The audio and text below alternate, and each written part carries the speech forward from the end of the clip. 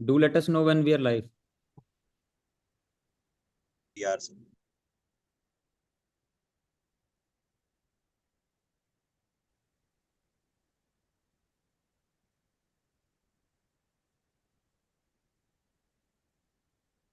We are live now, sir.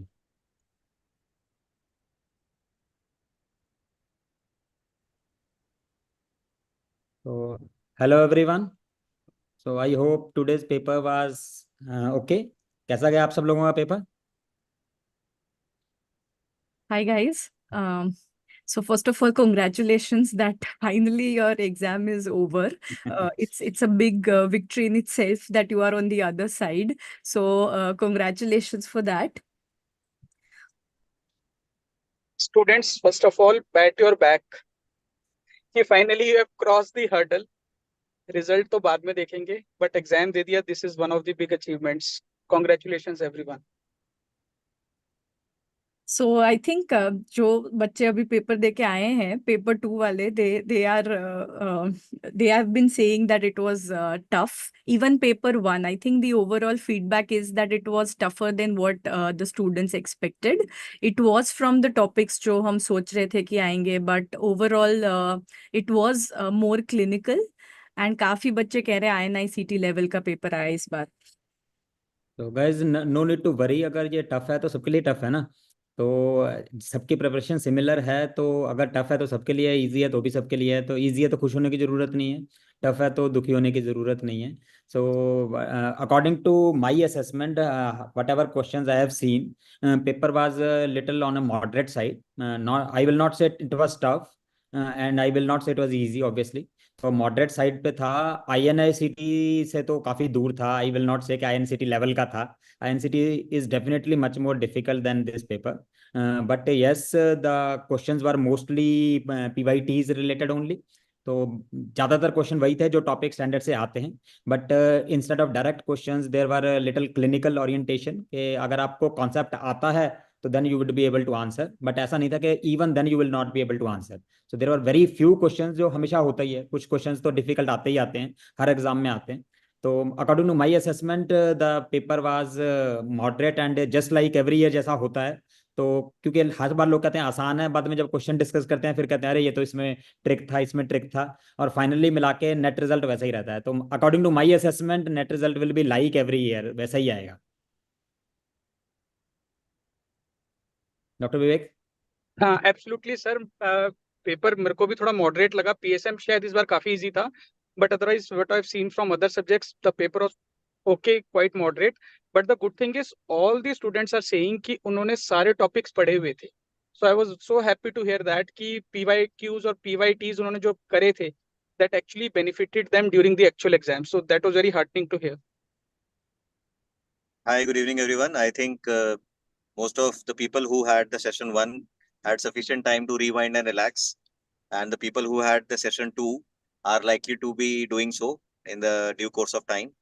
However, as per a general assessment of the questions that were shared by the students, I think slightly favoring the students for the session 1. But as a lot of people said, the questions were from the same topics, but they were not so straightforward with respect to the options that were given. And in due course of time, as most of us are likely to be having a recall of the questions, most of you will be having an understanding and perhaps would be helping us in giving us more options and rectifying the information that we already have. So overall, big load off the head, and let's straight away start for the discussion. So before discussion, let me add something, because many students saying paper बहुत ज़्यादा मुश्किल था, ऐसा paper कभी नहीं आया. अभी आप जब 200 क्वेश्चन डिस्कस करोगे अपने वाले, तो you will come to know के only few questions which are very difficult. Definitely there were some questions which are very difficult. बच्चे कुछ एग्जाम्पल भी दे देते हैं कि ये तो कैथ लैब वाला ही जानता है. तो ऐसे 1-2 क्वेश्चन आते ही हैं, ठीक है, हर बार एग्जाम में आते हैं. And when you will see overall paper was not that difficult, जितना मैं असेस कर पा रहा हूँ. इवन सेकंड पेपर जितने भी क्वेश्चन मेरे को मिले हैं, pharma was not difficult at all. Second paper में भी pharma was, I will say moderate से भी थोड़ी इजी थी, not that difficult. And overall paper भी उतना डिफिकल्ट नहीं था. व्हेन वी असेस, अभी हम क्वेश्चन डिस्कस करेंगे, कल मैम सारे क्वेश्चन ही डिस्कस कर देंगे आपके साथ, तो आपको अपने आप ही पता लग जाएगा. पेपर वाज हमेशा की तरह ही था, और कुछ क्वेश्चन जो मुश्किल है आपको सिर्फ याद वही आ रहे हैं, जो आसान क्वेश्चन है वो आपके याद नहीं आ रहे. ठीक है, when you come to know about 200 questions, then you will come to know कि अरे यार इतने आसान क्वेश्चन भी तो आए थे. Our brain is like that only. जो हमारे मुश्किल होते हैं, जो याद नहीं आते, जो गलत लगते हैं, वही याद आते हैं हमें पहले. So that's why you feel it is difficult. But my assessment, by tomorrow evening you will find कि पेपर हर बार तरह का ही था. और जब तो आपके सामने 4 बड़े टीचर्स होंगे जिनका आशीर्वाद आपको मिलेगा, Govind sir, Zainab ma'am, Vivek sir, Apoorv sir, तो आपको और कॉन्फिडेंस आ जाएगा with evidence that yes what they are telling is the truth, and maybe you feel more confident after this kind of a discussion. And according to my assessment, अभी तो पूरा मिला नहीं है पेपर, बट पेपर मिला है, तो जितना असेसमेंट है, आई फील के the students are highly helped with the cerebellum academy with VTR program as well as the mission programs. They both helped the student very much, and the questions, if you have attended seriously these lectures, both of VTR and missions, then definitely you would have got lot of questions from them, and I hope you will be able to mark the right answers from them. And sir, let us not forget the wonderful contribution of the late night Yes. PYQ sessions that we had. I mean, after the first session, lot of personal messages from the students, and in fact, the inboxes were flooded with the fact that a lot of them were benefited by those questions in particular, because students could recall कि अच्छा ये question तो Zainab ma'am ने वहां दिया था, ये तो ऐप में उस दिन फ्लैश हुआ था, ये तो टेस्ट में आया था ऐसे. So I think all in all a good paper. So I think we'll not waste too much time. So let's move to discussion. Dr. Vivek, anything you want to add, or we will give the mic to Dr. Zainab? Sir दे दीजिए doctor Zainab को. I think doctor Apurv sir is also here. Okay, Dr. Apurv is also here. Apurv sir, Yes. last words first. Good evening, everybody. I can see 4 happy teachers here because teacher के लिए सबसे अच्छा यही होता है that what they teach finally comes in the exam and it helps the students. And Zainab is super happy because he contributed in 19 subjects. Goga bhai and Vivek sir are super happy because they have been doing it for 20 years. And Sparsh looks glowing because he's been doing it for 17 years, 18 years. So I think that itself speaks the confidence of the teachers. What I do understand is ki if you remember this dictum which Zainab said, if you look at what has been coming in her Ashirwad session also, that this is the time to brush up the exam and you will see things which you already know. She used a beautiful thing. Then do not, in yesterday's session, your brain go crazy in the exam. And then she corrected herself that all of us have a stupid brain, right? And this is what, if you have stick to the basics in the exam today, I am sure that your result is going to be fantastic, right? If I look at orthopedics, you know, I will just give you a flash. I was talking to Zainab before coming here. Classical question of Ewing sarcoma. You know that that's something which is going to exam. Yeah, you will get an image of a dynamic hip screw. You know that that's going to come in the exam. You know, they have been asking you simple things. The only thing is what Zainab keeps on telling, there are 4 choices, you have to look at the answer. And I do agree with what Gobind sir said, that paper में वही याद रहता है and में जो मुश्किल question होते हैं और आप उसको लेके नेगेटिव सोच में जाते हैं. So don't do that, and obviously we'll come out with more clear things. And over to the mother of believers, Zainab, I think you should start with the questions, because Yes. Goga bhai is raring to take his questions next. All the best. Bye. Thank you. Zainab, tell the sequence also in which we will discuss the first few topics, so that I can take a leave for some time. Yes, sir. We'll start with radiology, and I think Anat will be next. Okay. Yeah, and then we. I can take a break for some time. Yes, sir. Yes, sir. Thank you, Zainab, and please, all the mic to you. Yes, I'll start sharing my screen and we'll discuss radiology. I think there were many questions from radio today. Particularly, I think the people who've just come out of paper 2 have been saying that radio kafi questions the. I'm glad because now I'll get certain amount of respect as a radiology teacher also, and not just as your BTR teacher. So first of all, thank you so much for all of the love that you have showered over the last few hours. It is a big relief, first of all, more than happiness. It's a big relief because I had so much, I was more nervous than you guys. I felt like it was my exam, and I'm just relieved.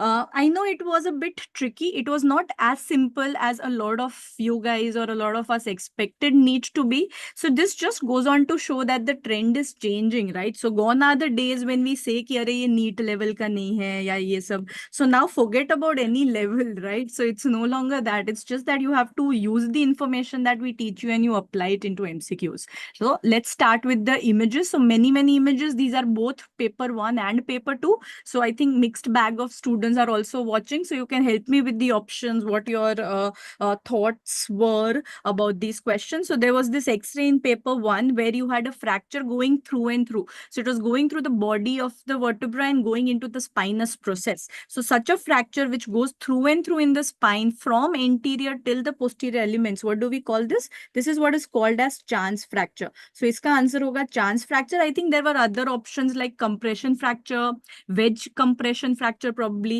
So in that case, you will see this kind of wedging. The posterior elements will not be affected. When you see a fracture line going through and through, that is what is chance fracture. Okay, so I think we agree on this. I'm not seeing any other comments. There must be a bit of a lag, but I think it was not compression. A better answer if it was going. I mean, it depends on the image, but if it was going into the spinous process, and I believe it was a very similar image. And you know what I tell you about the images?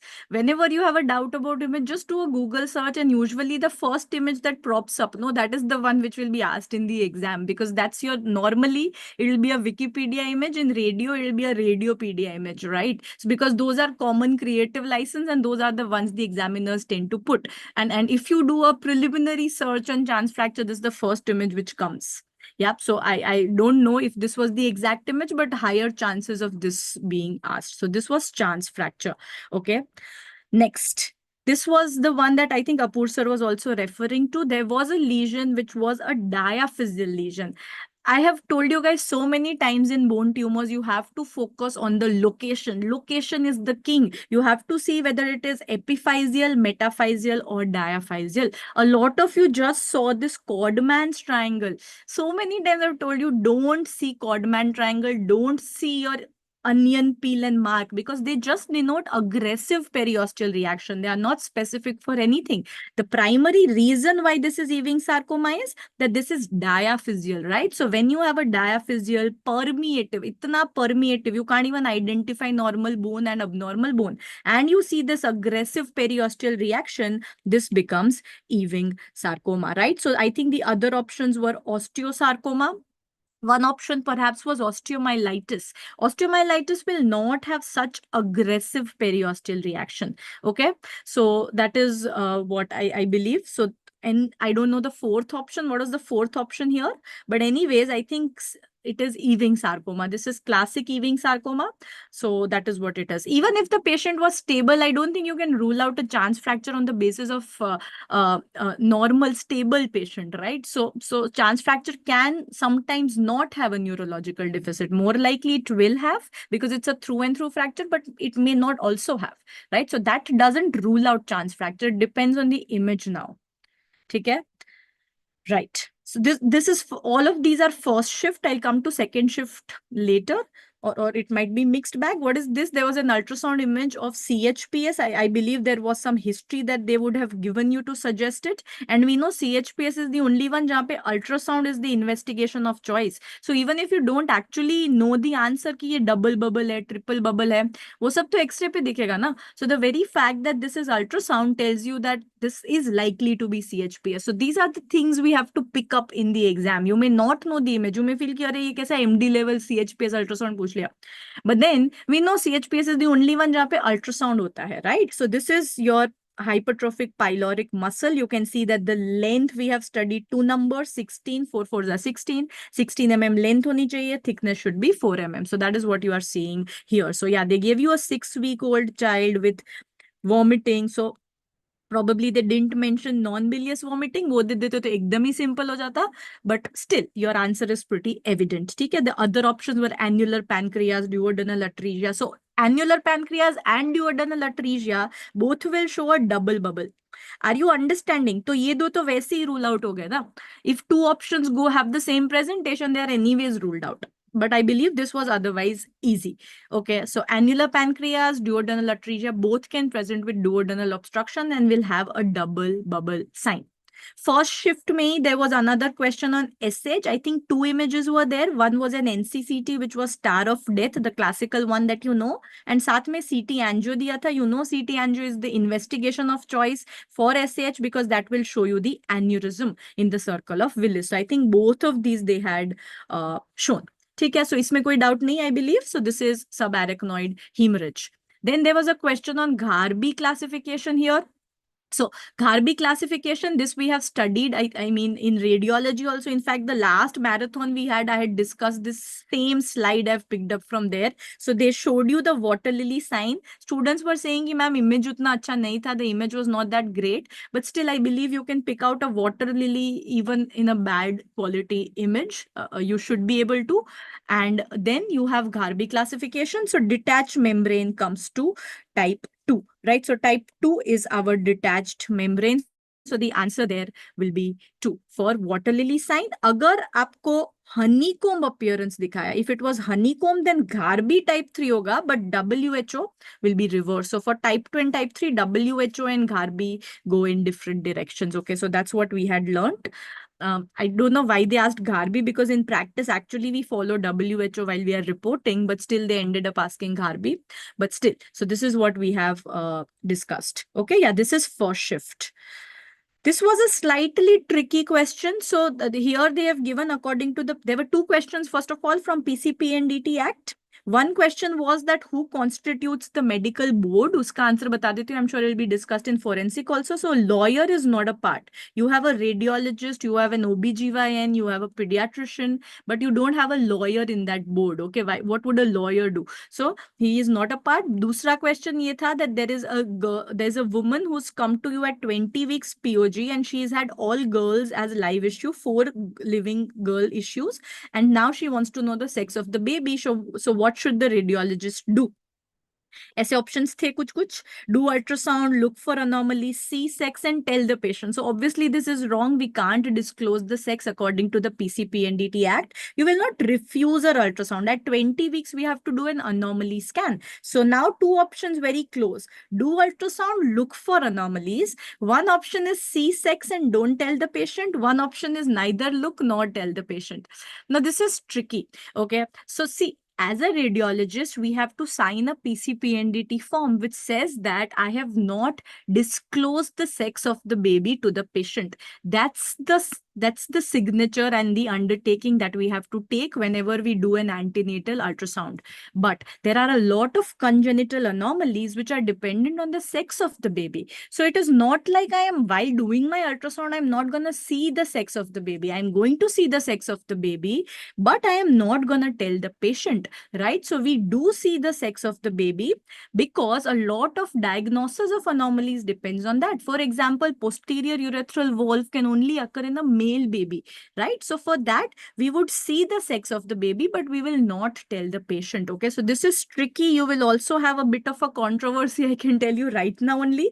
But my opinion is that you see, and what we do in practice, is we see the sex, but we don't tell the patient. Okay, so this is what is important. Neither do we report it. We don't report. If report was in the word, we never report the sex, obviously, because that is equivalent to telling the patient, right? So you don't report it, but you definitely, while examining the ultrasound, take a look at everything being normal.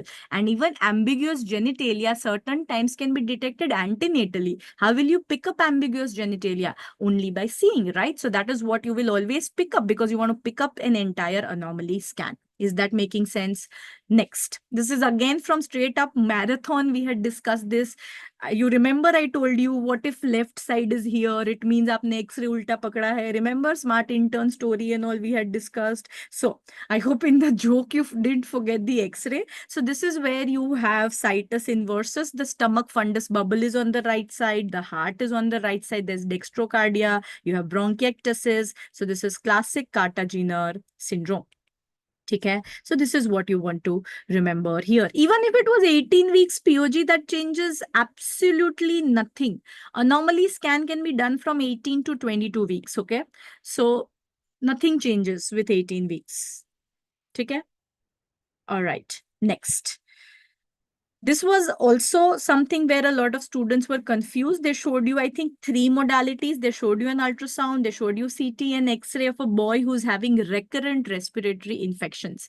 If you remember, we have discussed this where I told you, if you see something like diaphragmatic hernia, on the right side, always think of a CPAM, and this is what it was. So in CPAM, congenital pulmonary adenomatoid malformation, what you have are these cystic spaces. It can be multicystic, you know. So on the ultrasound, you can see multicystic, you can see multicystic, and you can see multicystic, okay?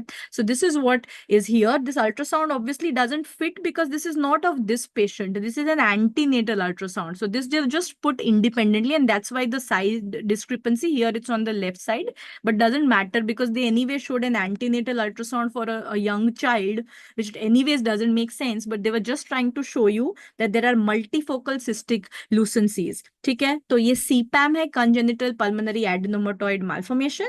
Oh, I don't remember if I think in Respi bonus BTR, we have discussed this congenital anomalies. That's why I was asking, was there CLO in the option? Congenital lobar hyperinflation would be one of the differentials here.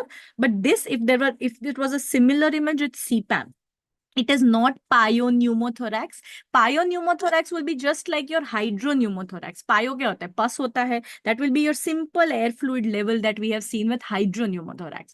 This is a CPAM, okay? This is not hernia. This is not diaphragmatic hernia, okay? Yeah, I am also not saying it is hernia. I am just saying when it looks like hernia. Congenital diaphragmatic hernia में कैसे lucencies मिलते हैं on left side, Bogdelic. If you don't know that, forget it. If you see something like that on the right side, that is CPAM. Okay. Right. So what were the other options? The other options, I believe, were congenital diaphragmatic hernia. One was pyopneumothorax and one was lung abscess. Yeah, ऐसा कुछ था. This is not lung abscess. In fact, they asked lung abscess in paper 2. Radiology, they have literally done normalization and half. If they've put one CPAM, they've put one lung abscess. If they've put one mediastinal thymoma, they've put one mediastinal teratoma. So they've really gone on the same topics in 2 different shifts. Probably they were, you know, made together, I guess. I don't know. So this is what is CPAM. There was one coin. Every time this question has to come, but this time they asked you the sign. But I feel the options were very easy to be ruled out. Ek string sign tha, then something else, and then there was one double ring sign. So I think you guys could rule out that others definitely not fit. And in a button battery, we have discussed many times, you will see a double ring. So this is a double ring sign. The other options were easy to be ruled out. I think that's how most of you would have approached this. Okay, next. Okay, next. Congenital lung malformation is this only. Okay, so अगर CPAM word नहीं होगा, है ना? तो हमेशा, okay, so this is congenital pulmonary airway malformation. So even if they did not give you this and congenital lung malformation was there, then that is the answer, okay? But I have doubts that was there, but either ways, anything on the lines of this is the answer. ठीक है? Right. The other sign was, I think, thumb sign diya tha, steeple sign diya tha. So, you know, obviously those are incorrect. Okay. So this was straightforward. ये ENT radio overlap थोड़ा सा tricky question था where they labeled one part of the cochlear implant. I believe इसको label करा था. Yes. So this was labeled and they asked थोड़ा सा tricky question था ये. And they asked you what is this? Even if you had to take a guess, what does this look like? ऐसा सीधा क्या होता है? Doesn't this look like an electrode? So here you could have just taken a logical guess कि यार electrode ही होगा. ऐसा straight क्या होता है? Which goes inside. That's the electrode, right? So this is what is the electrode here. So these are the parts of a cochlear implant in case you want to know. So this here is the outer part. It is what is the nucleus of the cochlear implant. So this is here the nucleus of the cochlear implant. What you see here is the magnet. So this is the outer unit, basically magnet and the outer nucleus. So this is what is here, and this is the part which goes inside. So your part 4 is the reference electrode, and I think that is the one which was labeled here. Okay, so this is the reference electrode here, and this is the electrode lead, and this is the intracochlear electrode. Okay, so electrode I believe was the answer. अगर receiver या ये सब option में था, electrode is the answer. Okay, ground electrode होगा, ground electrode सही होगा. Yeah, this was the ground electrode is the reference electrode. Okay, so that will be correct. Okay, ठीक है. ऐसा आया था. So this is anencephaly, again favorite question. So this is anencephaly. Either they show you do wala frog eye appearance, or they more commonly show you the sagittal image. Okay, so sagittal image, you can see the absence of the skull bone here, indicating anencephaly.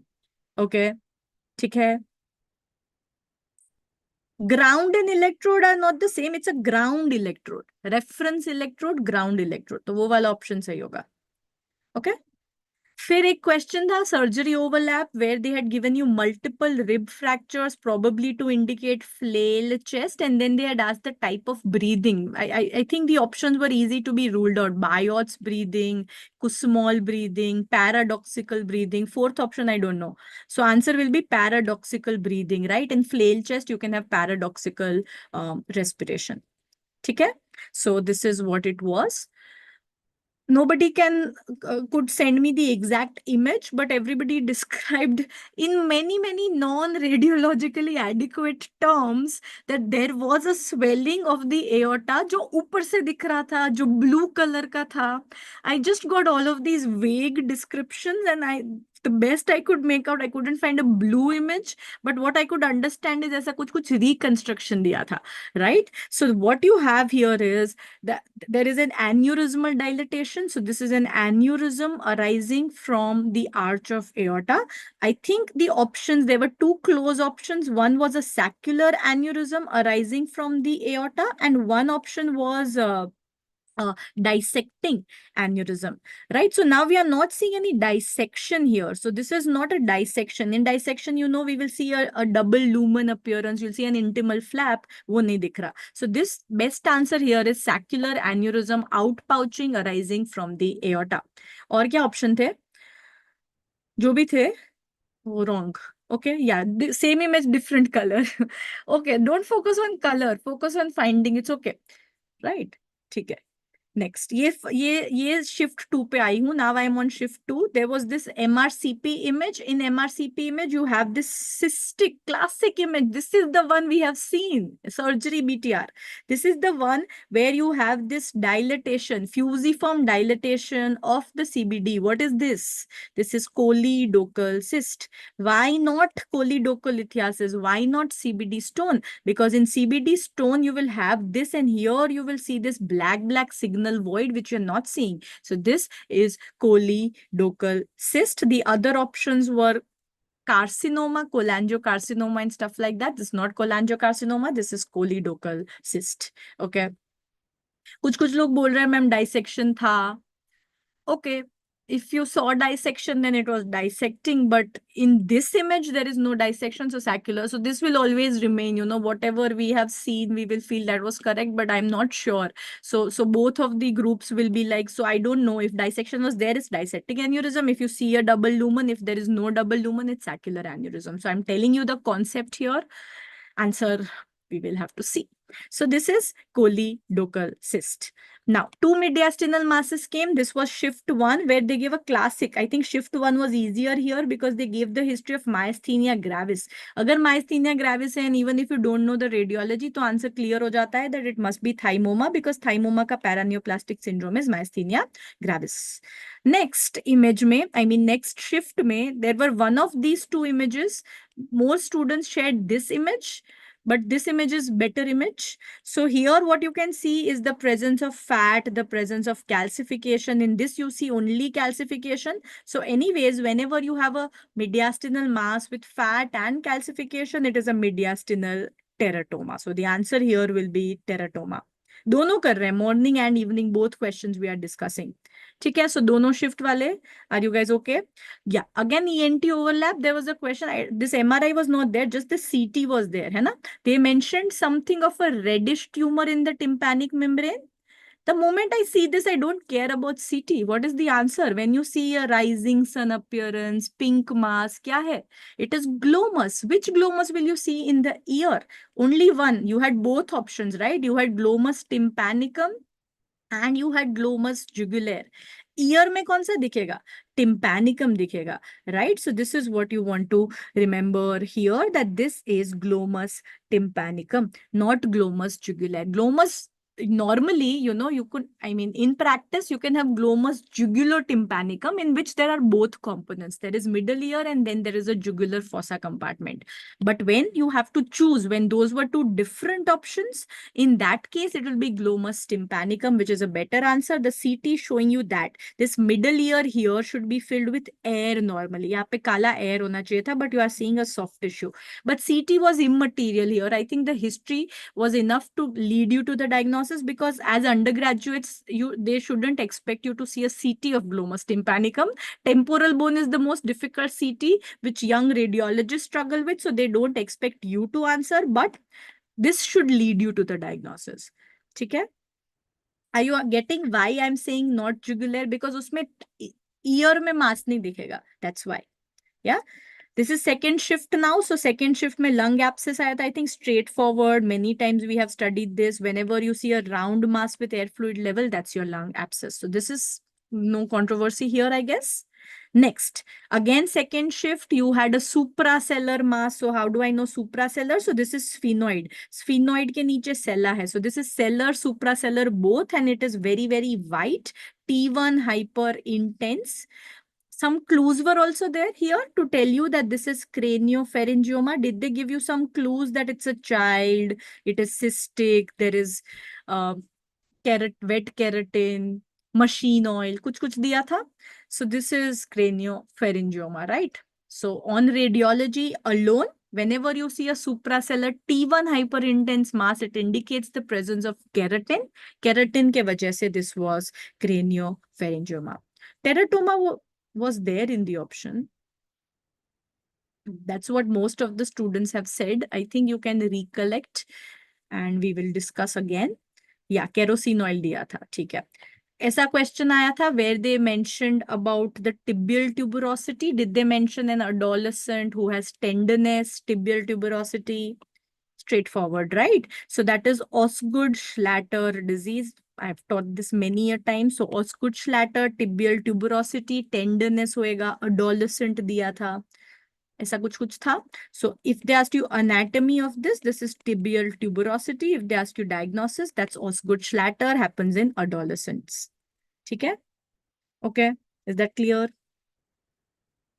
Next. Simple question, they asked you diagnosis of this investigation, and not diagnosis, they asked you the name of this investigation. So lateral view tha, you can see barium going into the esophagus. Jab esophagus aayega, to barium swallow.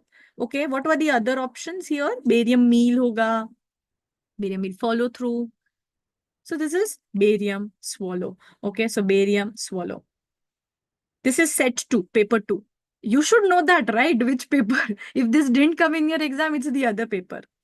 Yes, be second shift ka hai. They showed you a ring enhancing lesion with diffusion restriction. Kya hai ye?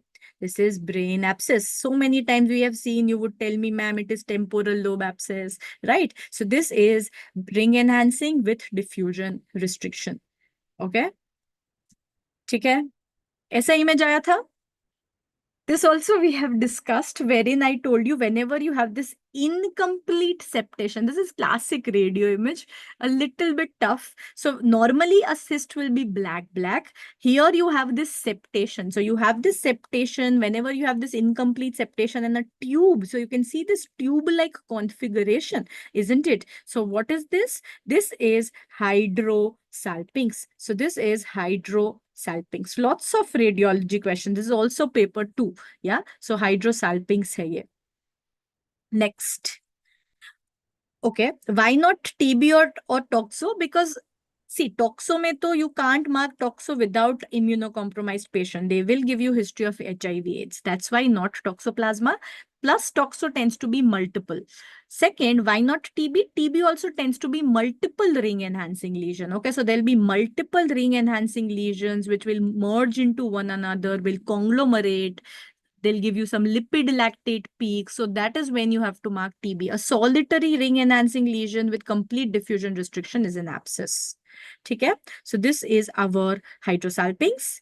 This is also paper 2 where they showed you calcification along the pancreas. So this becomes chronic calcific pancreatitis.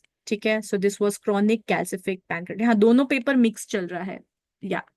So this is chronic calcific pancreatitis. Next क्या है? I think ऐसा x ray दिया था, history of pancreatitis दिया था, and then they given you a chest x-ray. क्या लगता है? Simple question, not even radio question, image देखने की जरूरत नहीं है. पैनक्रेटाइटिस एंड मल्टीफोकल अगर ओपेसिटीज मिल रही है चेस्ट में, what is this? Most common complication क्या होता है? ARDS. So this is ARDS. Fine. Fluoroscopy. अच्छा, इसमें फ्लोरोस्कोपी भी था क्या ऑप्शन में? बेरियम स्वॉलो था या बेरियम मील था? Because this technique is fluoroscopy. I mean, fluoroscopy is not wrong, but if barium swallow is in the option, then that's a better answer. या फिर ऐसा था कि fluoroscopy and barium meal था? Was it that there was no barium swallow, but there was fluoroscopy barium meal? Then your answer will change. Then fluoroscopy becomes a better answer. But if barium swallow was there, then barium swallow is a better answer. Yeah, so you have to tell me exactly what it is, because here your answer depends on the options. ARDS is the same as non-cardiogenic pulmonary edema. Okay, so if that was there in the option, that's your correct answer. This is paper 2. Barium swallow tha, then barium swallow is the correct answer. But it is not very fair to give you fluoroscopy in the option. It's not very good question making in that case, because technique to fluoroscopy hoti hai. So that's what we do with barium swallow, but then they're asking the investigation. So the better answer becomes barium swallow, because fluoroscopy is just the X-ray technique. It doesn't become a specific answer. Yeah. So if both were in the options, then barium swallow is the more correct option. Right? Next. What is this? इसमें कुछ history दिया था Kyari 1 में. So what you can see here again, for you to just pick up from the image here is very difficult. I mean, can't give you that. They must be, and options देख के you would have guessed that, okay, Kyari देखना है, Dandy Walker देखना है. So whenever you see this line, Bayesian Opisthion line, and you see that the tonsil is below it, that is the hallmark of Kyari 1 malformation. This I have taught you many times. Don't confuse Kyari and Dandy Walker. Dandy Walker will have a posterior fossa cyst. So I believe that is the main thing which you had to distinguish. Okay, so this is what is Kyari 1 malformation. Yeah, this is for tomorrow when we'll discuss all questions. So this is all which I have for radiology. If you have any other doubts or any other things which you feel I've not included, you can ask me now. But there are a lot of people waiting. So I mean, I don't want to stretch my time. I already have taken up a lot of time. Kind-Stoke was the 4th option. ठीक है, भूल जाओ. It was paradoxical only. Okay. ठीक है. So that's it. Any new questions or any other doubts that you have from radiology? Many questions. Yeah, I think disc herniation wala Apur se discuss kar denge, because it was about the localization. So sir will take it up. Yeah, sir will take it up. IV disc protrusion na sir bata denge. They had given localization of the thigh and they had asked you. Isn't that alkali ingestion? Very close option. Now we need to see the image here. Alkali ingestion is the diagnosis if you have a long stricture. Okay, so in this particular case, yeah, this does look like a caustic stricture also. So if it was that such random options, barium swallow, fluoroscopy, barium meal, and alkali ingestion, ye option the. Very random in that case, you know, because the diagnosis here indeed is alkali ingestion, but how do you give diagnosis of technique versus pathology? So that's weird. In that case, alkali ingestion becomes a better answer because there is a stricture. You can also see the stomach being narrowed if this was the actual image. Alkali and acid both were there. Are you sure you are talking about the same question? Now we are at 5 options. Kyuki. No barium meal. And instead of barium meal, there was acid ingestion. On radiology, I cannot distinguish alkali versus acid. I think we'll have to put a pin on this. You will have to give me more details and I'll let you know the answer to this, because on radiology, I can't distinguish alkaline versus acid ingestion. Okay, we can't. Both of them look the same. So then I'm back to barium swallow as being the better answer. Right. One of the question here is, one of the other questions was about a DJ stent as an X-ray, and they asked you what route. That I believe surgery faculty will also discuss, but it is usually cystourethroskopy, so urethro and cystoscopy, and that is how they insert. It can also be inserted. We as interventional radiologists do it via percutaneous nephrostomy route also, and I think both were in the option. So I'll let the surgery faculty decide what is a better answer, but I think cystourethroskopy is a better answer. Okay. What else? That's it. Okay. So I will let others take over. We'll do a full paper discussion in a day or two. Right? So yeah, that barium swallow question is weird. I agree. Okay. Don't lose heart on that. It's weird. And if the 4 options were barium swallow, alkali, acid, and fluoroscopy, first of all 4 are correct. You can't distinguish. All 4 of them, I mean, are different things only, but the best answer becomes barium swallow in that case. All right. Okay. Thank you so much. And I'll let Shrikant sir take over. No, I'll take Amrit. Ma'am, Dr. Amrit sir. Okay, I'll take Amrit sir take over. I was almost about discussing a surgery question and I told you you will be the best to answer that. So please sir, take over. Thank you so much, ma'am. Hello, students. Let's quickly get started. We have 2 papers to discuss, really speaking. So I won't take much time. I've gotten most of the questions for paper 1. For the evening slot, I have gotten a good number of questions. Images may be different, so I'll give you the logic behind it so that you get the answer. Okay, so let's get started. First, we do the morning batch, which had very nice questions. Honestly, this is the list of questions that I got, but we'll discuss most of them. So one was an endoscopy image. It was an esophageal endoscopy image, and there were some things that were dilated. So I believe it was esophageal varices. What students told me was there was some bleeding spots also seen. So more likely those were the cherry red spots of esophageal varices. So not such a difficult question. It was not Barrett's. Salmon colored projections were not seen. It was not stomach. So it could not be gastric erosions. This was one of the tough questions. And I had to actually check in Bailey what the exact answer was. One of the tough questions. So some were tough. When will you give adjuvant radiotherapy in oral malignancy after MRND? So they had given an image. PMMC flap was put, but that's not what they asked you to identify. What they asked you was, when will you give radiotherapy? Which of these is an indication for radiotherapy? This is the line from Bailey. So it's not, there is no absolute indication, but the best indication will be extranodal extension. Okay, this is the best answer. It is there in Bailey. I have shown you the part. It's absolutely in the end of the oral malignancy chapter. So one tough question on oncosurgery, but I am happy they asked a good amount of oncosurgery because that is our strong point, right? So that was about that oral malignancy. Then they had given some image of a double J stent or a ureteric stent, and they had asked how is the stent inserted. I think it is quite easy. Yeah, I think it's quite easy. A stent in the ureter is going to be put cystoscopically. So first you do cystoscopy, you see the orifices, you put the stent. You don't need a nephroscope for it. You don't need a ureteroscope. Okay, ureteroscope is to remove the ureteric stones. It's not to put a stent. Stent you can just put from below, and you don't need USG guidance. Margin is not the best answer. Best answer there will be extranuclear extension. It is there. This is from Bailey. I've put the exact paragraph. All right, so no doubt there. These are all unambiguous. I'll tell you which one was ambiguous. I don't know if ma'am discussed this question. Again, a nice question. 4-week-old child, 4-5 weeks old child with some history. It was very clearly suggestive of pyloric stenosis. They had given some image, and students said, yeah, you could make out it was a pyloric stenosis, dilated stomach was seen. So answer was pyloric stenosis. Most students didn't even give me the other options. They were like, other options are not needed. It was quite straightforward. So again, age of the child is what told you it was pyloric stenosis. Okay, you don't need it. Any atresia will present at birth. Close margin is not the best answer.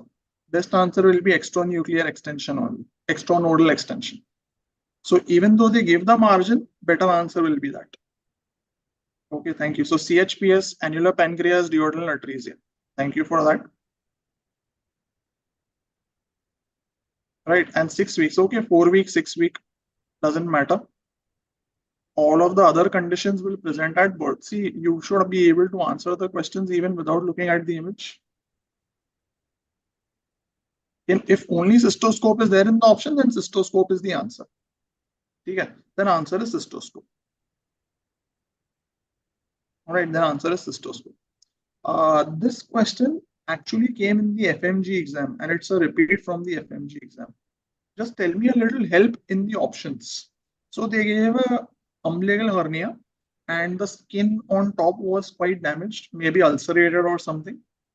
And because there was ulceration of the skin, they had asked, how will you treat the hernia?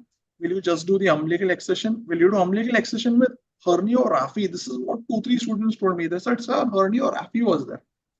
And then there was just suture the defect, and then there was a fourth option which nobody could recall. So, of course, yeah, third option was not like this. I know, but the logic was it's a hernia. So you have to do some kind of a hernia repair. Was there a mesh repair? If there was a mesh repair, that is the best answer. But students said, sir, mesh repair nahi tha. Then you go for herniorrhaphy, but umbilical skin has to be excised.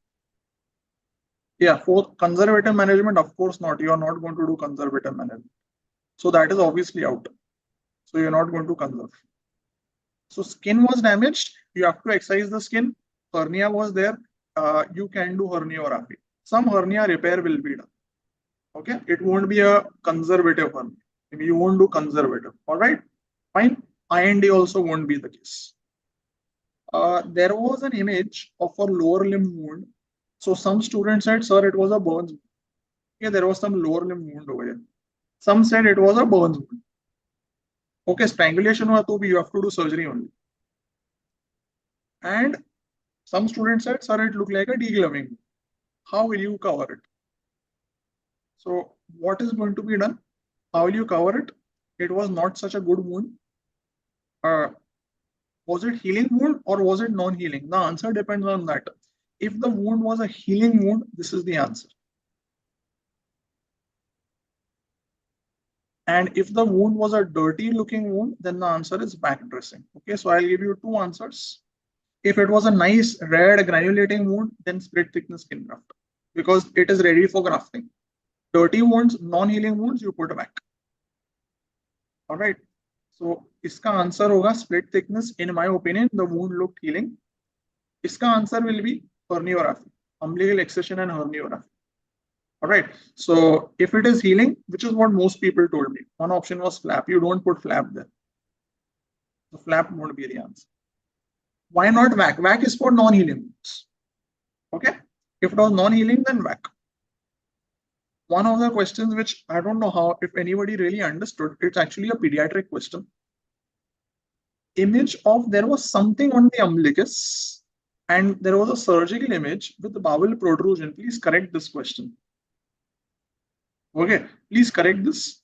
There was a umbilical something, some problem with bowel protrusion through it, and what vitalointestinal duct abnormality was there. So if there is bowel protrusion or feces coming out, if there is fecal discharge, then the answer is going to be a patent vitalointestinal duct. Okay, this was one of the questions students could not give any kind of proper understanding. उनको समझ में नहीं आ रहा था कि image क्या दिखाई है, that there is something happening at the umbilicus. So it's a vitalointestinal duct abnormality. And bowel was seen. Didn't they say that? The image showed bowel seen, bowel protruding. If bowel is seen, that means there is a complete defect. Maybe it's a white flow intestinal duct abnormality. Okay. Fecal matter RA. Intra image showed bowel held in clamp. Wonderful. So protrusion of bowel held in clamp.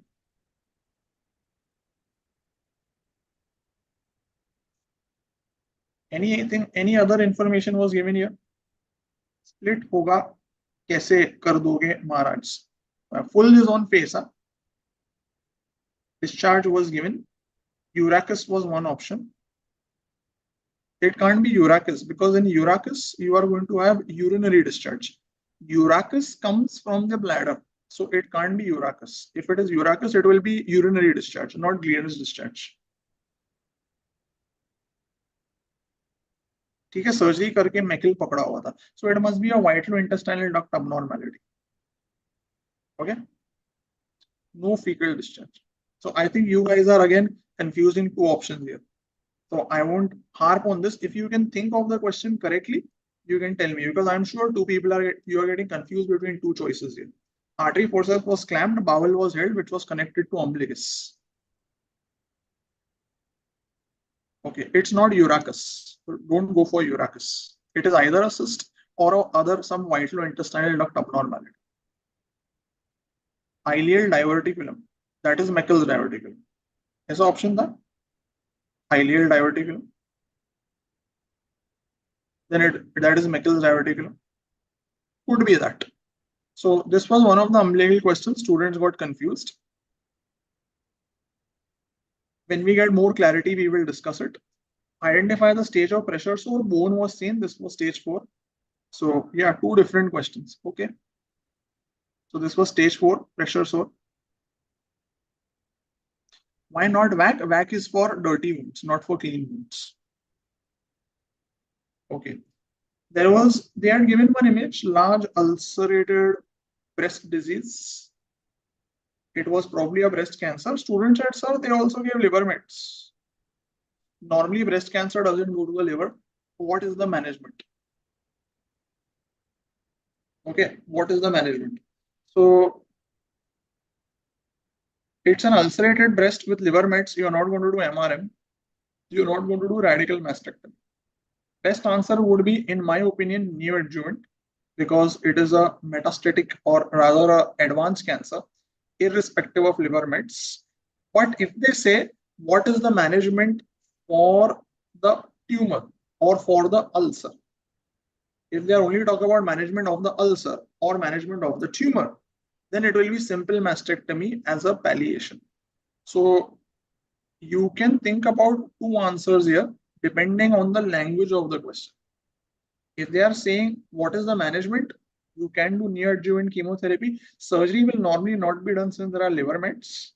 So for palliation, a palliative simple mastectomy is the best answer.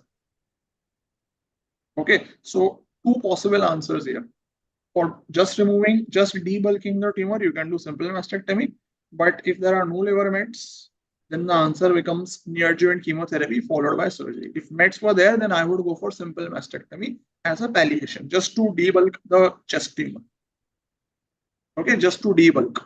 So management of the stage will be simple mastectomy for debulking. You cannot cure it, so there will be no MRM, there will be no radical mastectomy. Both those choices are out. Yeah, ऐसे ही था ना, huge inflammatory breast cancer. Please again clarify this. Students are confused. There was some disease around the anus, but some are saying fistula, some are saying pilonidal sinus. One student said, sir, it was a hairy back. So I'll tell you what is the difference. Where will you call it pilonidal sinus? It will be just next to the anal verge. Then it is pilonidal, then it is fistula and anal. Pilonidal sinus is at the natal cleft. Okay, it is at the natal cleft. Now, if you see the bone, then it is stage 3 pressure sore. If you only see the subcutaneous fat, then it is stage 3. If you see the bone, it is stage 4. Okay, if you see the bone, it is stage 4. So, was it at the upper end of the natal cleft? You know what is natal cleft, where your coccyx is. If it was somewhere here at the upper end of the natal cleft, then it will be pilonidal sinus. If there is discharge and all, pilonidal sinus may be hota hai discharge. If it is somewhere here, higher up, this is your natal cleft, then it will be pilonidal sinus. So depending on the location, you will tell the answer.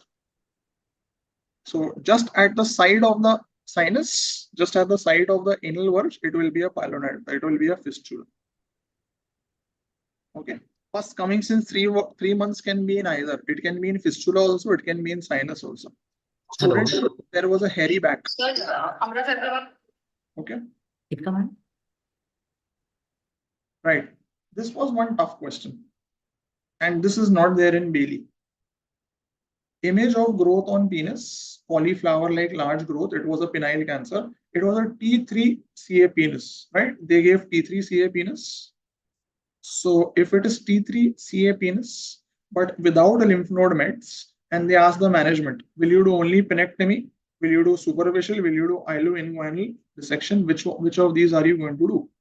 And there was a D option, which nobody had recall of. For T3, see, whenever there is N0, ideally you should do sentinel lymph node biopsy. Was this there in the option? No. So if there is no sentinel lymph node biopsy, answer should be ilo-inguinal dissection since it is T3. If it was T1, T2, you can just do observation.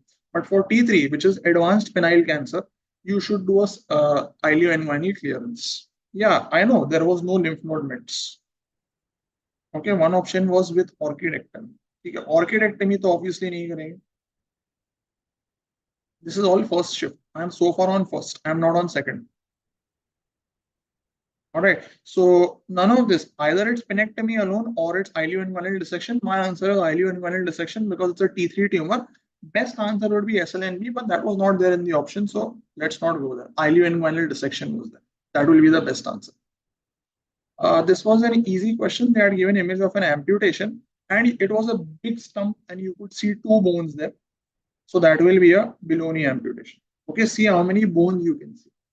Can you see only femur? It's above knee. If you can see tibia, fibula, it is below knee. Disc frank and chopart nahi honge, those are foot amputations. Okay, so those will not be the answer because it was not a foot amputation. It was something very large. So students were confused between above knee and below knee. So no lymph node because it is T3. It's a T3 tumor. T3 is advanced penile cancer. Superficial inguinal node dissection nahi hoti. There is no such thing that is done. You will do inguinal pura or you do ilo-inguinal, not just superficial inguinal. Deep you chhodenge. Why will you leave deep? Deep you should remove. Okay. There was an image of a child who had an orofacial cleft. This is actually ENT combined surgery. And they had asked what will be the first age of repair. So normally you first repair the lip. It's all there from Bailey at 3 months. This is according to that Millard's rule. Okay, you know Millard's rule. So 10 weeks, 10 gram %. So it will be 3 months. That will be the best answer. Bilateral karenge, penis mein to bilateral hi hota. All right. So if it is first repair, that means you will first repair the lip. That will be done at 3 months. And palate repair is done at 6 months. So earliest repair will be 3 months. That will be cleft. So they had given an image. It looked like a vesico posterior-urethral valve. I think that was the image. PUV, posterior-urethral valve image, where there was that keyhole sign, wasn't it? So where there was a dilated posterior urethra, probably posterior-urethral valves, and they had said the child is having recurrent urinary problems. Lip and palate, whether it's both, first you will repair the lip, no? So first you will remove the lip, repair the lip, that will be 3 months. So for posterior urethral valve, what is the best management? Answer was endoscopic ablation. Okay, answer was endoscopic ablation. That will be the treatment of choice, especially since he is having recurrent urinary problems. Okay, verumontanum resection, ऐसा कुछ नहीं होता. There is no verumontanum resection.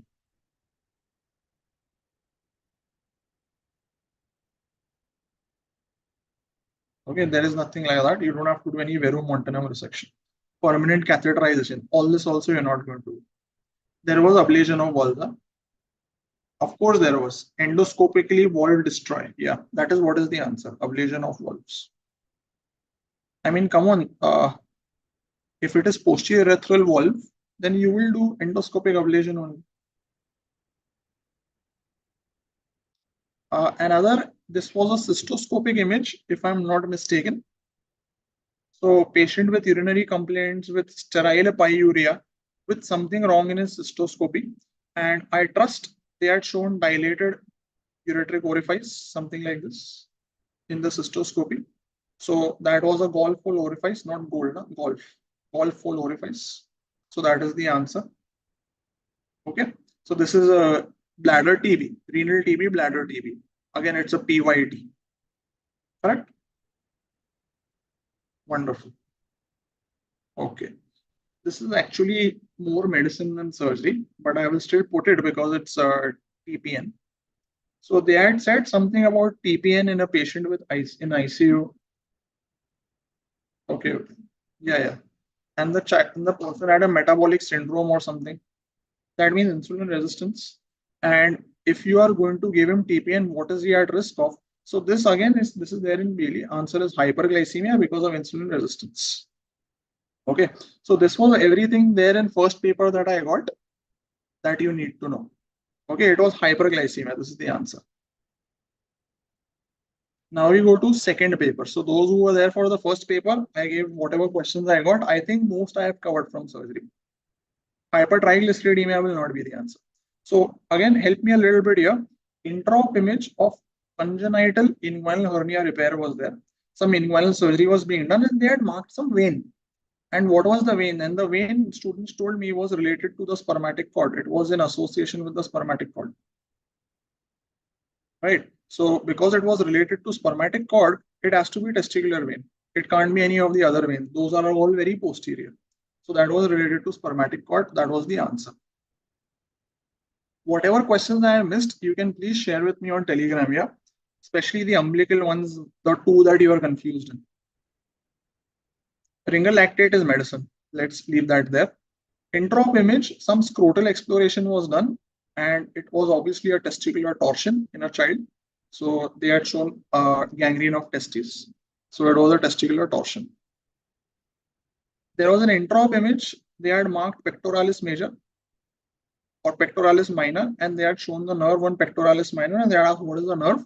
That is going to be pectoral nerve. The other nerves are on the other muscles, like long thoracic, thoracodorsal will be on serratus anterior or on latissimus dorsi. Pec minor will only have pectoral nerves. Not such a tough question. Case of solitary thyroid nodule, what is the first step? This is a repeat question. So, of course, you are going to check the thyroid profile first. Next best thing would be ultrasound, but that was not there in the option. So it is TFT and ultrasound. Only TFT was the choice. So TSH will be the answer. Right? So far, so good. Paper 2 was relatively surgically easier, I felt. Why not appendage? Appendage will have torsion by itself, not with torsion of testes. There won't be two abnormalities. They had a lip growth, very big tumor on the lip, and I am on paper 2. And they had asked, how will you take biopsy for diagnosis? You won't take incisional. Ulcer, you don't take incisional. Excisional is not the biopsy of choice. You will take a biopsy from the border, which is called as wedge biopsy. So they had said something like this, biopsy from the border with some normal tissue around it. So that is the best answer. You take biopsy from the border with normal tissue. Right? This is a repeat question from last NEET PG. Patient with 3 weeks history of trauma. They had given CT brain. This was chronic SDH. Okay. So that was chronic SDH. Mucinous cyst was another question. That was diagnosis. So there were 2 questions on lip. Mucinous cyst is ENT. Right. So then easy question. There was a case of urinary bladder stone with history of proteus infection, means it will be a triple phosphate stone. So answer will be phosphate. Right. So triple phosphate stone, easy, straightforward question. In morning, they asked CA penis. Here they asked image. So they had given some surgical image where penectomy was done and something more was done in the groin. Some T incision was there. So this was penectomy with inguinal dissection. So it was a post-penile cancer surgical image. I think you would have diagnosed it based on the location, right? Okay, this is kind of pathology cum surgery. They had given image like this. It was a split thickness skin graft. And split thickness skin graft will get its nutrition from the graft bed in the first few days. So in 1 to 2 days, it is by imbibition. After that, it is inosculation. They had asked on the third day. So third day, it will be inosculation, right? Neovascularization is from the 5th day. Similar WAC question came. They had asked optimal pressure. Optimal pressure is minus 125 mm of Hg. So whatever option was fitting that minus 125, that will be the answer. Calcium phosphate is the answer. If triple phosphate is not there, then calcium phosphate. So here it will be minus 125 mm of Hg. Okay. I could not get the correct image on this. Patient had a urinary retention. SPC was done. Then they had shown some urethrogram. And apparently there was a long stricture, posterior urethral stricture. And they had asked the management. So if it's a long stricture, then the best answer will be urethral repair with graft, urethroplasty. For short stricture, it will be urethrotomy. Okay, so here it will be long stricture, it will be urethroplasty, right? And this was easy. They had shown a 360-degree wrap. That will be a Nissen fundobulation. It was 360 degree. Okay, I think the evening shift questions were more standard. They had given a trophic ulcer in a patient of leprosy. So again, lot of ulcers. They love asking ulcers. So trophic ulcer was there. They had asked management. Answer was debride and dressing. Other options were quite non-specific. Okay, posterior post TURP stricture. Again, if it's a short segment stricture, then you will do dilation. Long segment stricture, then you will do a stricture repair. Okay, so mucosa graft will be the answer, but it's a long segment stricture. So it depends on the image, what they had shown, right? Buccal mucosa. So yes, you can use buccal mucosa very much. Buccal mucosa graft, of course you can. That will be the answer. If it's a long segment stricture, it's a very small, short pinpoint stricture, then it will be endoscopic. Okay, not conservative. Conservative. If it is in retention, you will not do conservative. MDD start, no, that will not be how you manage the ulcer. No, if there was slough and all, then you have to first debride it. MDT is a part of the treatment, but that is not the main treatment. If he's already getting the ulcer, neuropathy will not reverse. It's a neuropathic ulcer. Feet care again will not be the mainstay of management. The next step is going to be debride and dress. Okay. And then last question was, there was a venous ulcer. They had given an ulcer on the gaiters area. That was a venous ulcer. Right. So these were the questions. I think paper 2 surgery questions were fairly manageable, though they were a little confusing images. I think fairly manageable. So I will hand over now. Please take over. Dr. Gobind. Pass. Yeah, please pass. Thank you. Thank you, ma'am, and thank you, Amrit sir. That Thank was you, a nice discussion. Thank you, sir. Ma'am, can I share my screen? Yes, sir. Okay, questions.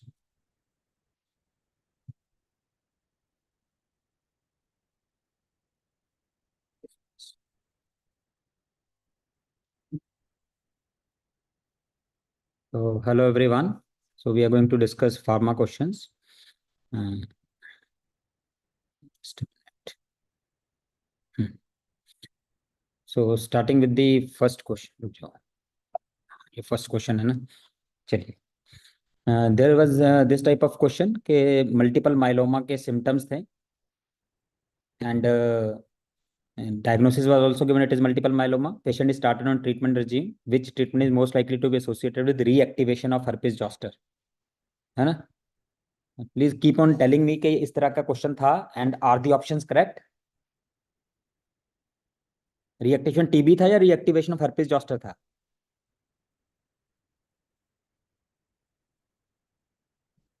Beta, we'll discuss all the questions. So then we will discuss at the end कि what was difficult, what was easy, है ना? तो ये बताओ, reactivation of TB था या reactivation of क्या कहते हैं, herpes zoster था? herpes zoster था ना? I got herpes zoster. So the best answer among these options, if these were the options, the best answer seemed to be bortezomib. But I feel the question is not that correct, because the first three drugs, all the three drugs and steroids, all of the four can lead to reactivation of herpes zoster. सबसे commonly bortezomib में होता है, but बाकियों में भी होता है, ऐसा नहीं है कि बाकियों में नहीं होता. तो I don't know what is the exact question. Except तो नहीं था ना ऑप्शन में? एक्सेप्ट तो नहीं था ना?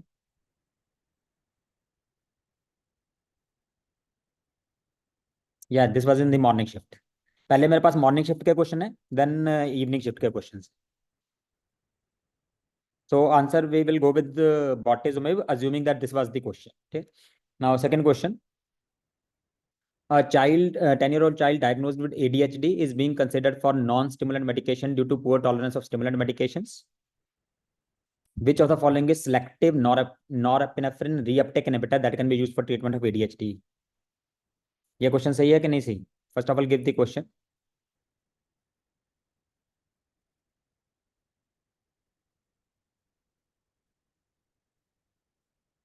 Is there any change in options in this question? ADHD में selective norepinephrine reuptake inhibitor.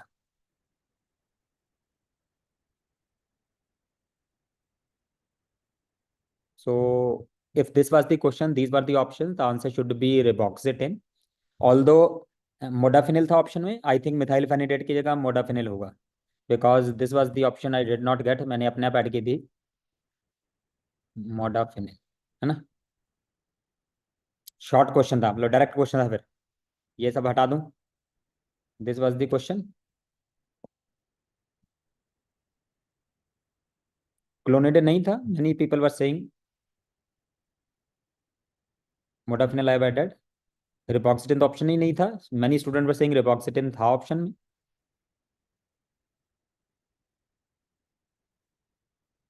Yes, option और थे. बताओ फिर प्लीज, ऑप्शंस बताओ, because among these the only answer become reboxetine. Just let me know. I am adding one option, एटोमॉक्सेटिन.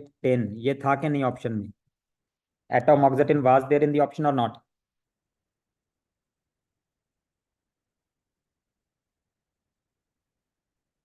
Methylphenidate था, चलो कोई फर्क नहीं पड़ता. एटोमॉक्सेटिन था कि नहीं था? जस्ट लेट मी नो, एटोमॉक्सेटिन था कि नहीं था? मिथाइलफेनिडेट था, चलो कोई फर्क नहीं पड़ता वो था कि नहीं था. मोडाफिनिल था, मिथाइलफेनिडेट था. Okay, so I will change the question like this. Atomoxetine नहीं था, क्लोनिडेन की जगह मिथाइलफेनिडेट था. मिथाइलफेनिडेट, है ना. So answer still remain a riboxetine. So the question is not asked which is used for ADHD. Question is asked which is selective norepinephrine reuptake inhibitor. So among the given option, the only selective norepinephrine reuptake inhibitor is riboxetine. But be very careful, guys. Riboxetine is not used for ADHD as FDA approved drug. It is only used off label. ये off label use होता है, ठीक है. Ideal answer to this question should have been atomoxetine. Atomoxetine होना चाहिए था. रिबॉक्सेटिन use नहीं होता है, कॉमनली यूज नहीं होता है. But among the given four options, the only drug used is reboxetine, which is norepinephrine reuptake inhibitor. Methylphenidate जो है ये स्टिमुलेंट मेडिकेशन है, मोडाफिनिल स्टिमुलेंट मेडिकेशन है. गुआनाफेसिन जो है it is alpha 2 agonist. None of these three are norepinephrine reuptake inhibitor. Reboxetine बेटा था, मोबिना मेरे को 15 लोगों ने बोला रिबॉक्सेटिन था ऑप्शन में. ये मॉर्निंग शिफ्ट का क्वेश्चन है, ये इवनिंग वाले तो नहीं बोल रहे. This is the morning shift question. Atomoxetine नहीं था, आई नो. चलो I will go with reboxetine. And if there is any change question, clonidine था तो भी फर्क नहीं पड़ता यार. अगर रिबॉक्सेटिन ऑप्शन में था, एटोमॉक्सेटिन नहीं था, तो रिबॉक्सेटिन आंसर है. ओके, चलिए. This is the easy question. Easy question. CHF में which beta blocker is used? Which beta blockers are used? I told you only 3 beta blockers are used: metoprolol, carvedilol, and bisoprolol. ठीक है. Metoprolol, carvedilol and bisoprolol, these are the three. ये morning के question चल रहे हैं बेटा. अभी पहले मॉर्निंग के क्वेश्चन है, देन इवनिंग के क्वेश्चन आएंगे. ठीक. तो answer is bisoprolol. This was the direct question. इसमें ऑप्शन भी मेरे पास एग्जैक्ट मिल गई थी. सोटा की जगह क्या बोला? बेटा अभी क्वेश्चन जब डिस्कस करेंगे ना तब आपको पता लगेगा फार्मा के कितने क्वेश्चन थे। डॉक्टर साहब गांव वाले कह रहे हैं कि फार्मा के बहुत कम क्वेश्चन थे। Let's discuss then you will come to know, अच्छा ये भी था, अच्छा ये भी था, अच्छा ये भी था। डॉक्टर जीतराज सिंह, कार्बेडेलॉल था ऑप्शन में, कार्बेडेलॉल था, आई डोंट थिंक लेबिटालॉल था, आई थिंक लेबिटालॉल ऑप्शन हो सकता है, कार्बेडेलॉल नहीं था। तो लेबिटालॉल किसकी जगह डाल दूं, सोटालॉल की जगह डाल दूं, लेबिटालॉल।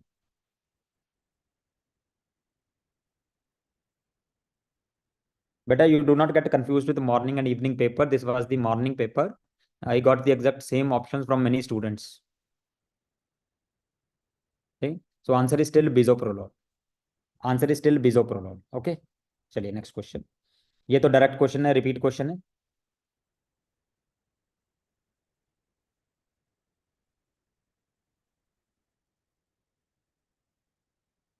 ले, डायरेक्ट क्वेश्चन है, इसमें तो कोई प्रॉब्लम नहीं है। बीक्रोनियम का एंटीडोट सुगामाडेक्स, मतलब बेसिकली रिवर्सल के लिए सुगामाडेक्स, डायरेक्ट क्वेश्चन। बेटा लाबेटालॉल ऑप्शन में था तो भी फर्क नहीं पड़ता, answer will remain बिसोप्रोलॉल।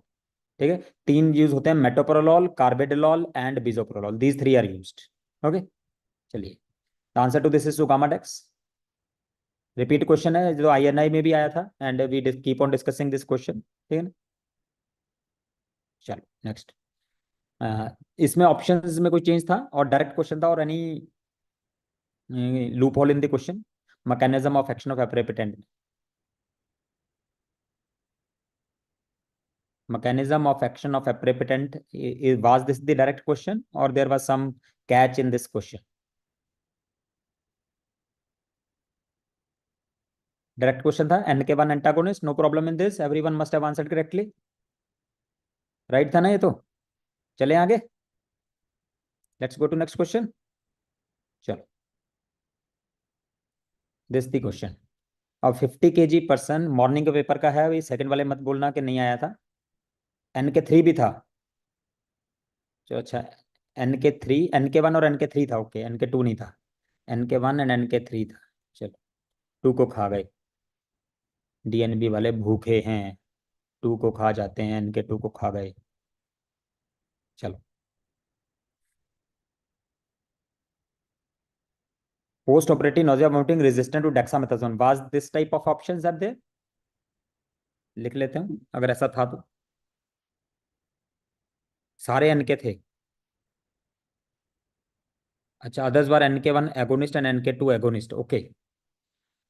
NK1 antagonist, NK3 antagonist, NK1 agonist, NK2 agonist.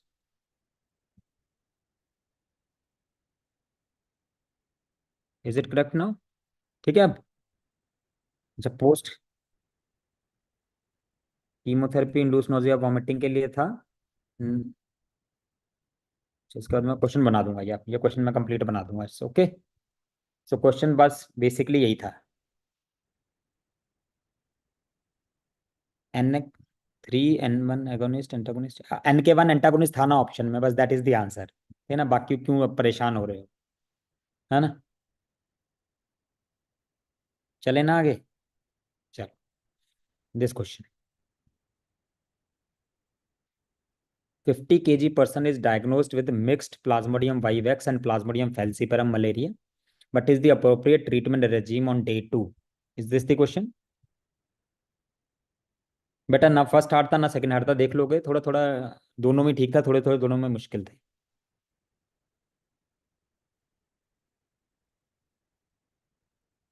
ये क्वेश्चन ऐसा ही था, चलो फिर बताओ जल्दी से, what should be the answer?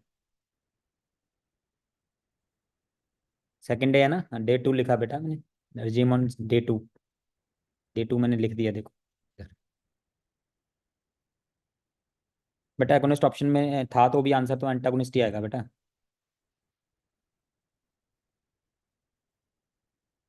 हाँ, तो here the important thing to remember, जो सल्फाडॉक्सिन पायरिमेथामिन है that is given on day 1। ठीक है, डे 1 में एक ही टेबलेट देते हैं, काम खत्म होता है, मतलब एक ही बात देते हैं, काम खत्म हो जाता है। तो primaquine is given 15 mg for 14 days। ठीक है, तो डे 1 से लेके 14 डेज तक प्राइमाकोइन देंगे इन केस ऑफ वाइवैक्स, कोई भी वाइवैक्स है, चाहे मिक्स्ड है चाहे अकेला वाइवैक्स है। And if it is plasmodium falciparum then a single dose of 45 milligram is given to kill the gametes. ठीक, तो it is 2.5 milligram 6 tablet, that means 15 milligram primacon is given, and remember sulfadoxine pyrimethamine is given on day 1 not on day 2। तो day 2 में आर्टिसोनेट तो चलता ही रहेगा 200 milligram plus प्राइमाकोन 15 milligram देंगे।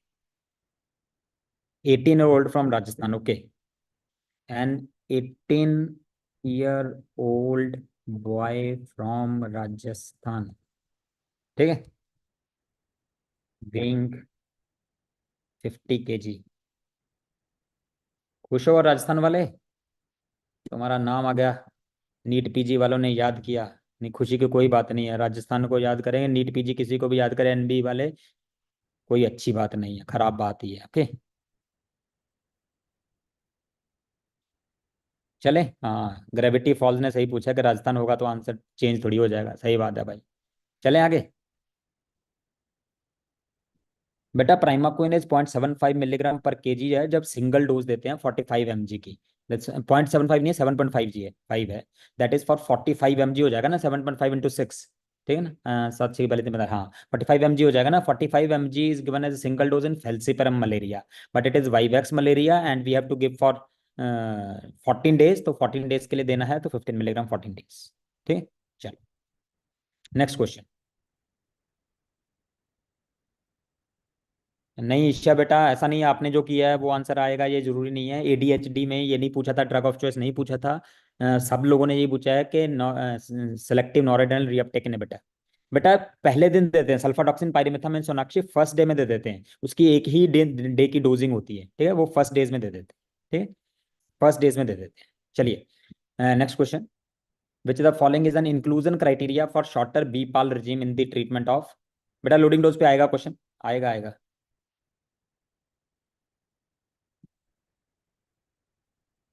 ल्यूमीफेंट्रन मुझे option में किसी ने नहीं बताया बेटा, और वे आएगा भी नहीं, अगर ऑप्शन में था तो भी नहीं आएगा। चलो ये बताओ, बी पाल रिजिम, यही था क्वेश्चन, और is there any change in question? Morning shift वाले प्लीज बताइए, वाज दिस द क्वेश्चन और there was some change in the question? Which the following is an inclusion criteria for shorter B PAL regime in treatment of tuberculosis? एक option इसमें kat G I N H A mutation था, है cat gene B C के साथ, सी के साथ इस वाले में rifampicin resistance and kat G mutation but fluoroquinolone sensitive, ये ऐसे था option.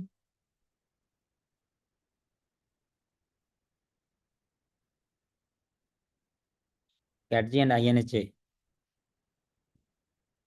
And I N H mutation, ठीक है, अब हो गया ठीक।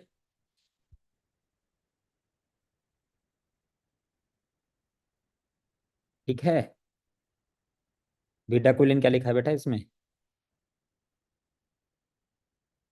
ठीक है, ये ठीक है ऑप्शंस, ओनली बीटाकुलिन लिखा था या शॉर्टर बीपाल रेजिम लिखा था? यानी स्टूडेंट्स वर सेइंग बीपाल लिखा था।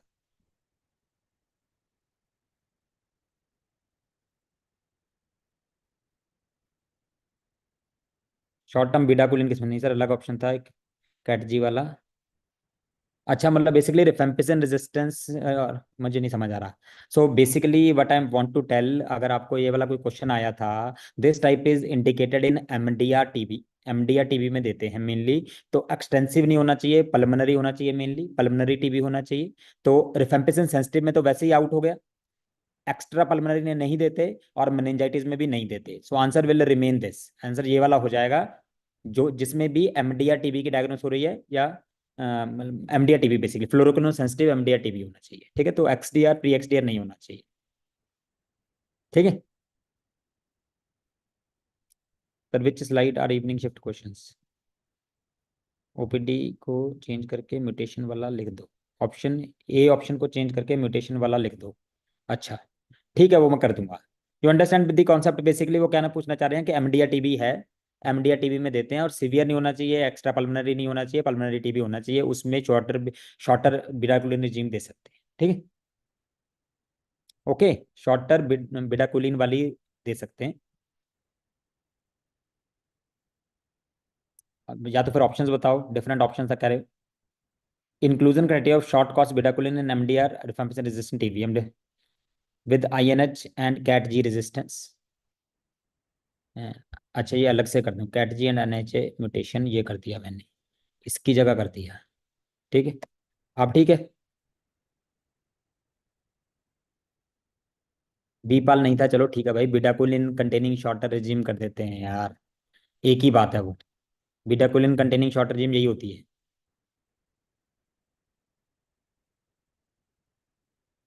MDR-RR with kat G and INH resistance. MDR-RR with kat G and, हाँ वो ये MDR हो गया ना बेटा, तो MDR with kat G resistance. ठीक है, ऑप्शन डी को रिप्लेस कर दो, ट्यूबरकुलर मेनिंजाइटिस भी नहीं था, स्टूडेंट्स वर सेइंग के था यार। भाई इसका क्वेश्चन आप मुझे कंप्लीट ऑप्शंस दोगे then I will make it question, otherwise हम सारा टाइम इसी में वेस्ट कर देंगे। There are lot many people waiting to discuss, तो अब आगे चलते हैं, ठीक है। This we will discuss later on. चलो चलो चलो नेक्स्ट क्वेश्चन पे चलते हैं। उसका आंसर देखो, अभी तक क्वेश्चन ही कंप्लीट नहीं मिला तो आंसर कैसे बताऊं। अमंग दी ऑप्शंस जो मुझे मिले हैं उसमें फ्लोरोक्विन सेंसिटिव मतलब एमडीआर टीबी बेसिकली होना चाहिए। Rifampicin sensitive, tubercular meningitis, mutation to katG acid, rifampicin fluoroquinolone resistant. तो फिर तो सी बनता है इनमें से ऑप्शंस, अस्मिता ने जो भी लिखा उनमें से। यस, सीवियर डिजीज में लॉन्ग एमडीआर चलता है। चलो इसको छोड़ते हैं, नेक्स्ट चलते हैं। ठीक है? चलो ये तो, इसमें बताइए क्वेश्चन, टीबी वाला क्वेश्चन हम बाद में डिस्कस कर लेंगे यार। चलो अगर फर्स्ट पेपर में ऐसे टाइम लगाएंगे संगमेश तो फिर सेकंड में टाइम लगेगा ना। मेरे ख्याल से 8 7 8 क्वेश्चन और है। Patient is found on railway track with hot dry skin, raised temperature, dilated pupil, slurs with staggering gait, यही था क्वेश्चन।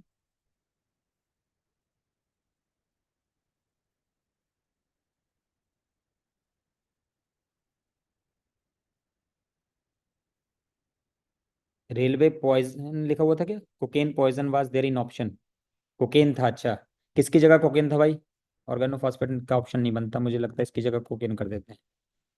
ठीक है, is it okay. OP poisoning is not in the option, हाँ उसकी जगह कोकेन कर दिया, यही थे। तो answer is dhatura. Do not get confused with slurred speech and staggering gait, सिर्फ ये दो देख के आप अल्कोहल इंटॉक्सिकेशन नहीं कर सकते। Many P students were saying के स्लर्ड स्पीच था, स्टैगरिंग गेट था, इसलिए अल्कोहल इंटॉक्सिकेशन कर दिया। नो, रिमेंबर अल्कोहल में हॉट ड्राई स्किन नहीं होगी, अल्कोहल में हाइपोथर्मिया होगा, रेज टेम्परेचर नहीं होगा। ठीक है, slurred speech can be seen in datura poisoning because of muscle involvement, क्योंकि एंटीकोलिनर्जिक एक्शन है, हो सकता है थोड़ा बहुत मसल इन्वॉल्वमेंट हो जाए, that can cause slurred speech. So cannabis था, cocaine and cannabis options, opioid की जगह कैनाबिस होगा फिर, है ना, कैनाबिस। ठीक है, तो आंसर इज धतूरा पॉइजनिंग है। ठीक है, तो अपना धतूरा निमोनिक सबको याद है ना, धतूरा निमोनिक में से डायरेक्ट वर्ड उठाए हुए हैं, है ना, dilated pupil, hyperthermia, agitation, tachycardia, so all of them were there. Dhatura poisoning वाले एग्जैक्ट फीचर्स जो मैंने आपको धतूरा निमोनिक बताया था वही। ठीक है ना? इसमें तो कोई कंफ्यूजन नहीं है। रेलवे ट्रैक ऐसा क्वेश्चन नहीं था, बच्चे तो सुबह से मेरा दिमाग खा गए कि रेलवे ट्रैक लिखा है इसलिए धतूरा है, इसलिए धतूरा है। वैसे भी रेलवे ट्रैक लिखा हो ना हो क्या फर्क पड़ रहा है भैया, आंसर रेलवे ट्रैक की वजह से धतूरा नहीं होता। ठीक है, जैसे मैंने बताया था ना, जंगल में एक बच्चा गया उसने फ्रूट खा लिया, भाई जंगल में बच्चा गया तो जंगल का क्या दोष है उसमें, उसने खाया क्या, दैट मैटर्स, है ना। चलो, it was opioid only not cannabis, अच्छा चलो ओपियोड कर देता हूँ भाई, क्या फर्क पड़ता है। ठीक है, चलो नेक्स्ट क्वेश्चन। धतूरा ऑप्शन में था ही नहीं सर, क्या बात कर रहे हो, मुझे 15,000 लोगों ने बोल दिया धतूरा धतूरा धतूरा धतूरा आंसर है, और आपका धतूरा ऑप्शन में ही नहीं है। बेटा ये मॉर्निंग के क्वेश्चन है, अगर इवनिंग वाले बोल रहे हैं तो कुछ गड़बड़ कर रहे हैं, ये मॉर्निंग के क्वेश्चन हैं, मॉर्निंग के क्वेश्चन है ये। चलो नेक्स्ट क्वेश्चन देखो, ये आया था क्वेश्चन जल्दी से। प्रोपाइल थायोसिल डायरेक्ट पीटीयू, अपना निमोनिक डायरेक्टली पीटीयू पहले ट्राइमेस्टर में यूज करना है, नाम में लिखा है पहले ट्राइमेस्टर में यूज करना है। ठीक है, पहले ट्राइमेस्टर में यूज करना है, तो answer is PTU, direct question, है ना। चले आगे, चलो ये एक और बिल्कुल डायरेक्ट क्वेश्चन आया था ये। बेटा ये मॉर्निंग के क्वेश्चंस हैं, इवनिंग वाले मत बोलो नहीं था नहीं था नहीं था नहीं था। इवनिंग वाले क्वेश्चन नहीं है, ये मॉर्निंग के क्वेश्चंस हैं।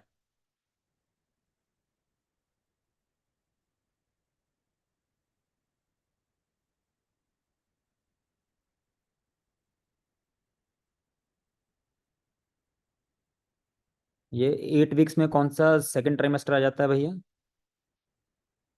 8 वीक्स में सेकंड ट्राइमेस्टर कौन ला रहा है? आर्यन भाई, कोई मैथ्स की कैलकुलेशन में गड़बड़ हो रही है क्या? वीक्स की बात हो रही है, 8 मंथ्स की बात नहीं हो रही है। 8 मंथ भी थर्ड ट्राइमेस्टर होगा, सेकंड थोड़ी होगा। सेकंड में नहीं है बेटा, ये फर्स्ट शिफ्ट के क्वेश्चंस हैं। ठीक है, इसमें directly low molecular weight heparin है, डायरेक्ट क्वेश्चन। ठीक है, मेरे ख्याल से 2 क्वेश्चंस आए थे, 37 वीक्स पे आया था, 30 पे आया था, किसी कुछ भी और प्रेगनेंसी है अगर, तो low molecular weight heparin is the answer. ठीक है, चलिए। ये आया था क्वेश्चन, ये मुझे किसी ने बताया है, किसी कोई कह रहा नहीं आया था। Plasminogen inhibitor, morning session not evening.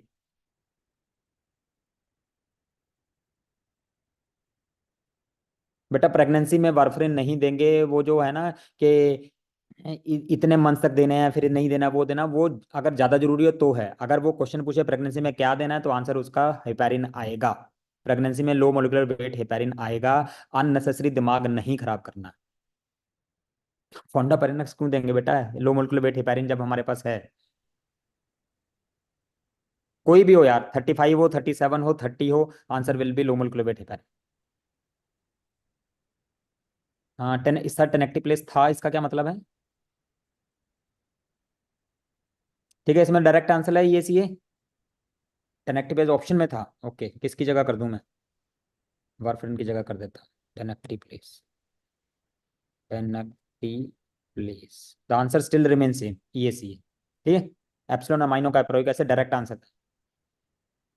Diagram वाला था ये? क्या डायग्राम दिया था बेटा? फ्लो चार्ट दिया था क्या? फ्लो चार्ट दिया था इसमें?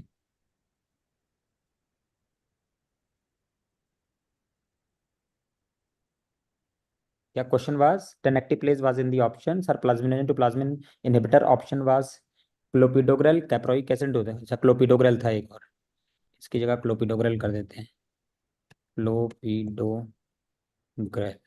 ठीक है, अब सही क्वेश्चन बन गया, that's makes some sense. Diagram based question था। Which inhibits plasminogen to plasmin, no ESCA नहीं था, फ्लो चार्ट फॉर्म में था। हाँ, डायग्राम के साथ था। ठीक है, 30। ठीक है, चलो। डायग्राम के साथ था नहीं था, मतलब बेसिकली ये पूछना चाहते हैं ना कि प्लाज्मिनोजन इनहिबिटर कौन सा है। इनहिबिटर, तो प्लाज्मिनोजन इनहिबिटर था या एक्टिवेटर था? प्लाज्मिनोज पाथवे फ्लो चार्ट था। अगर एक्टिवेटर पूछ रहे हैं तो ये सी वो आ जाएगा टेनेक्टिव प्लेस, अगर इनहिबिटर पूछ रहे हैं तो दूसरा हो जाएगा। ठीक है, चलो। ठीक है, नेक्स्ट क्वेश्चन चलते हैं। A patient present with hypertension and experienced few episode of renal colic, which diuretic is most appropriate? जल्दी से बताओ।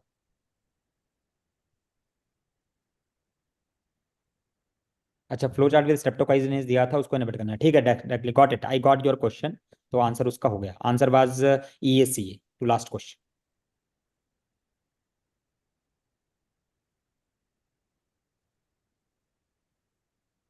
ठीक है बेटा, एप्सिलॉन नहीं लिखा होगा, अमाइनो कैप्रोइक एसिड लिखा होगा यार। आप क्यों ऐसे कर रहे हो? ये लो, अमाइनो कैप्रोइक एसिड लिखा होगा, आप सही है, आप खुश हो? तो आंसर हेयर इज थायाजाइड। ये वाला तो डायरेक्ट क्वेश्चन हमने कई बार पढ़ा। Yes, the answer is amino caproic acid, उसमें सही है। तो इसमें बताओ जल्दी से, डायरेक्ट क्वेश्चन है ना। लूप लूजेस कैल्शियम, क्लियर है? Loop loses calcium, thiazide retain calcium, इसलिए स्टोन हो जाएंगे। ठीक, thiazide retain calcium. Retain calcium का क्या मतलब है? किडनी में नहीं जाने देगा, किडनी में नहीं गया तो स्टोन नहीं होगा। ठीक है बेटा, loop loses calcium, where loses, it is losing in the kidney. ठीक है, तो अगर किडनी में जाएगा तो और ज्यादा स्टोन बनेंगे ना। In case of stones we want calcium should not go to kidney. ले, सो आंसर इज हाइड्रोक्लोरथायाजाइड। ये तो मैंने आपको क्लास में भी पढ़ाया था यार, क्लास में पढ़ाया तो था। ठीक है, चलो।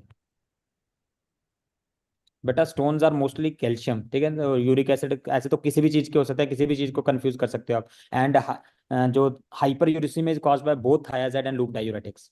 एंड फर्दर हाइपरटेंशन में हम लूप नॉर्मली प्रेफर भी नहीं करते। ओके चलो नेक्स्ट, ये क्वेश्चन था।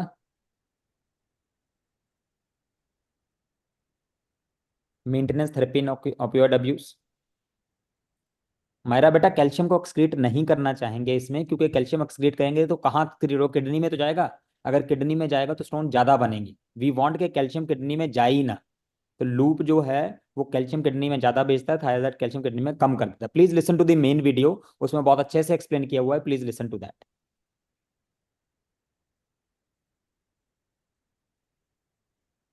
रीनल स्टोन की लंबी स्थिति थी, ठीक है चलो जो भी है, रीनल स्टोन समझ गए ना आप। चलो तो दिस क्वेश्चन आंसर इजी है ये तो, ठीक है। मिथाडोन या ब्यूप्रीनॉर्फिन यूज करते हैं, ठीक है। मिथाडोन और buprenorphine are commonly used for maintenance therapy, direct question है ये तो, ठीक। मेंटेनेंस थेरेपी की बात करें बेटा, clonidine is to prevent the symptoms, ठीक है। एक बार मेरा वीडियो सुन लेना ओपियोइड वाला, पर्टिकुलरली डी एडिक्शन वाला, एंड में डी एडिक्शन वाला, बहुत मजा आएगा आपको, उसमें आंसर आपको क्लियर मिल जाएगा। चलिए ये क्वेश्चन के ऑप्शंस बताओ भाई। जैसे लिटिल कंफ्यूजिंग के ए और डी दोनों ऑप्शन थे।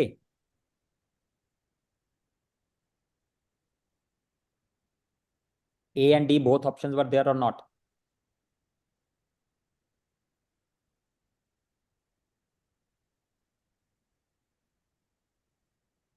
बेटा फास्ट तो चलूंगा, अगर गट्टू भाई आंसर कुछ बताओगे, ऑप्शन बताओगे, तभी तो आगे बढ़ूंगा मैं।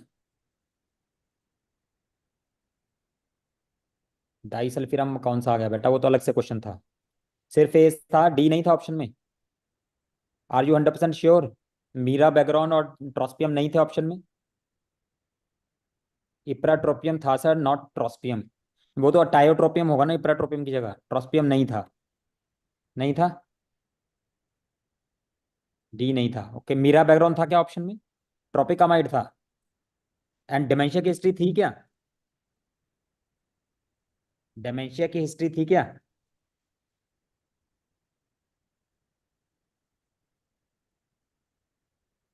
ट्रॉस्पियम हटा दिया मैंने। डिमेंशिया की हिस्ट्री थी क्या?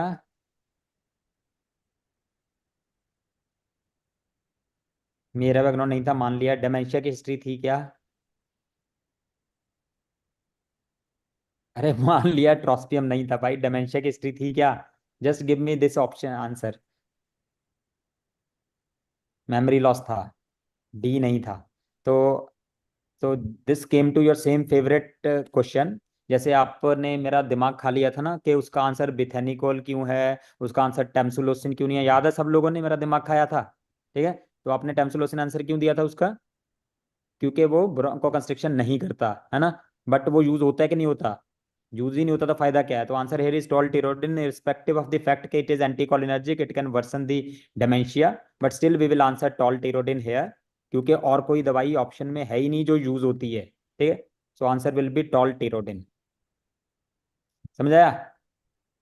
क्योंकि सबसे पहले हमें ये देखना है वो बीमारी में काम हो रहा है कि नहीं हो रहा। अगर काम हो रहा है तो पहले वो चूज करेंगे, अगर काम ही नहीं हो रहा तो उसका क्या फायदा, है ना। चलो इस पे क्या ऑप्शन था, डायरेक्ट क्वेश्चन।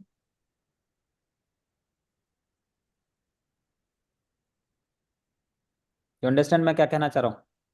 एमला क्रीम जो थी उसमें डायरेक्ट क्वेश्चन था क्या?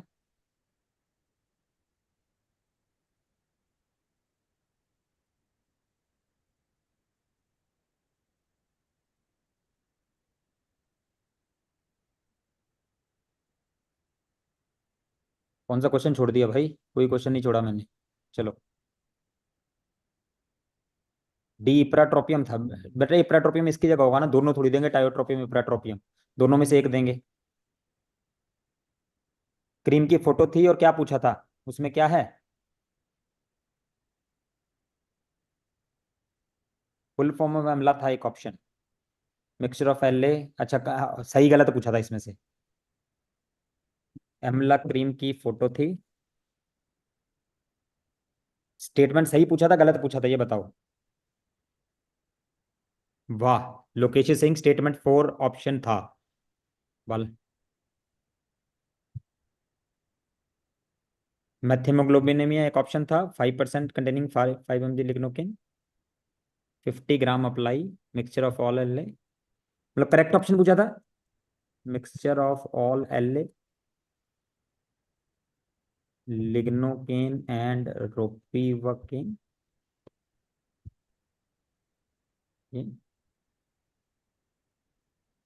विच इज ट्रू पूछा था ना।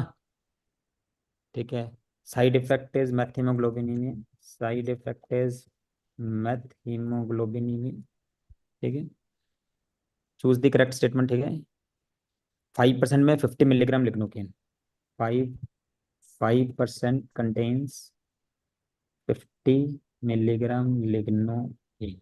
ठीक है, these were the 4 options, put correct. देखो मिक्सचर ऑफ ऑल एल होता नहीं है, it is a mixture of lignocaine prilocaine 50-50%, है ना। तो लिग्नोकेन रोपिवाकेन भी रॉन्ग हो गया। Methaemoglobin is usually caused by systemic administration of prilocaine not local. तो 5% कंटेन्स 50 मिलीग्राम लिग्नोकेन, तो वी नीड टू कैलकुलेट। तो 5 ग्राम पर 100 ml, तो कितने ml की पूछा भैया, ये भी तो पूछा ना। लिग्नोकेन रोपिवाकेन 50-50 लिखा था, रोपिवा नहीं होता, प्राइलोकेन होता है बेटा, 50-50, ये प्राइलोकेन होता है।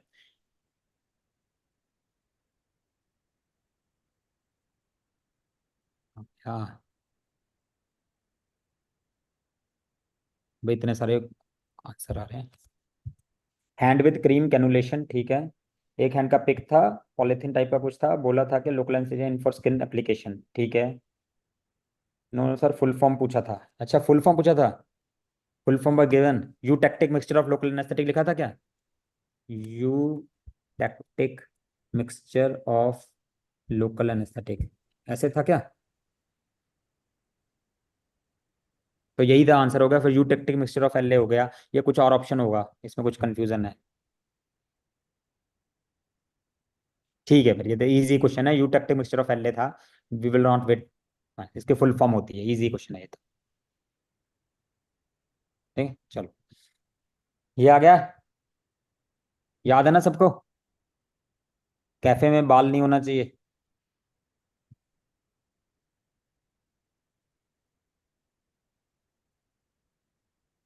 बेटा वो आएगा,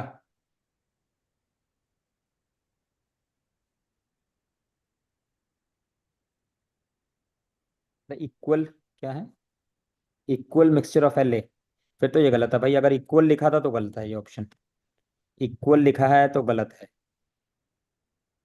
तो फर्स्ट 3 ऑप्शंस आर रॉन्ग, इसका मुझे एग्जैक्ट स्टेटमेंट चाहिए, बिकॉज 5% कितने में, 5% से कुछ नहीं पता लगेगा, we need to get the correct option है। Equal mixture is wrong option, it is eutectic mixture not equal mixture.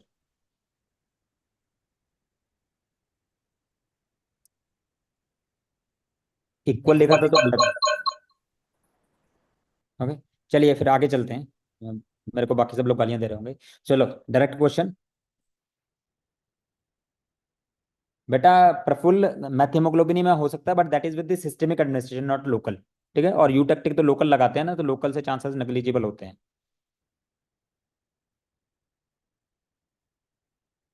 Math haemoglobin is with systemic administration and eutectic mixture is for local administration, इसलिए नहीं होगा।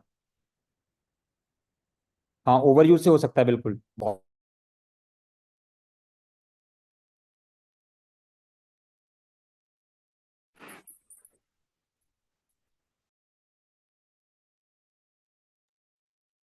चलिए next, which the following chelating agent is contraindicated in iron poisoning, ये तो easy है ना, cafe में बाल नहीं होने चाहिए,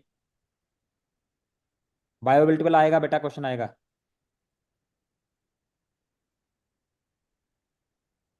5% ऑफ 5 ml, इसकी हम कैलकुलेशन कर लेंगे, then I will come to the answer. चलो ठीक है, कैफे में बाल नहीं होना चाहिए, एवरीवन नोज कैफे में बाल नहीं होना चाहिए, इसमें तो कोई प्रॉब्लम नहीं है। चलें आगे भैया,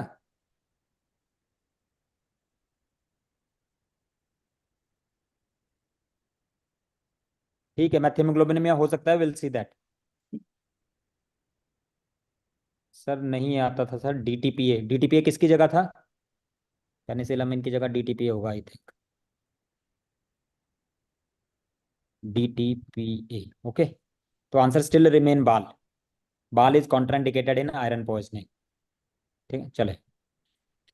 लोडिंग डोज वाला डायरेक्ट क्वेश्चन, बिल्कुल डायरेक्ट क्वेश्चन था। ईडीटीए वाज सेपरेट ऑप्शन, बेटा ये सेपरेट है, इसको हटा दो, ले ईडीटीए होगा। अब होगी सेपरेट, खुश। चलो, 1 ग्राम ऑफ 5%, कोई 1 ग्राम कह रहा है, कोई 5% कह रहा है। बेटा ये 1 ग्राम में ऐसा, ये तो क्वेश्चन ही ऑप्शन ही गलत बता रहे हो। 1 ग्राम ऑफ 5% कंटेन्स 50 मिलीग्राम। अगर 1 ग्राम है उसमें 50 मिलीग्राम है, ये क्या मतलब हुआ? That is wrong. चलिए चलिए चलिए, जल्दी बताइए। लोडिंग डोज वाला इजी है, डायरेक्ट क्वेश्चन है ना, फॉर्मूला लिखवाया था, 25 बार लिखवाया था। लोडिंग डोज पूछे तो वीडी आंसर करना है, और अगर मेंटेनेंस डोज पूछे तो क्लियरेंस आंसर करना है, ठीक है ना। Loading dose VD, maintenance dose clearance. Direct question है, बिल्कुल डायरेक्ट, 25,000 बार करवाया था मैंने, ठीक है ना। चलो, ये भी डायरेक्ट क्वेश्चन है, डायरेक्ट क्वेश्चन है।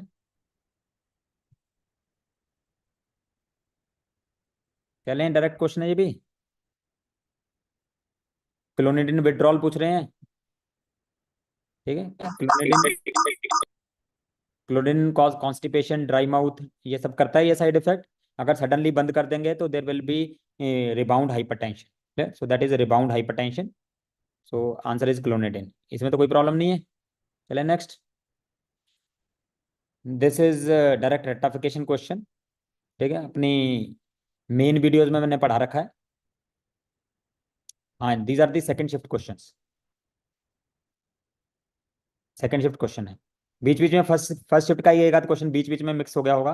This is second shift question, mostly paper 2 question, ठीक है। Growth hormone analogue used in HIV associated lipodystrophy, answer is tesamorelin, tesamorelin, ठीक है। सेकंड शिफ्ट का क्वेश्चन है टेसामोरेलिन, ठीक है। चलो नेक्स्ट क्वेश्चन। हाँ, ये तो रिपीट क्वेश्चन है, पीवाई क्यू है। नायासिन वाली ऑप्शंस दी हुई थी, तो उसको सारी चीजें दे दी, हाइपरग्लाइसीमिया भी दे दिया, हिपेटोटॉक्सिसिटी भी दे दिया, फेशियल फ्लशिंग वगैरह भी दे दिया। So which is causing it is niacin. क्विनालोनीन, ये क्या लिख रहे हो प्रियांशु, किसके लिए लिख रहे हो? सेकंड क्या है बेटा, ये सेकंड पेपर के क्वेश्चन है बेटा। एक आध क्वेश्चन फर्स्ट वाला बाद में शायद मैंने ऐड किया हो, जो मुझे बाद में मिला होगा, but mostly second question paper के क्वेश्चन है। पैगविजोमेंट, अच्छा इसमें ऑप्शन की बात कर रहे हो, इसमें कह रहे हो? इसमें कर देते हैं, पैगविजोमेंट कर देते हैं यार, खुश रहो।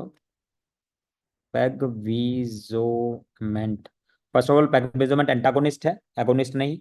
हाँ, निकोटिनिक एसिड नायासिन सेम है बेटा। क्विनाल क्विनालोनीन, अच्छा इसकी जगह था क्या? क्विने क्विन क्विनालोनीन, ये क्या होता है पता नहीं, ठीक है। The answer still remain tesamorelin, tesamorelin ही आंसर है। चलिए, ये हो गया इजी क्वेश्चन है। निकोटिनामाइड, निकोटिनामाइड या नायासिन एक ही बात है। इसको निकोटिनामाइड अगर ऑप्शन में था तो निकोटिनामाइड कर दो, है ना, निकोटिनामाइड, ठीक है। चलिए, पेपर 2 है, ठीक है। चलिए, ये आया था cat is cute, rebound hypertension second में आया था यार, सेकंड में। सोमाटापान ऐसा कुछ था, ठीक है यार, कुछ भी था, एक ही बात है। सोमेटोपान था, सोमेटा था, एक ही बात है वो, ठीक। ओके, आया था ना कैट इज क्यूट, पेपर 2 वाले बच्चे बताओ भाई, कैट इज क्यूट आया था।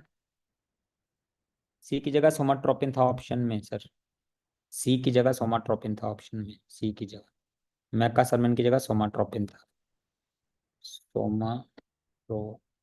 चलो छोड़ो उसको, कैट इज क्यूट हो गया, cat is cute okay.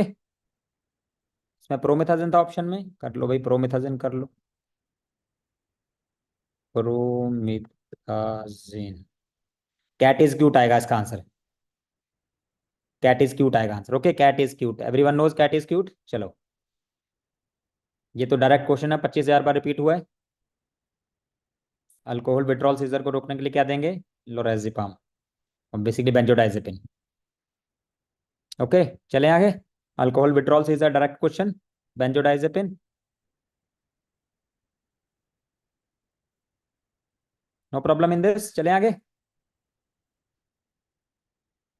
It said also not used in growth hormone deficiency, okay, not used in growth hormone deficiency ऐसा भी लिखा था, तो भी आंसर सेम रहेगा। मैं इसको फ्रेम कर लूंगा, not used in growth hormone deficiency, okay. चलो इसको छोड़ दो, इस पे आते हैं। लोराजिपम, ओके। चलिए नेक्स्ट, साइक्लोसोनाइड के बारे में क्या इनकरेक्ट है? ठीक है, तो नाइसिन निकोटिनमेट सेम होता है क्या? हाँ बेटा सेम होता है। बसपायरोन था ऑप्शन अल्कोहल में, इसमें था बसपायरोन भी था, किसकी जगह था फिर? नाल्ट्रेक्सोन की जगह होगा मेरे ख्याल से।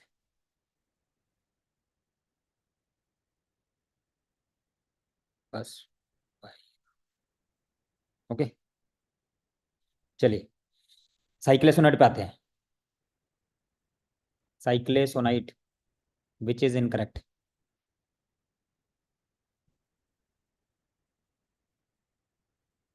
नहीं बेटा, fomepizole is for methanol toxicity, fomepizole alcohol withdrawal से कुछ लेना देना नहीं है, ठीक। चलो साइक्लोसोनाइड के बारे में इनकरेक्ट बताना है आपको। Ciclesonide is a dissociative steroid, dissociative steroid है, ठीक है। इसमें बेसिकली लंग्स में ही जाके एक्टिव होता है, it is a prodrug activated in the lungs, तो इसलिए सिस्टमिक साइड इफेक्ट्स कम है, तो ओरल कैंडिडेट्स होने के चांस कम होंगे। So that is the answer. So which is incorrect पूछा है, करेक्ट पूछा है? हाँ इनकरेक्ट पूछा ना, तो ओरल कैंडिडेट्स कॉमन नहीं होता, it is uncommon, it is uncommon. So oral candidiasis is uncommon, so it is common is wrong, ठीक है, इजी है। साइक्लोसोनाइड तो डायरेक्ट है भाई, डिसोसिएटिव स्टेरॉयड है, उसको देख से ही पता लग जाएगा आपको, ठीक है। चलो ये कोई क्वेश्चन आया था सर्ट्रालिन टॉक्सिसिटी का? पेपर 2 वाले बच्चे बताओ प्लीज, ऐसा कोई क्वेश्चन आया था? रियांश बेटा डिस्कस हो गया, यूटेक्टिंग नहीं था, इक्वल मिक्सचर लिखा था, वो गलती है, वहां पे आपके साथ पूजा कर दिया उन्होंने, इक्वल मिक्सचर लिख के।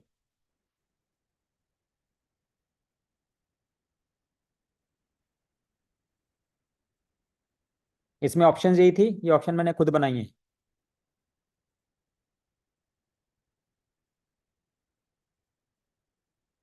इसमें करेक्ट पूछा था? इसमें करेक्ट नहीं पूछ सकते यार, ये तो अगर ये ऑप्शन थी इसमें करेक्ट नहीं पूछ सकते, इनकरेक्ट ही बता रहे हैं बच्चे ये तो। सर्ट्रालिन था, ऑप्शन यही थे क्या? ल्यूकोवरिन था ऑप्शन में, ओके, ल्यूकोवरिन था, ल्यूकोवरिन। सिप्रोहेप्टेडिन था ऑप्शन में, क्लिनिकल बेस था ये, ठीक है, क्लिनिकल क्वेश्चन था बेसिकली, ठीक है, हिस्ट्री के साथ आया होगा, okay. Mao with SSRI, O that's great, Mao inhibitor with SSRI, ठीक है, सर्ट्रालिन के साथ आया, माओ इनहिबिटर के साथ दिया हुआ था, ठीक है, ठीक है, मैं समझ गया, ये क्वेश्चन मेरे को एग्जैक्ट मिला नहीं था इसलिए मैंने ऐसा लिख दिया था। एमिट्रिक्टिन एडेड इन दी ट्रीटमेंट, किसमें? एनेस्थेसिस्ट नहीं था? सिप्रोफ्लिन था नहीं, ऐसा क्वेश्चन नहीं था, क्लिनिकल था ये क्वेश्चन, समझ गया, क्लिनिकल था। एसएसआरआई प्लस एमिट्रिप्टाइलिन, अच्छा, प्लस एमिट्रिप्टाइलिन, तो बेसिकली इन सब में सेरोटोनिन एक्सेस हो रहा है कुछ भी करके, basically they are wanting serotonin का एंटागोनिस्ट क्या है, सिप्रोहेप्टाडिन सेरोटोनिन एंटागोनिस्ट, ये क्वेश्चन पूछना चाह रहे थे, ओके। तो answer is cyproheptadine, serotonin antagonist का नाम पूछ रहे हैं बेसिकली वो, ठीक है, इनमें से which is serotonin antagonist, that is the question. L carnitine था ऑप्शन में, ठीक है जी, एल कार्निटिन ऐड कर देते हैं, एल कार्निटिन, कार्निटिन, ठीक है, आंसर स्टिल रिमेन सिप्रोहेप्टाडिन, ठीक है, सिप्रोहेप्टाडिन आंसर रहेगा, क्वेश्चन यही आगा। बेसिकली एक्सेसिव सेरोटोनिन हो गया, सेरोटोनिन का एंटागोनिस्ट कौन है, that was the question, okay. चलो ये तो डायरेक्ट क्वेश्चन रिपीट वाला है ना। क्रॉस का मतलब कॉम्पिटेटिव, अगर वो क्रॉस कर रहा है तो सी मतलब क्रॉस, सी मतलब competitive, cross means competitive, direct question, cross means competitive, okay. पहले सेट्रालिन चल रहा था, बाद में चेंज कर दिया, समझ गया, but answer remain same, okay. ठीक है, एल कार्निन ने बी कर दिया, सी कर दिया, क्या फर्क पड़ता है भाई, छोटी छोटी बातें मत किया करो। चलो this is okay, competitive inhibition में तो कोई प्रॉब्लम नहीं है ना। C for competitive, C for cross कर दिया, ये क्वेश्चन अगर गलत करके आप मारूंगा मैं सबको, इतनी बार समझाया था है ना। कंपटीशन में क्रॉस है और मेरे यार दादा कोई कंपटीशन नहीं, मेरे यार दादा कोई कंपटीशन नहीं, याद रखना ये चीजें। चलो ये क्वेश्चन आया था, atropine is mixed with diphenoxylate, क्यों?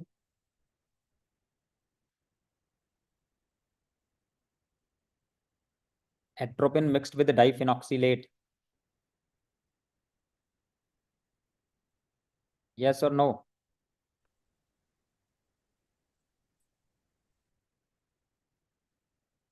कॉम्पिटिटिव हो गया बेटा, आगे बढ़ो, बहुत कंपटीशन हो गया। Move ahead in the life, X को पकड़ के मत रखो, आगे चलो जिंदगी में, आगे बढ़ो। बढ़ो आगे जल्दी से। ठीक है, ये मेन वीडियो में मैंने बहुत अच्छे से समझा रखा है। If anyone has attended they must have answered it very easily, है ना? क्योंकि डाइफिनॉक्सिलेट एंटी डायरियल ड्रग है, केमिस्ट से कोई भी ले आ सकता है। अच्छा, डायरेक्ट स्पाज्मोलिटिक एक्शन था, एक डायरेक्ट स्पाज्मोलिटिक वाला ऐड कर दूंगा, डायरेक्ट स्पाज्मोलिटिक। अच्छा,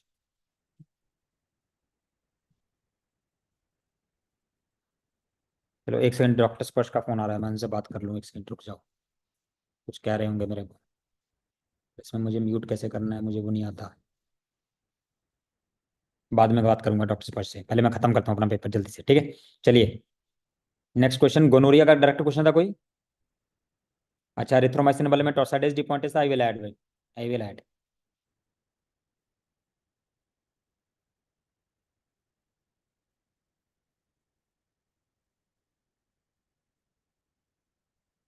बेटा इसका यही आएगा, टू प्रिवेंट अब्यूज, ठीक है? बाकी जो मर्जी बोल लो, इसका आंसर ये आएगा, to prevent abuse, because diphenoxylate is an opioid, it is available freely by for the chemist, with the chemist, तो कोई भी आके इसको एडिक्ट ना कर पाए, इसलिए साथ में एट्रोपिन देते हैं कि अगर ओवरडोज लेगा कोई तो आंसर विल बी, ओवरडोज लेगा तो उसको साइड इफेक्ट्स आ जाएंगे, ठीक है? सो सेफिक्सिम था ऑप्शन में, yes, someone were saying cefixime, someone were saying ceftriaxone, so answer is cefixime then, cefixime is the answer in that case, okay?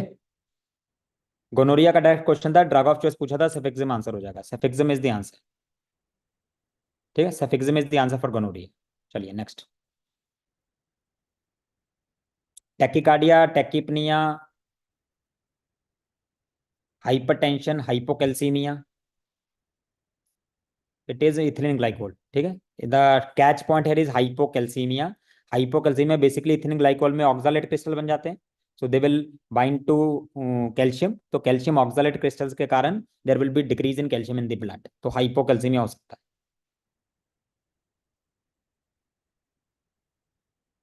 Okay, cefixime हो गया बेटा आंसर, उसको आगे बढ़ो। सेफिक्सिम था, मैंने कर दिया सेफिक्सिम बेटा, कर दिया मैंने, चलो आगे बढ़ो। सेफिक्सिम कर दिया भैया। अच्छा, इसमें high anion gap metabolic acidosis भी था, वेरी गुड, फिर तो और भी इजी हो गया। अगर इसमें high anion gap metabolic acidosis है, फिर तो और इजी क्वेश्चन हो गया, answer is ethylene glycol, ethylene glycol हो गया, okay? Ethylene glycol is direct answer, इसमें तो कोई सोचना ही नहीं है, चले okay? Which is not monitored, इसमें मुझे ऑप्शन नहीं मिला, first three option were there या नहीं थे, चौथा ऑप्शन बताइए।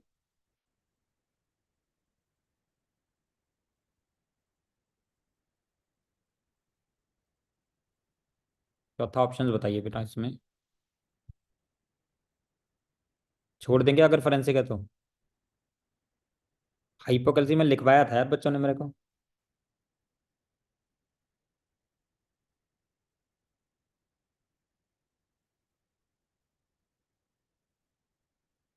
चलिए जल्दी बताइए। रेस्पिरेटरी रेट था, बीपी की जगह रेस्पिरेटरी रेट था,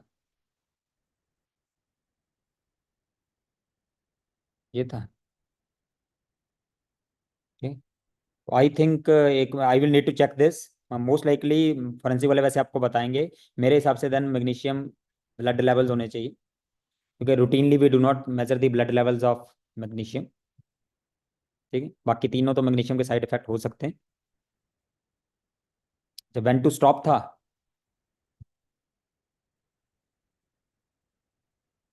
बेटा 10 सेकंड पीछे यूज ट्यूब स्ट्रीम, तो उससे क्या फर्क पड़ता है? I am asking the question, same question. When will you stop magnesium sulphate, जब व्हेन विल यू स्टॉप है, मॉनिटर नहीं है, स्टॉप का है कुछ, स्टॉप कब करेंगे, स्टॉप कब करेंगे, तो उसमें सब में ऑप्शंस होगा, ओके? चलो ठीक है, ये this question we will see the correct question and then we will see the answer. चलो नेक्स्ट पे चलते हैं। ये क्वेश्चन था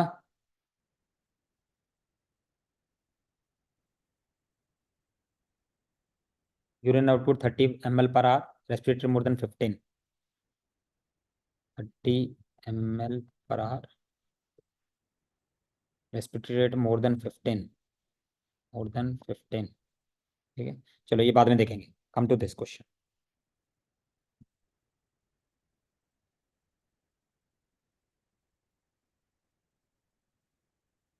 नहीं मॉनिटर था, आई थिंक ये दोनों दोनों पेपर्स में ये क्वेश्चन आया है।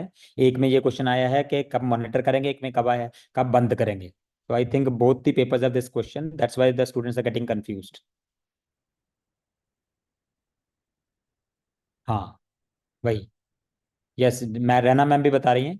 सो Raina ma'am will discuss this question with you people. ठीक है, I think both the papers of this question, thank you Raina ma'am, both the papers are this question with slightly change in the options. Okay, so this was the question which is the for drug dosing, या इसमें कुछ और था? Tell me this.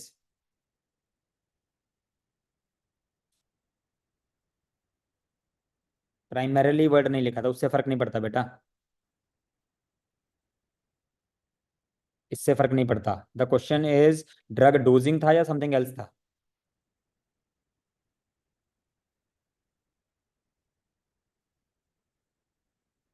इस ये वाला question बता दो भैया जो पढ़ रहे हैं। क्लिनिकल ट्रायल के फेज का ड्रग डोजिंग पूछा था या कुछ और पूछा था? Answer is phase one. Phase one, I will go with phase one. तो phase one maximum tolerated dose वाला है, तो phase one is the answer. Phase one is the answer, MTD।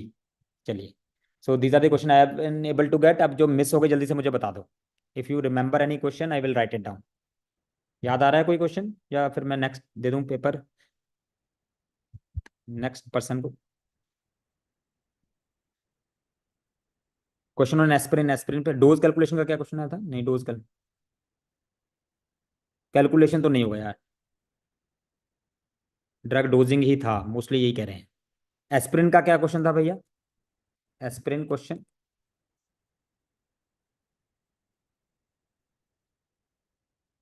just let me know what is the aspirin question.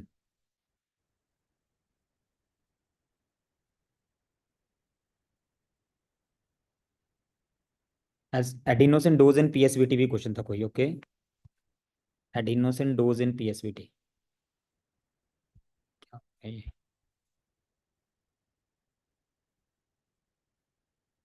Adenosine dose in PSVT। ठीक है, methotrexate का mechanism, direct question was asked. Methotrexate mechanism,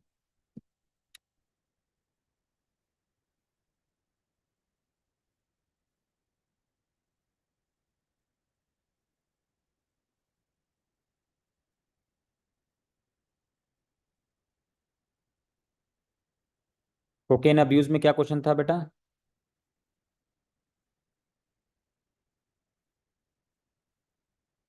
आगे चले गए। Caffeine का प्राइमाकोंडोज इन viva, वो हो गया बेटा।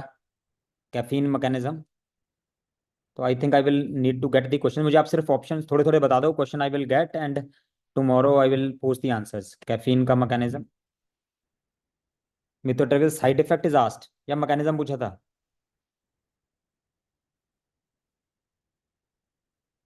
Methotrexate side effect is asked.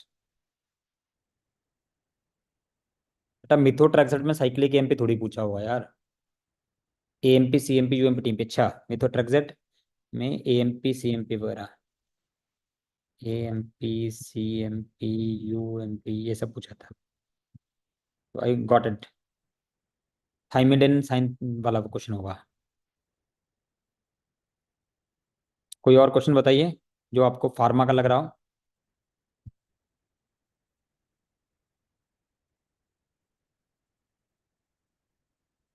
Which nucleotide synthesis, ठीक है, TMP आएगा ना फाइनली, TMP फॉर्मेशन रोकता है वो।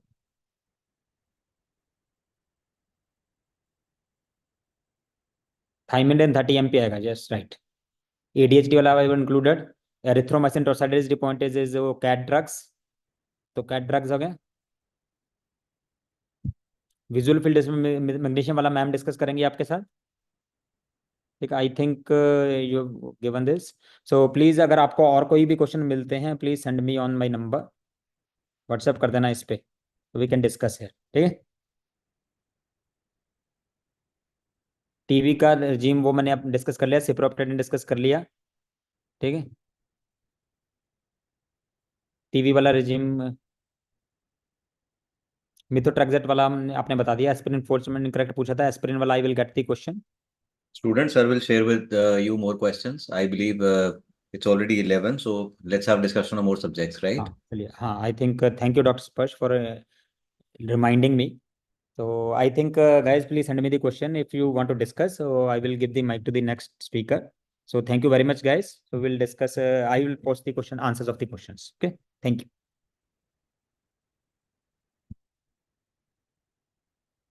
Hi, everybody.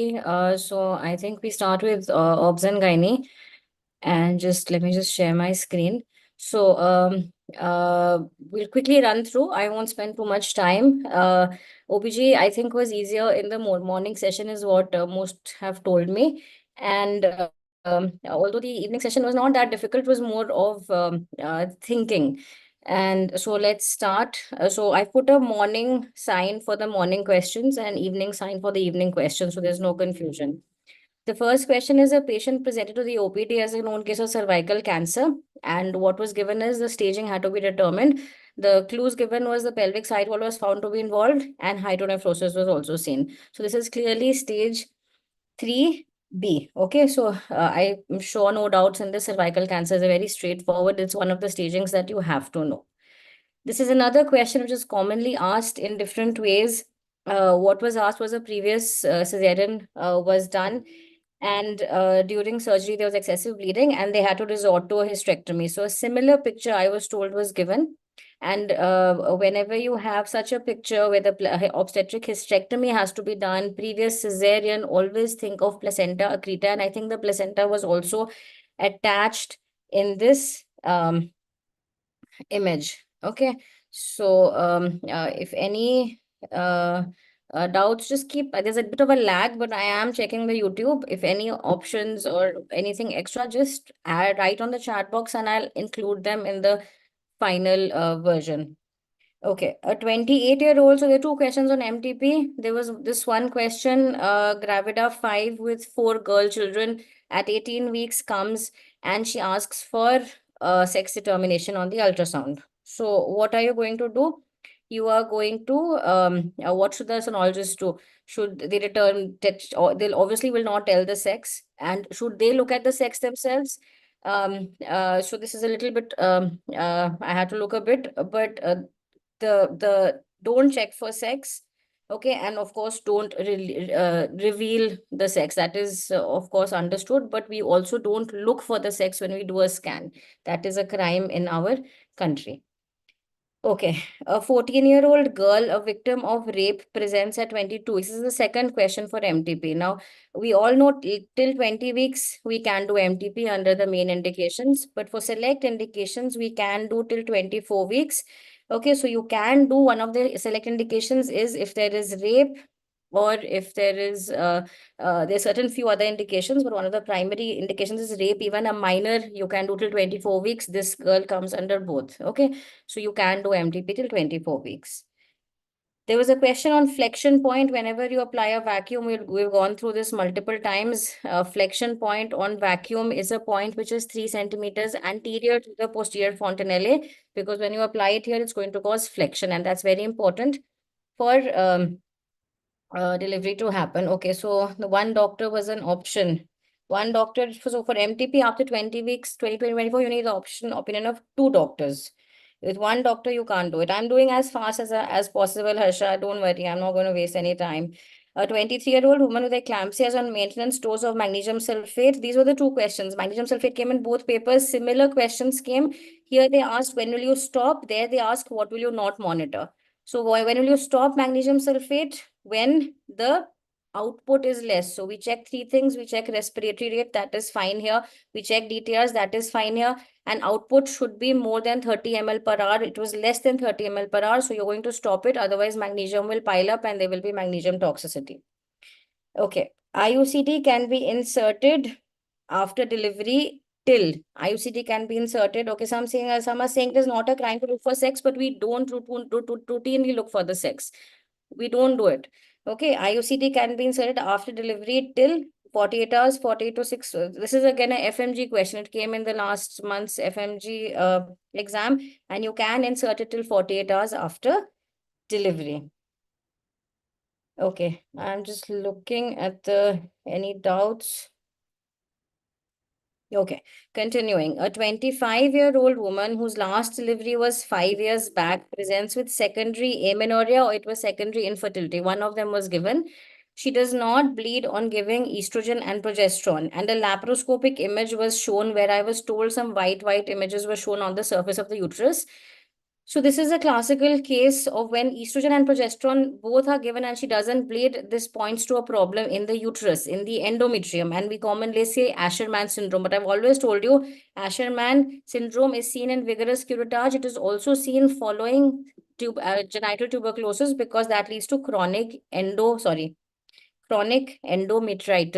and chronic endometritis is going to cause amenorrhea, similar to Asherman syndrome. Okay. Okay, so the picture, laparoscopic picture, the white lesions were probably caseations which were tried to, which were given. Okay. Okay. Okay. Right. What was the option IUCD? I didn't understand. Fourth option, refuse to ultrasound and provide antenatal care. Okay, that is for that question. All right. Okay. Thank you. Scenario with primary amenorrhea. So a scenario is given. Primary amenorrhea always comes. This is a very important topic. And everything was there. Secondary sexual characters were there. Uterus was there. Ovaries were there. And a picture was given which was suggestive of an imperforate hymen. And when you have imperforate hymen, we know the karyotype is 46XX. There's an obstruction. Everything else being normal, the karyotype is going to be 46XX.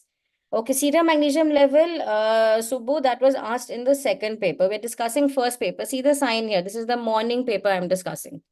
Okay, this was a question, the same image I have in my classes also. A 34-year-old presents with dysmenorrhea, and the exact same image came. Laparoscopic finding is as shown. I think some other features are also given. This is a chocolate cyst or an endometrioma. So this is endometriosis. I think the options were others. This I just put on my own. This is definitely an endometrioma or a chocolate cyst. Okay, the option was chocolate cyst. I will change that. Okay.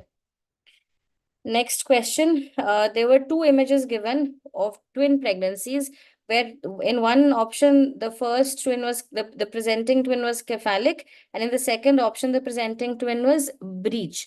And it was asked, what will you do? So whenever the first twin is non-cephalic, it is always a cesarean. And whenever the first twin is cephalic, irrespective of the second twin, you can do a vaginal delivery. Okay. So if the first image was cephalic, vaginal. If the other image was breech, it is a cesarean section.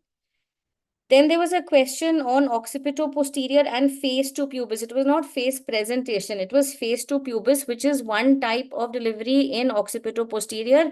And in occipito-posterior, we've taught you this. Anthropoid pelvis is the commonest. Anthropoid is a vertical oval, ape-like pelvis. So this is the anthropoid. The options, I think, were images. The image is wrong. For what? That is not torsion. That is a chocolate cyst. Clearly, chocolate cyst was given. Okay, so this is an anthropoid pelvis. This is how an anthropoid pelvis looks like. It is a vertical oval. If the images were options, I don't know. I'm not very sure, but anthropoid is the answer. Okay, then there was this grid given, and this grid was asked, what is this classification used for? And this classification We know this. This is POPQ, pelvic organ prolapse quantification system. And it is not new now. It's been many, many years since we do this. And they do generally ask 2-3 questions from here. It's very important to know how the grid looks like. You don't need to know more detail. What are these points and all. I've always told you, look at this grid and you should know that the reference point is the hymen. These are the 2 important things that you should know from prolapse. Okay, this question has been discussed, so I'm just going to quickly go through it. DVT at 30 weeks. Remember, DVT in pregnancy, you have to give heparin. There is no doubt. Don't think warfarin. Warfarin hum tab dete hain ki patient is on, needs anticoagulant from before. Okay, so many of you are asking why not warfarin? This patient has DVT. DVT has to be treated with heparin in pregnancy, irrespective of when she presents, whether she's in the first, second, or third trimester. And then there was a question on heart disease also. I'm coming to that. This also has been discussed. Hyperthyroidism, the drug of choice is propyl thiouracil. This we have discussed, sir has discussed. Then there's a question on cervical erosion and screening for CA cervix. And what will you do when you have a patient who you want to screen for CA cervix? You are going to do an LBC plus a HPV. This is called a co-testing. If only one was asked, then HPV would be preferable. Okay, if both are asked, then LBC or pap smear plus HPV. But HPV over pap smear nowadays. Android pelvis is not for occipito-posterior, Karishma. It is seen, but more common, it is anthropoid. Android we always associate with obstructed labor. If asked in a question, anthropoid is occipito-posterior. Okay, for prophylaxis, also heparin, Sahil, for DVT. A primary gravida presents at 37 weeks. This was the other question. 37 weeks, known case of heart disease, prosthetic valve on warfarin. What is the next best step? So nothing is given that she's in labor, right? So the first thing we do, ideally, we shift at 36 weeks. We shift to heparin. But if she's come at 37 weeks, you're still going to do the same. Right, she's not in labor. You're going to switch to heparin. Whenever you plan cesarean or induction of labor, you're going to stop heparin 12 to 24 hours before planned delivery. Okay. Cervical biopsy was also in A. Okay, cervical biopsy also in A. Fine. Colpo plus Hep C. So hepatitis C, hepatitis B, all that is not required. We want to screen for cervical cancer for this patient. So all the options were given in option A, I think. Ovarian torsion kahan tha? Okay, drug contraindicated in asthma. I am not very sure what this question was or how it was framed, but this is what I got. And the answer we all know is PGF2 alpha. It should not be given in women who have bronchial asthma. This is still first shift. Dr. KD, look at the sign here. This is the morning shift going on. All our members, this is the other question on MTP, all are members of the medical board. So after 24 weeks, when we do MTP, it is for a substantial fetal anomaly, okay? And this can be approved only by a medical board, which has members, 3 members plus 1 other. So you have a gynecologist, you have a radiologist, you have a pediatrician, and you have 1 specialist from that field. Say it is a cardiac anomaly, you can have a cardiac person. If it's a renal anomaly, you can have a nephrologist. So things like that, or a pediatric person, pediatric surgeon. So you have to have these 3. This is not required. Okay, a legal advisor or a lawyer is not there. Okay. Identify, there was a question on, I don't know the other options. This I just put anencephaly, frog face, ultrasound was shown. I think this has been discussed already. PPH was where? PPH was in which question? Bhumika, Deepak? Asthmatic having PPH. Okay, thank you. Thank you. Okay, there was a question on prolapse. This was given, an image was given. I'm not sure what image was given now, but everybody told me, ma'am, it was 100% grade 3 prolapse with cystocele. So that's why I've put this, which makes more sense. But I think the cystocele was lesser in, lesser. And this was what was asked. So the question, an image of grade 3 prolapse with cystocele was asked. And there was a question on Turner syndrome where the karyotype was given, which was clearly 45XO, and it was marked, an arrow was shown here is what I was told. And I don't know what the options were they given, the karyotype was given, or whether the actual syndromes were given, what was given.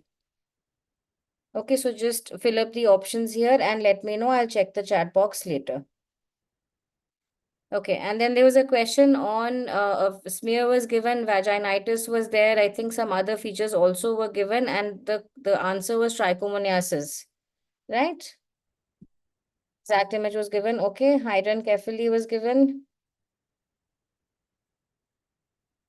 Okay, syndromes were given. All right. And then the trichomoniasis questions, anything was there? Because this is the last question for the morning session. Turner was written. Okay. Small height was given. Okay. Okay. So this was the morning session. The morning session, I think, was pretty straightforward. Zyada sochna nahi tha. Previous year topics, everything was pretty straightforward. In the evening session, I got a lot of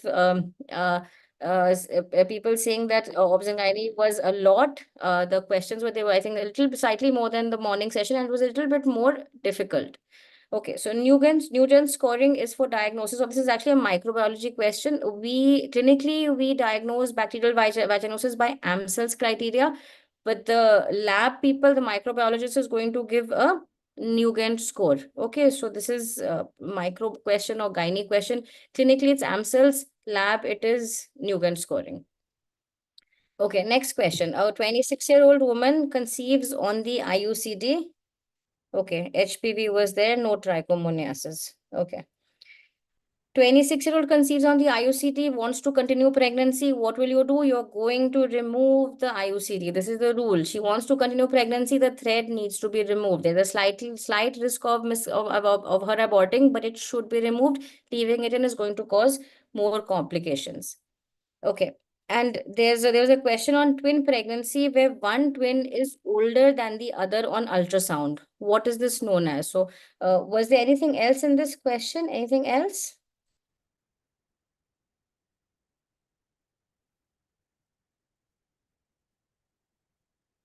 Thread was visible in this. Okay. In this question, progesterone therapy in this. Okay, progesterone. MTP was not an option.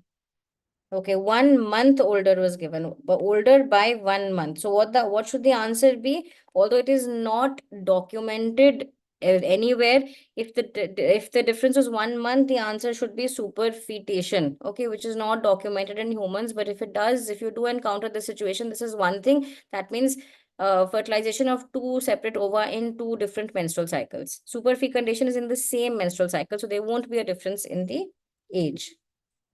Okay, so this would be superfetation. Okay, all right. Okay, thank you, everybody. Okay, then there were questions on prolapse. 2 questions I got. One was a 30-year-old woman with prolapse or cervical elongation. Something was mentioned. Her family is complete. So she's 30 years old. She's young, but family is complete. What do you want to do? You want to do the Fothergill's. This was given. This was given. I'm not sure if this was given, but Fothergill's is the answer for this question. HPV done,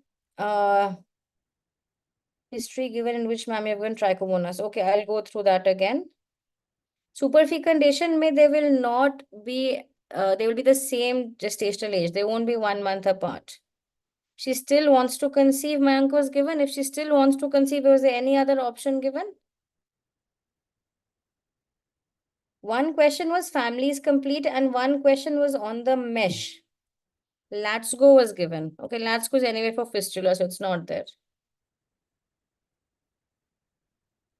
Superfetation humans में नहीं होता है, but if at all you encounter this situation, you can think of 2 things. I would think of discordancy first, वो option में था नहीं, and then superfetation जो होता नहीं है, but it's better than any other option. Okay. 2 live children given, family not completed, you will not do Fothergill's. But then what other options were given? You need to let me know. Multiple sexual partners किसके थे? Okay, let's move on. Just write down in the chat box. I will go through this after. Okay, because we have a lot of other subjects to cover also. There was a question where a mesh was given being fixed to a structure in a woman with prolapse, and it was asked what structure is it being fixed to. The most common procedure we do for prolapse, whether it's a hystropexy or a colpopexy, we always fix the mesh most commonly to the sacrum. So the sacral promontory is where we are going to do it. McCall's is done for enterocele repair. For for nothing else. My call is just going to help in enteroseal. So if enteroseal was given, then my calls.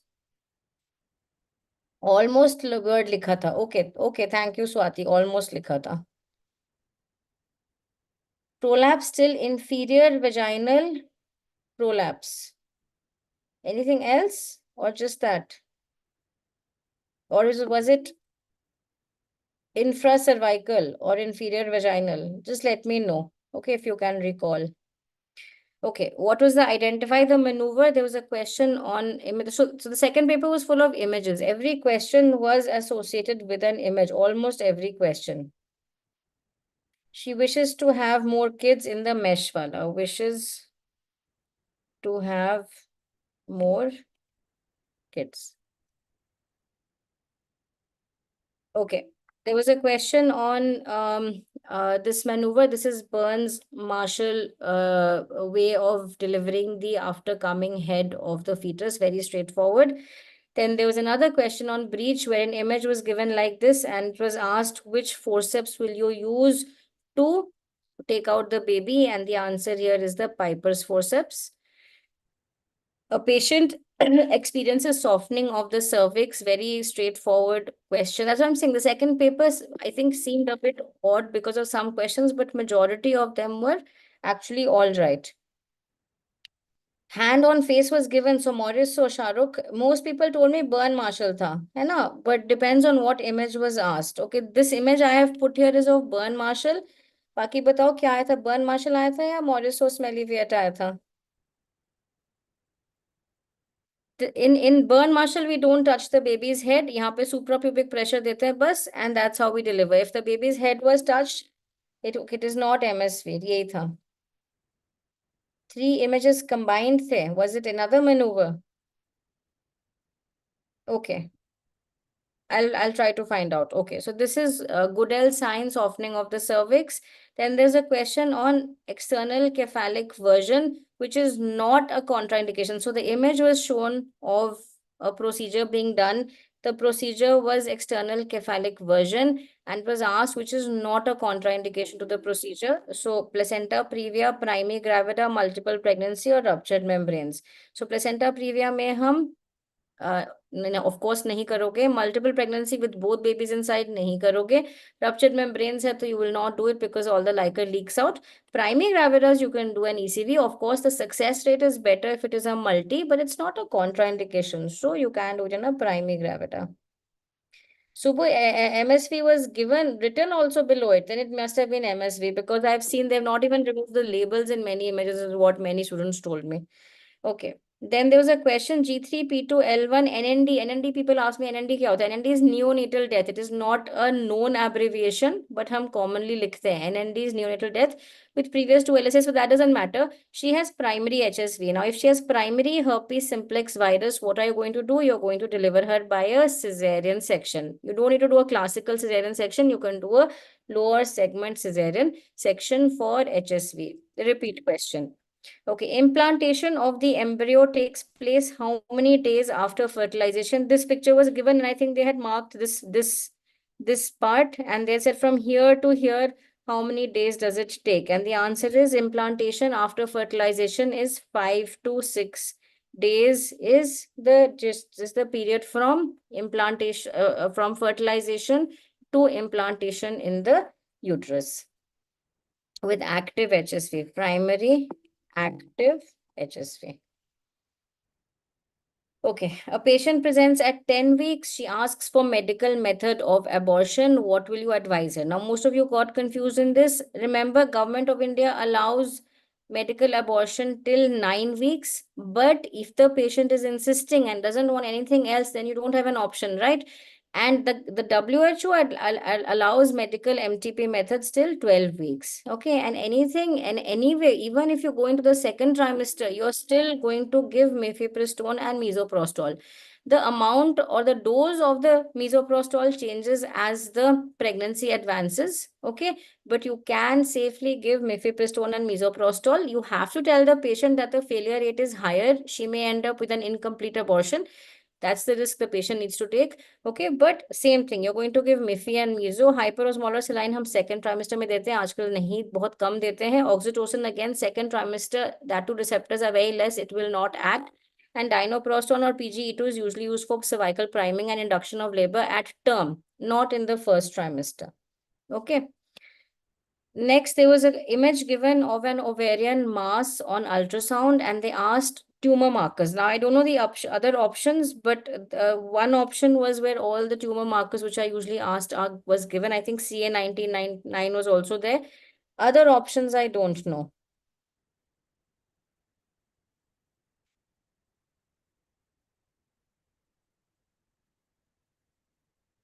Okay, what were the other options in this question?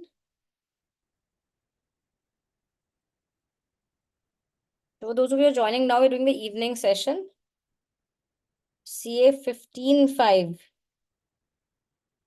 or 19.9 was given. CEA was given, okay. CA 125 was in all the options, fine. But यही option था ना, this was the option, right? ठीक है, okay.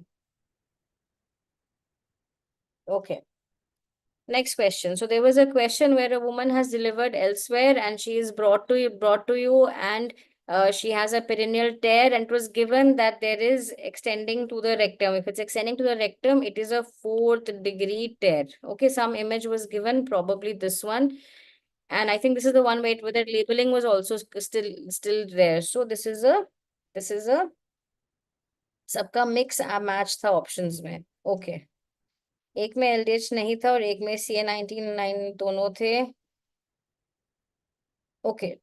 All right, that was the correct option. ना ठीक है, बाकी छोड़ो, जो भी था छोड़ दो. You should know what we use for tumor markers. What tumor markers we use. So 4th degree tear, this is also clear. Okay, LSCS for breach was done. Intraoperatively, this was seen. So you saw two. इसमें of course एक बड़ा था because इसमें बच्चा था, तो obviously बड़ा होगा. ये normal size horn था.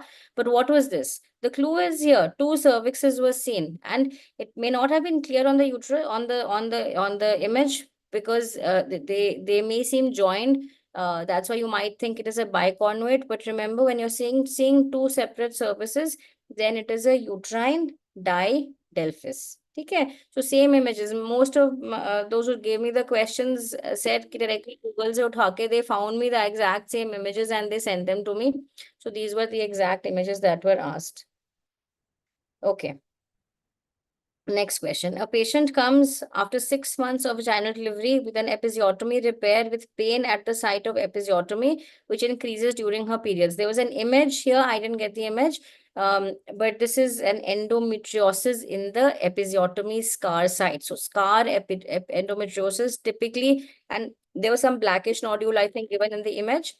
Typically, which increases in pain during periods is endometriosis. Didelphys में pregnancy हो सकता है, जोशी क्यों नहीं हो सकता है? In fact, it is one of the better reproductive outcomes. The most common site of tubal ligation and the reason for ligation at this site is, and we do ligation at the isthmus. This I think all of us know, Pomeroy's is the isthmus. But why do we choose the isthmus? The actual option, the actual reason is that the isthmus is the narrowest site.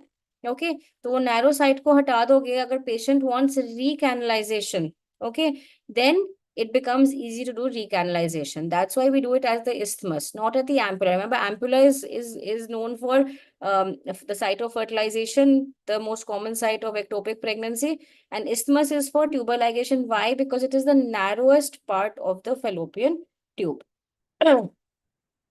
Inclusion cyst था यहाँ पे. Okay. Inclusion cyst. That mentioned papule is palpable. Papule is palpable, all the more reason that this is endometriosis. It is the endometriotic nodule which we are seeing. Next question. A 40-year-old woman presents with HMB and something coming out of the vagina. Her last childbirth was 10 years back. This was also an image-based question. And the way that I was explained is that एक smooth सा कुछ दिख रहा था introitus के बाहर. and it was most likely a fibroid polyp. Why? Because she has heavy menstrual bleeding. You can put your finger through the cervix. So क्या होता है जब polyp होता है, cervix becomes dilated and effaced, and you can actually introduce your finger inside. And on bimanual palpation, you are able to palpate the uterus. So it's not an inversion or a prolapse. Okay. So this is fibroid polyp. Uterine inversion इसलिए नहीं है because you are able to palpate the uterus. Inversion में क्या होगा, uterus पूरा invert होके बाहर आ गया. When you do a PV you are going to feel an empty pelvis. You won't be able to palpate the uterus. Then this I think has been discussed, but this I was seeing sir's questions. It was a male patient, so forget this. Pharmac का question था. A 25-year-old woman with primary infertility is found to have bilateral tubal block on HSG. This is a direct repeat question. It's come twice in the last 5 years. Once you have bilateral tubal block, you're going to do a you're going to do a laparoscopy, my mistake. And you will do a laparoscopic chromatubation. You want to confirm your findings and see if you can recannulate or cannulate the fallopian tube. This was the paper 2 wala MagSelf wala question. MagSelf toxicity, all are monitored except, remember, magnesium toxicity is a clinical monitoring, right? So you're going to check the respiratory rate, you're going to check the output, you're going to check the DTRs. If any one is not, if DTRs are absent, say, या respiratory depression में जा रही है patient, या output कम है, सबसे पहले क्या करोगे? फिर you are going to do a serum magnesium level, okay? You don't do it initially. It is done only if there's clinical signs of toxicity. So this is the correct answer in this question. Okay. Then there was an image of a fibroid specimen. Was it a fibroid or was it somewhere I was reading that maybe it was an adenomyosis, but I'm not sure. क्या था? Gross specimen था of a fibroid. एक option था ovulation induction का इसमें. Okay.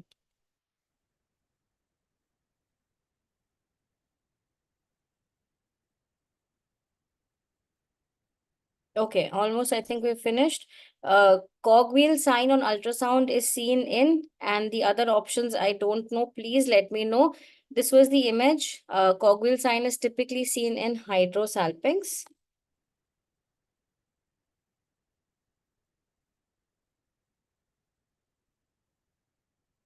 Okay, intramural fibroid था या adenomyoma था.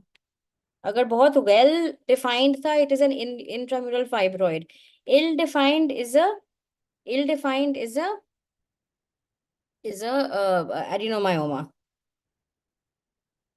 Okay, last question, I think. After ovulation, the egg is called what? Okay, this is a question from physiology. It's there in the main topics. It's something which is a straightforward question, but since it's been asked, it's now become important. So what happens is in oogenesis, when the primary oocyte undergoes meiosis 1, okay, and forms a secondary oocyte. So what happens is the secondary oocyte at ovulation, what's going to happen? The secondary oocyte is released, okay, and it gets arrested in meiosis 2, okay, and this meiosis 2 completes only at fertilization. अगर fertilization नहीं होता है, तो meiosis doesn't even get completed. Okay, so remember, the oocytes at ovulation, it's called a secondary oocyte which is released, and this gets arrested in meiosis 2, which gets completed only if fertilization happens. So that ends obs and gynae. As I said, paper 1 was of course more straightforward. Paper 2 you had to think a bit. And I think the sir is there next, Dr. Apurv. I am done with my session. I think you can take over. Thank you very much, ma'am. And I think Dr. Praveen will also join me to have a word about what happened in NEET today. So before I share my screen for ortho MCQs, I have certain questions from Dr. Praveen. Yes, sir. I believe a lot of students who have appeared for the exam today are watching this, but then there are people from second year, third year, fourth year who are worried about what's going to happen to them, and they are also enjoying this session. If I am a second year student and I want to prepare, my aim should be obviously to understand second year subjects. But along with that, I want to have an app, Cerebellum. How I must utilize it?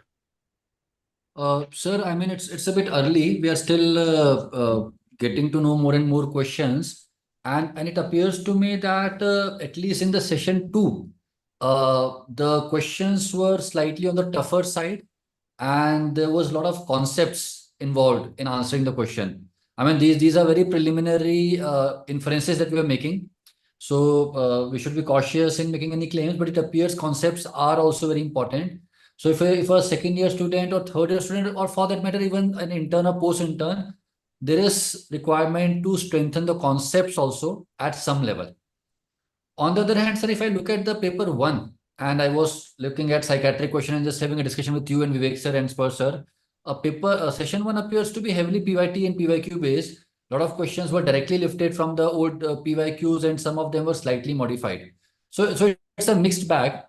And as we have been saying for quite some time, that strengthen the concepts and strengthen the PYQs and PYTs. And sometimes paper will be more conceptual, sometimes paper will be more PYQ, PYT based, but there will be, things from both of these segments. So this is my initial assessment. I would like to listen to what you think, and Vivek sir and Sparsh sir also here. There is a big clouding that happens in everybody's mind regarding the finishing sprint, that we just have to do the revision modules. You don't have a choice of creating concepts towards the last 2 months or 1 month. Concepts are the base on which you create a pyramid of revisions. Right.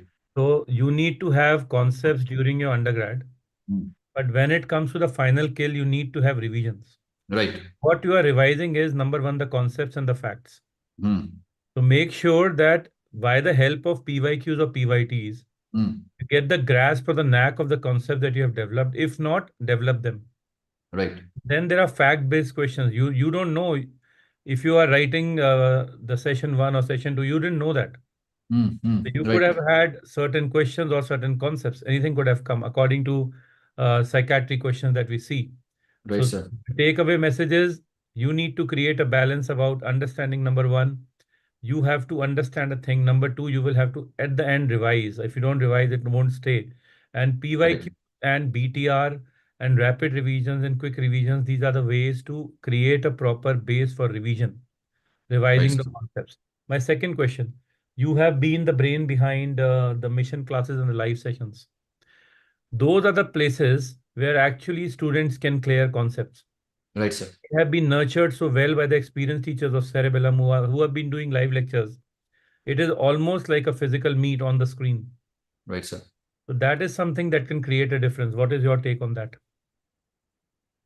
Sir, you're asking me or Vivek, Yes, sir? I'm asking you. Sir, I think you're very right. I mean, while going through the questions that were asked in the today's exam, in something like a mission class where we interact with the students live, and we also try to clarify the concepts, not focus only on the facts. Somebody who had done mission classes, or somebody who had done detailed lectures, main lectures, would definitely have gotten that extra edge, especially in those questions which were not so straightforward.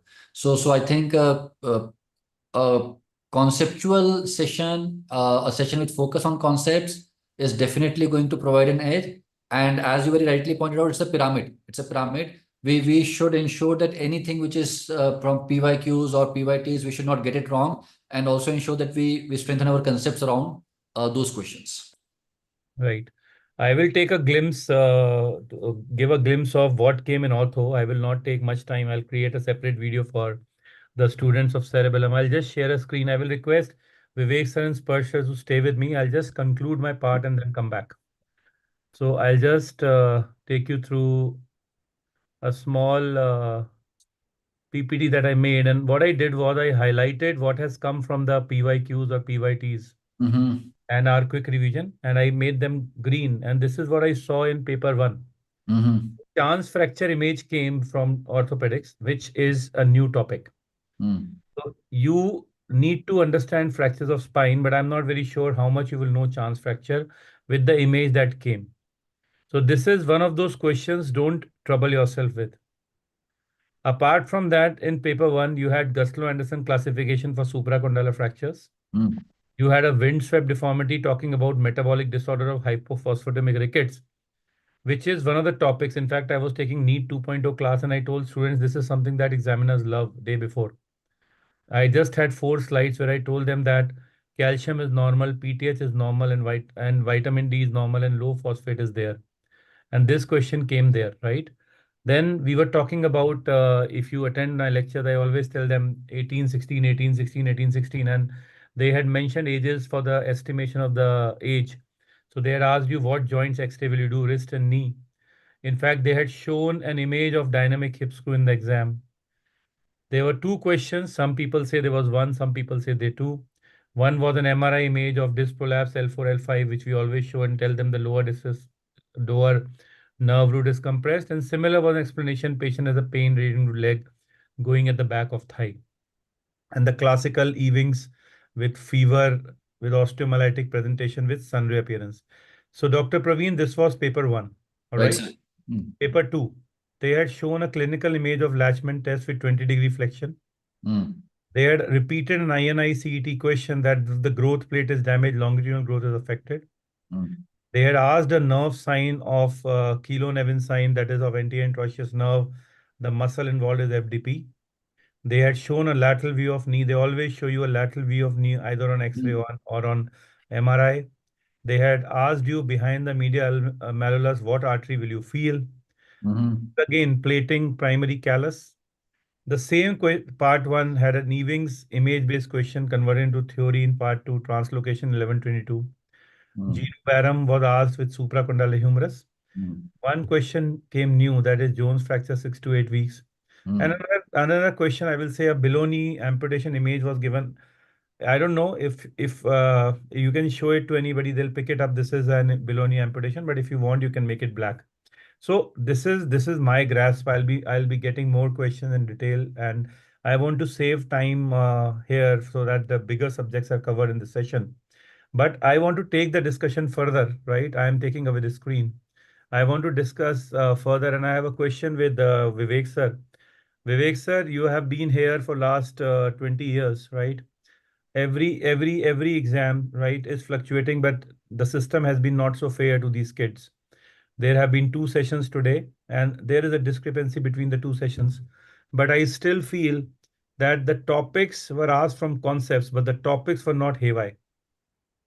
They were sticking to the same list of topics that have been there. So Dr. Praveen, what we just spoke, concepts of PYT was required, right? Right, sir. So PYT still is the same what we prepared ourselves and have been teaching. Vivek sir, do you think in your subject the topic shifted? It came out of the syllabus, as they say? Sir, I think out of The javelin throw by Nadeem, was it like Sir, that? no, sir. Out of the 40 questions, I have found only one question which was totally new, to be frank. So if you see, sir, 1 by 40 to 2.5%, that is something is okay, that's acceptable. They say 15-20% is acceptable if they get a new question in NEET PG exams. Dr. Sparsh sir, I have a question from you. I have been looking at Goga Bhai and Raina ma'am discussing. And what I realized is whatever they had discussed, more so with Raina ma'am, a lot of clinical based questions came.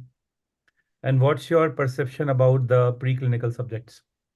Sir, absolutely the way that we have been talking about in the main videos, and if there are people who are lucky enough to attend our live sessions as well, we keep on talking about the fact that it is just not a database thing that we are having a discussion of.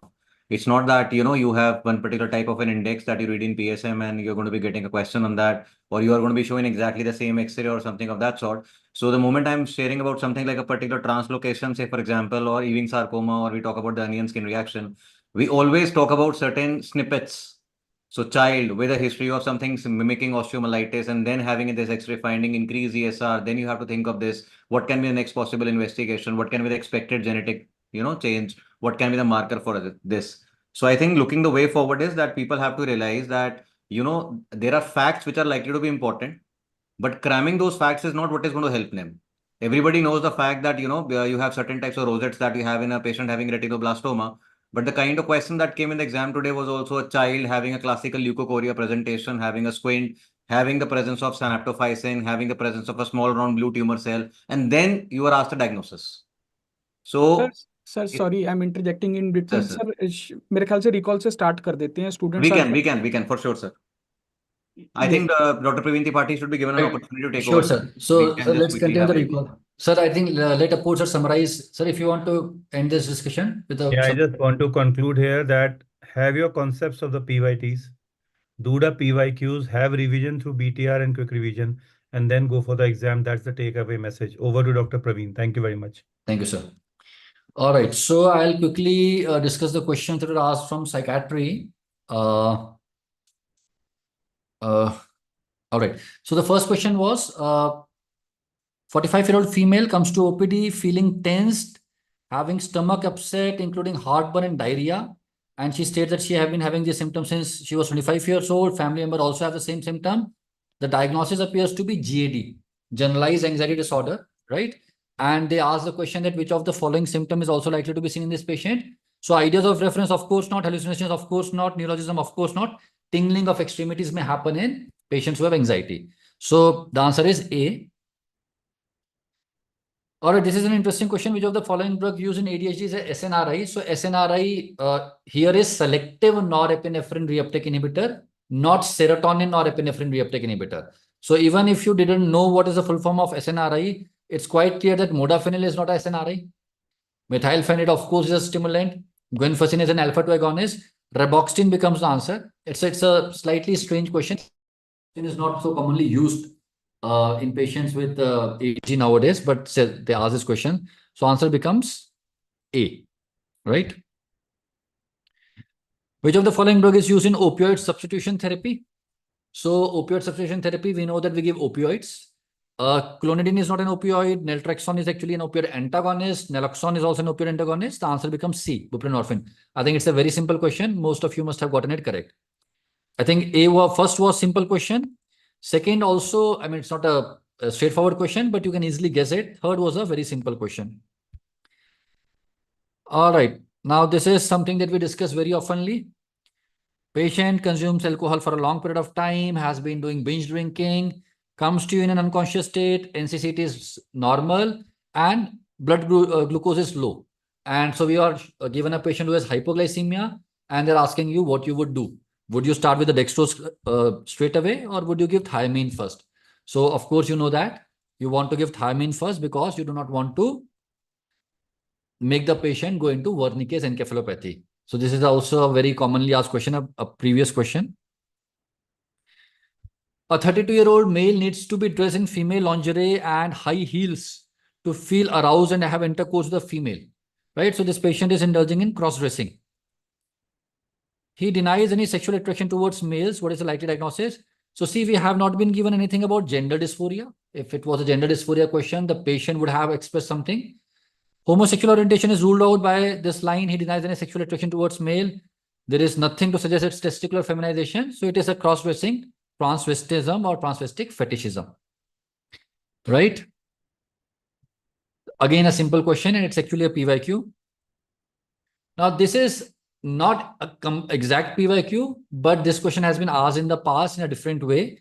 So 30-year-old male comes to you for evaluation. During the session, he appears quite charming. And there is history that he behaves nicely with family members, but often gets into fight with friends. And here is the clincher. He was also involved in multiple police cases. So we remember that when the person gets into conflict with the law repeatedly, the personality is antisocial. And this is a fact about people who have antisocial personality, that they can appear very charming, especially in the initial interactions. That's why the con men are often very charming, right? So the answer becomes A, antisocial personality. All right. Now, this is an interesting question. 45-year-old female went to multiple plastic surgeons requesting for face deformity correction, now referred to a psychiatrist, insists that faces is deformed, needs a surgery despite no such evidence. Our diagnosis is body dysmorphic disorder. What is the treatment of choice? So if CBT, cognitive behavioral therapy, was in the option, it would have been a better answer, but it was not. Behavioral therapy was in the options. So you have to choose between SSRIs and atypical antipsychotics. Because your diagnosis is BDD, you will go with SSRIs.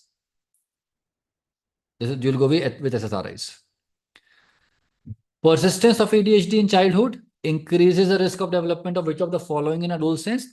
This is also a PYQ. Actually, it was asked in AIMS long time back, and they had not asked in the adolescents, but in the adults. So if somebody has ADHD in the childhood, in the adult life, the chances of antisocial personality increases. But here they are talking about adolescence. So the right answer is conduct disorder. Conduct disorder. So this was a slightly tougher question. I think some of you would not have gotten it right. Comparatively difficult.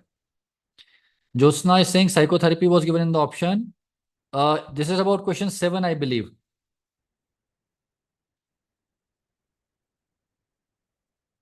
Is it question number 7?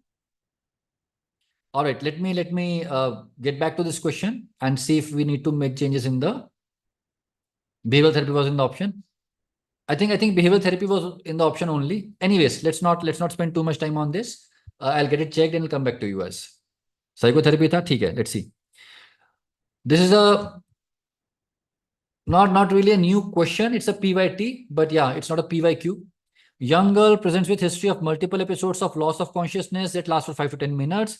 These episodes occur only in front of family member, only in daytime. Patient can recall the conversation that happened around her during these episodes. No tongue bite, no incontinence. The entire history has been given to tell you that it's not a true seizure, it's pseudo seizure, or the diagnosis is conversion disorder. The therapy is used as a treatment of choice in conversion disorder.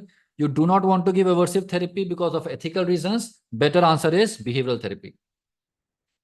Behavioral insight therapy. अच्छा, insight psychotherapy ठीक है. इसको मैं check कर लूँगा. I'll get this checked. Insight behavioral therapy ठीक है. चलो. Favorite question of examiners. Every time asked in the exams. Patient brought to hospital after RTA. Which of the following drug would be best to avoid the withdrawal symptom? No prizes in guessing it right. It's a benzodiazepine, lorazepam. ठीक है. Insight psychotherapy, insight oriented psychotherapy ठीक है. All right. Aversive therapy का मतलब क्या होता है ये मैं आपको क्लास में समझाऊंगा, यूट्यूब सेशन में नहीं. Mother reported that her girl ingested a substance in an unknown dose. Now girl has hypertension, tachycardia. All of these are sympathetic symptoms. And which is the likely drug? Cocaine, morphine, heroin, chlorpheniramine. Of course, cocaine is the drug which leads to sympathetic symptoms. Okay, so answer is A here.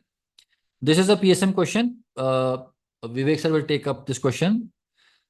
And yeah, this is it. Any other question that I missed? So देखो insight oriented behavioral therapy तो कुछ होता नहीं है. Insight oriented therapy usually psychoanalytic therapy होती है. But again, let me go back. Let me talk to the students, find out the exact option, and we'll release the correct options in the video that we release for the recall. Any other question? कोई और question था भाई? Any other question? All right. ठीक है. चलो ठीक है. All right, ठीक है. Over to Sparsh sir. Sparsh sir, this is it from psychiatry. You can start with the pathology. Thank you.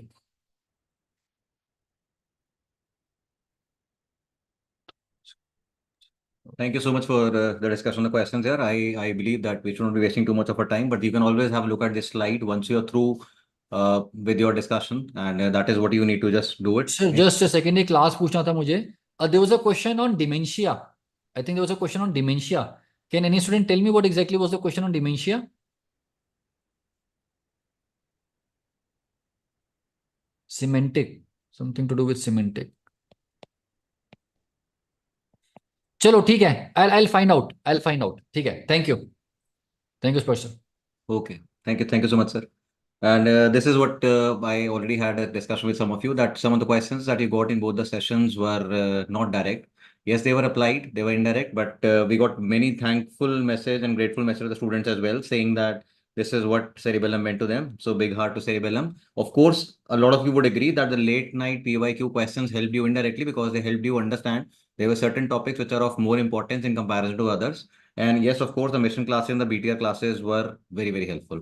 Now let's look at the questions. This was a question which was a deviated version of a question which was asked in the INICT 2022 exam, in which clear cell carcinoma was asked as a question. In the current exam, session 1, this was a renal cell carcinoma question, which was giving you a history of an elderly patient having the classical triad of having a flank mass, having hematuria, having the presence of a pain as well. And the histological image was provided, which had the presence of perinuclear halo histopathologically. and they asked you about the kind of the subtype of the renal cell carcinoma that the patient was having. So obviously the answer for the question happened to be something like a chromophobe cancer. I hope most of you got it right for the exam. Then we got a question in the session 2 about a condition that was seen in the bladder, in which there is going to be presence of a soft plaque-like lesion, and perhaps the pathogenesis of malakoplakia was asked in the exam. So we understand it is going to be associated with Escherichia coli infection, and the macrophages are not able to clear the bacteria because of the presence of a defective phagocytosis. I'll be really thankful to you if you can possibly give me the other options as well. Please do type it over here as well as in the Telegram channel. But definitely a question related with malakoplakia and the pathogenesis. So earlier exam questions had been asked with respect to the Michaelis-Guttman body and the von Hensman cells. But this time the question was on defective phagocytosis and of course the plaque-like lesions, right? Then we got a question which was asking us about the presence of a pseudo-Gaucher cell and association with a malignancy. This was again a session 1 question which was pertaining to the fact that in the bone marrow examination of these patients, you are going to be having the presence of pseudo-Gaucher cells, particularly seen in a patient suffering from CML. Of course, you know the fact that Gaucher cells will be seen in case of Gaucher's disease, glucocerebrosidase effect, and you are going to be having a differentiation with respect to the intracytoplasmic tubule inclusions over there from the true and the pseudo Gaucher cells. We then got a question on the karyotype, which was very easy with respect to the fact that you had something like XO. So the diagnosis was asked in the exam again, which was done by a lot of people comfortably. This was a case of Turner syndrome. Kindly recall, we had a discussion on a lot of questions regarding 2020-2021 exams NEET PG, in which one exam had 2 questions on Turner syndrome. You know, if you remember the streak gonads and the presence of a webbed neck and the presence of the flat chest and the patient was having a primary infertility, all those questions that had been asked in the exam earlier, right? We are going to be talking about that, Doc. Yes, we are coming to that. We got questions with regards to the respiratory system. There are 4 questions that I could possibly get from you. One was with regards to the expression of a factor, which was thyroid transcription factor 1. So patient had the presence of a lung mass, and then he was having the presence of an IHC marker, which had the positivity for TTF1, thyroid transcription factor 1. Now we had a discussion when we are talking about the number 1 cancer that we have globally as well as in our country, that is adenocarcinoma. A is the first alphabet, and therefore easy for most of you to recall that TTF is going to be expressed in patients who are going to be having adenocarcinoma of the lung. The second question was talking about the patient who was having a respiratory distress. He was diagnosed to be a case of adult respiratory distress syndrome. Now, a slight variation. One group of people said that the initial or the starting event was asked in the exam, which is usually endothelial cell injury. And a lot of students actually recalled the fact the question was asking about the roles that is being played by cytokines. So endothelial cell injury is responsible for release of cytokines like interleukin 8, TNF alpha, and they are the ones which are responsible for causing activation of the neutrophils. These neutrophils are subsequently going to cause more damage. There is going to be a deposition of the fibrin layer, and that's what is going to be responsible for the classical fibrin membrane that we have in such patients. Yeah. We also got a question which talked about a patient who was having a history of dyspnea, or it made a mention of respiratory distress, and the patient was having a liver dysfunction. So combination of pulmonary manifestation, combination along with hepatic manifestation, the likely defect in the patient is going to be. So options were with respect to ATP7B, that means it was associated with Wilson's, ATP7A, which was main case, and one option was alpha-1 antitrypsin deficiency, right? Alpha-1 antitrypsin deficiency. Okay, you said this was a question, so I can always highlight it. Then there was a question in the second session, which was talking about an industry worker. Now, it specifically did not make a mention of what kind of industry was he working in, but he was working in industry for a long duration of time, something like 20 years or so. And there was an image which was given. A lot of people said it was a classical image of a interstitial fibrosis having the presence of an asbestos body. So perhaps if you can let me know if there was a specific, fact with regards to the asbestos body, or did they make a mention of the fact insulation industry or something of that sort, which could have given you a hint regarding asbestosis? I mean, why I'm talking about that is because berylliose is something that you would see in association with the patient who's going to be working in the aerospace industry. But if you are not being given something which is going to be associated, right, brown color ke deposits say, okay, so I can perhaps just take a cue from some of you. Brown deposits is what I can say over here. Okay. So brown deposits can actually be seen because of iron as well. So perhaps it can be because of ferruginous body. If having was not there. Okay. Shish kebab appearance was there. Okay. Wonderful. Wonderful. So we understand the fact asbestos body, ferruginous body, shish kebab appearance. That's what is going to be seen in a patient who's going to be suffering from asbestosis only. Right. Okay. So this patient had pan-acinar emphysema. Was it mentioned actually If it was, then of course, then pan-SLA emphysema can be having, one prominent cause that we have talked about, that is alpha-1 antitrypsin. Brown color का body था कुछ violent shape. शीर्ष का appearance था, okay. Anthracosis. Anthracosis was the last option. Okay, thank you so much for that purpose. Of course, we are going to be coming with a better detailed discussion, but I think pretty much the time so that we can just have a quick look over here. Hemat was full in paper 1 and we got a lot of questions in paper 2 as well. We got a question on the most common inheritable cause of coagulation defects. That's going to be von Willebrand disease. And the question was not about a true statement, but about a false statement. So we understand that type 1, type 2, type 3. The type 3 is the most severe because it is having very low levels. Absolutely true. Type 2 is the one which is a functional defect. There is no change in the levels as such. But type 1 is going to be an example of a mild disease. It's a commonest. It is autosomal dominant. It is a mild disease. So that was a false statement that we need to just have an understanding. We got 2 questions in the exam on B12 deficiency. One was a direct question, paper 1, which talked about a patient having had a history of a partial gastrectomy. And the question was asking about the nutrient deficiency, which is likely to be seen in this patient, right? So the answer was obvious. Parietal cell depletion is responsible for causing a development of B12 deficiency. We got a question in the second session, which talked about a patient having undergone an ileal surgery. And then the question was asking about which of the following is not seen as a feature. So B12 deficiency would be associated with development of neurological manifestations. Patient could be having a development of a reversible dementia. Patient could have had a development of cerebellar symptoms as well. But B12 deficiency is likely to be responsible for causing a macrocytic or a megaloblastic anemia, not a microcytic anemia, right? So 2 questions I'm saying.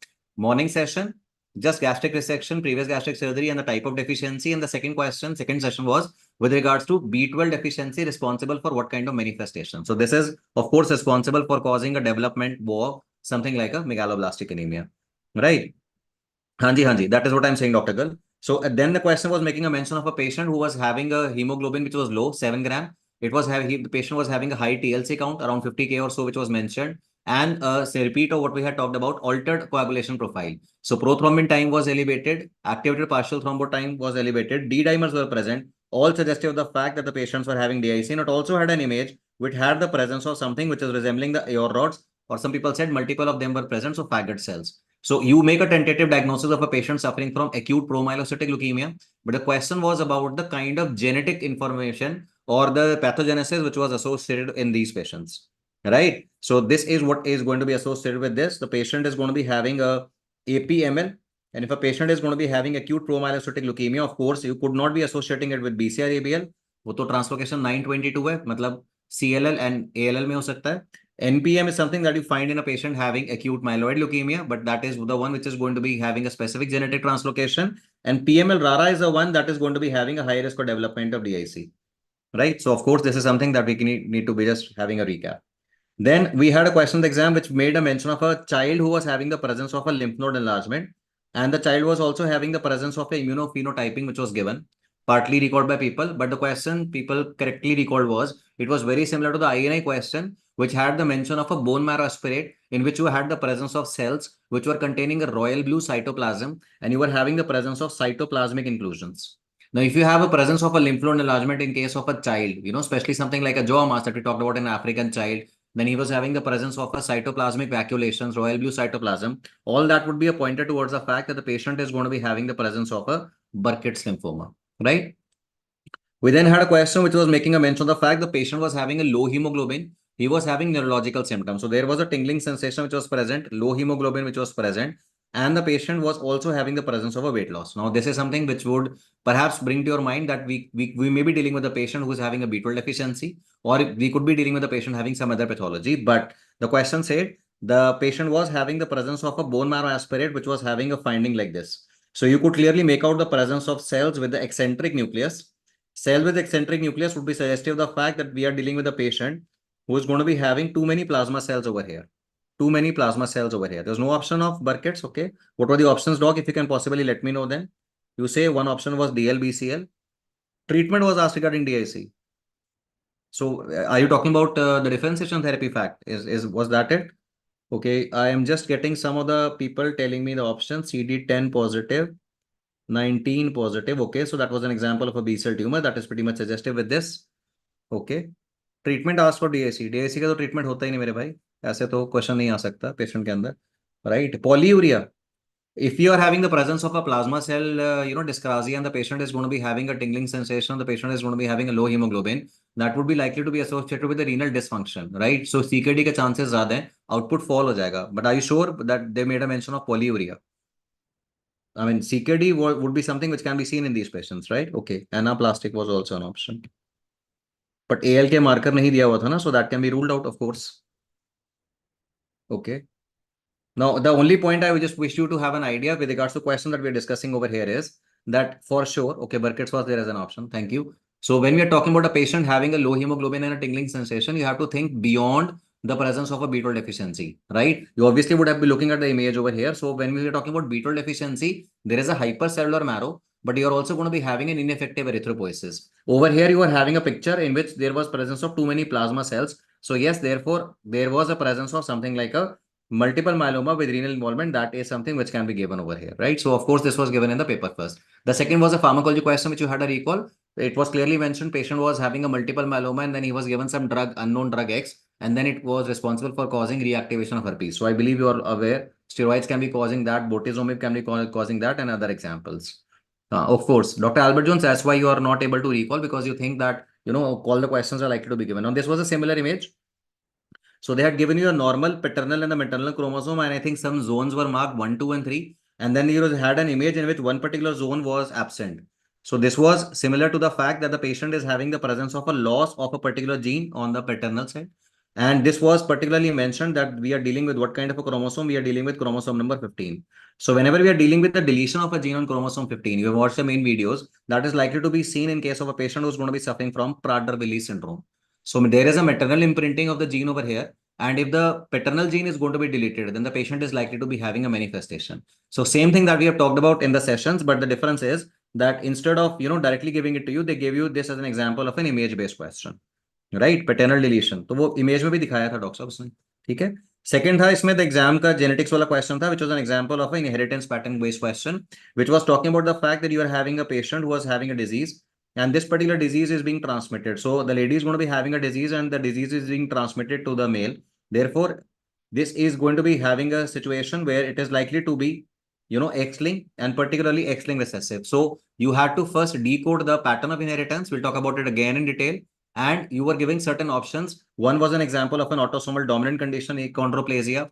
Then we had autosomal recessive condition in the form of Wilson's. Then we had a question which was making a mention of the Wiskott-Aldrich syndrome. So this pattern of inheritance was referring to X-linked recessive. And knowing about that fact that Wiskott-Aldrich is an example of an X-linked recessive condition. Of course, you had a clinical image-based question, 2021, if you recall, a child having a presence of a back rash, recurrent infections. You had a question in which there was a question which was making a mention of recurrent infections, thrombocytopenia, small platelets, bleeding, and the patient was, what is the next subsequent investigation you would like to do? VASP gene study. That was an INI question. So this question was a different question. Topic remained the same. The pattern in which the question was asked in the exam changed over here. Right? हाँ, mail में नहीं है ना भाई, mail में नहीं है, female के अंदर ही है ना, right? That's what we understand. Okay, hemophilia was as okay. One question from hemophilia that you are saying.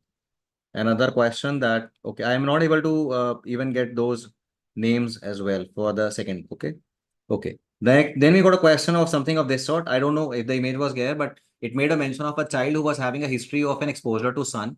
It was responsible for causing development of hyperpigmentation and multiple erosions on the skin eruptions. And the question specifically said that on examination, the physician told that this was because of some kind of a gene defect in the DNA repair genes. So of course, if you're dealing with a patient having a history of a hyperpigmentation and the presence of multiple eruptions, likely to be suggestive of a condition like xeroderma pigmentosum. And xeroderma pigmentosum, why is it caused? That would be seen in case of a patient who was having, okay, no image, okay, no worries. This is what the image that I had shown you in the discussion in the main video. So just wish you to have an idea about this. So this is an example of a nucleotide excision repair gene defect, right? That's what we just need to have an idea. Mismatch repair gene defect is something that would be associating with other conditions. Then we had a question, endocrinology, multiple questions. We had a question on the orphan NEI nuclei. Instead of asking you the direct fact that we, make a diagnosis of this as an example of a papillary thyroid cancer, the question asks you about the kind of a gene affected. Now, this was again a paper 1 question. Fact number 1 is that whenever we're going to be talking about, okay, sunburn history, I can just add it over here, doc. So one set of students said that the options in the genes were given were RET, RAS, BRAF. If that be the case, we understand the fact papillary thyroid cancer would be associated with red PTC gene. If red PTC gene is not given as an option, the next best option that you have to go in for over here is going to be BRAF gene. There was a second set of students which said BRAF was not given as an option. RET, RAS, some other gene, and MET was given. So even I just want you to remember the fact that MET can be associated with certain subtypes of papillary thyroid cancer. So if you can just let me know that BRAF was given, if that was given for sure, that is going to be the answer. Yes, for sure. Then that becomes the answer of choice. Right? The another question was with regards to the patient who was having the hyperpigmentation, perhaps on the knuckles area, and he was having a low BP. The question gave you the value of the electrolytes. So serum sodium value was given, which was 127, which was of course less. 136 to 142 is a normal value, hyponatremia. It made a mention of serum potassium value, which was here 5.4, right? So that indicated the presence of a higher range of potassium. And then you were asked a question in the exam. So if you're talking about a presence of a decreased amount of something like aldosterone, that is something which could be explaining the finding. So presence of hyperpigmentation, presence of hyponatremia, hyperkalemia like finding could be likely to be associated with the patient who's going to be suffering from adrenal insufficiency. BRAF was there, it was not there, it was there. Okay. So if you say it was there, of course, that is going to be one of the important ones. If you recall, BRAF mutation is specifically seen in the tall cell variant of thyroid cancer, papillary thyroid cancer. It is associated with extrathyroidal involvement as well. Next, we can talk about a paper 2 question, which was had given you values. Thankfully, they gave you reference values as well. The MCV was low, MCH was low, transferrin saturation was low, TIBC increased, ferritin was low. So pretty straightforward question. You are supposed to interpret this finding of iron profile. And this is something which was associated with a patient suffering from iron deficiency anemia. Paper 2 also had an example of a cardiac biopsy image of a patient who had died of a heart attack. And they ask you what is the timeline at which the patient had died. So this is very, very similar to the one that we had in the, the quick revision videos as well as in the mission videos as well. So where we talk about if you are having only a scattered appearance of neutrophils, that's an example of a early neutrophilic infiltration, typically seen within 24 hours. But when the question says that this is a brisk neutrophilic infiltration, too many neutrophils that you can make out over here. So with respect to the timelines, of course, the best answer I would have gone in for over here is between 2 to 3 days. Beyond 3 days, you understand, this would be neutrophils being replaced by macrophages. So it cannot be 24 hours because this would be early. 4 to 7 and 7 to 10 is ruled out because of neutrophils still being there. And 2 to 3 days is the one where you're going to be having the presence of brisk neutrophilic infiltration. AML का question था treatment option. So pharma बन गई ना भाई वो तो. ठीक है?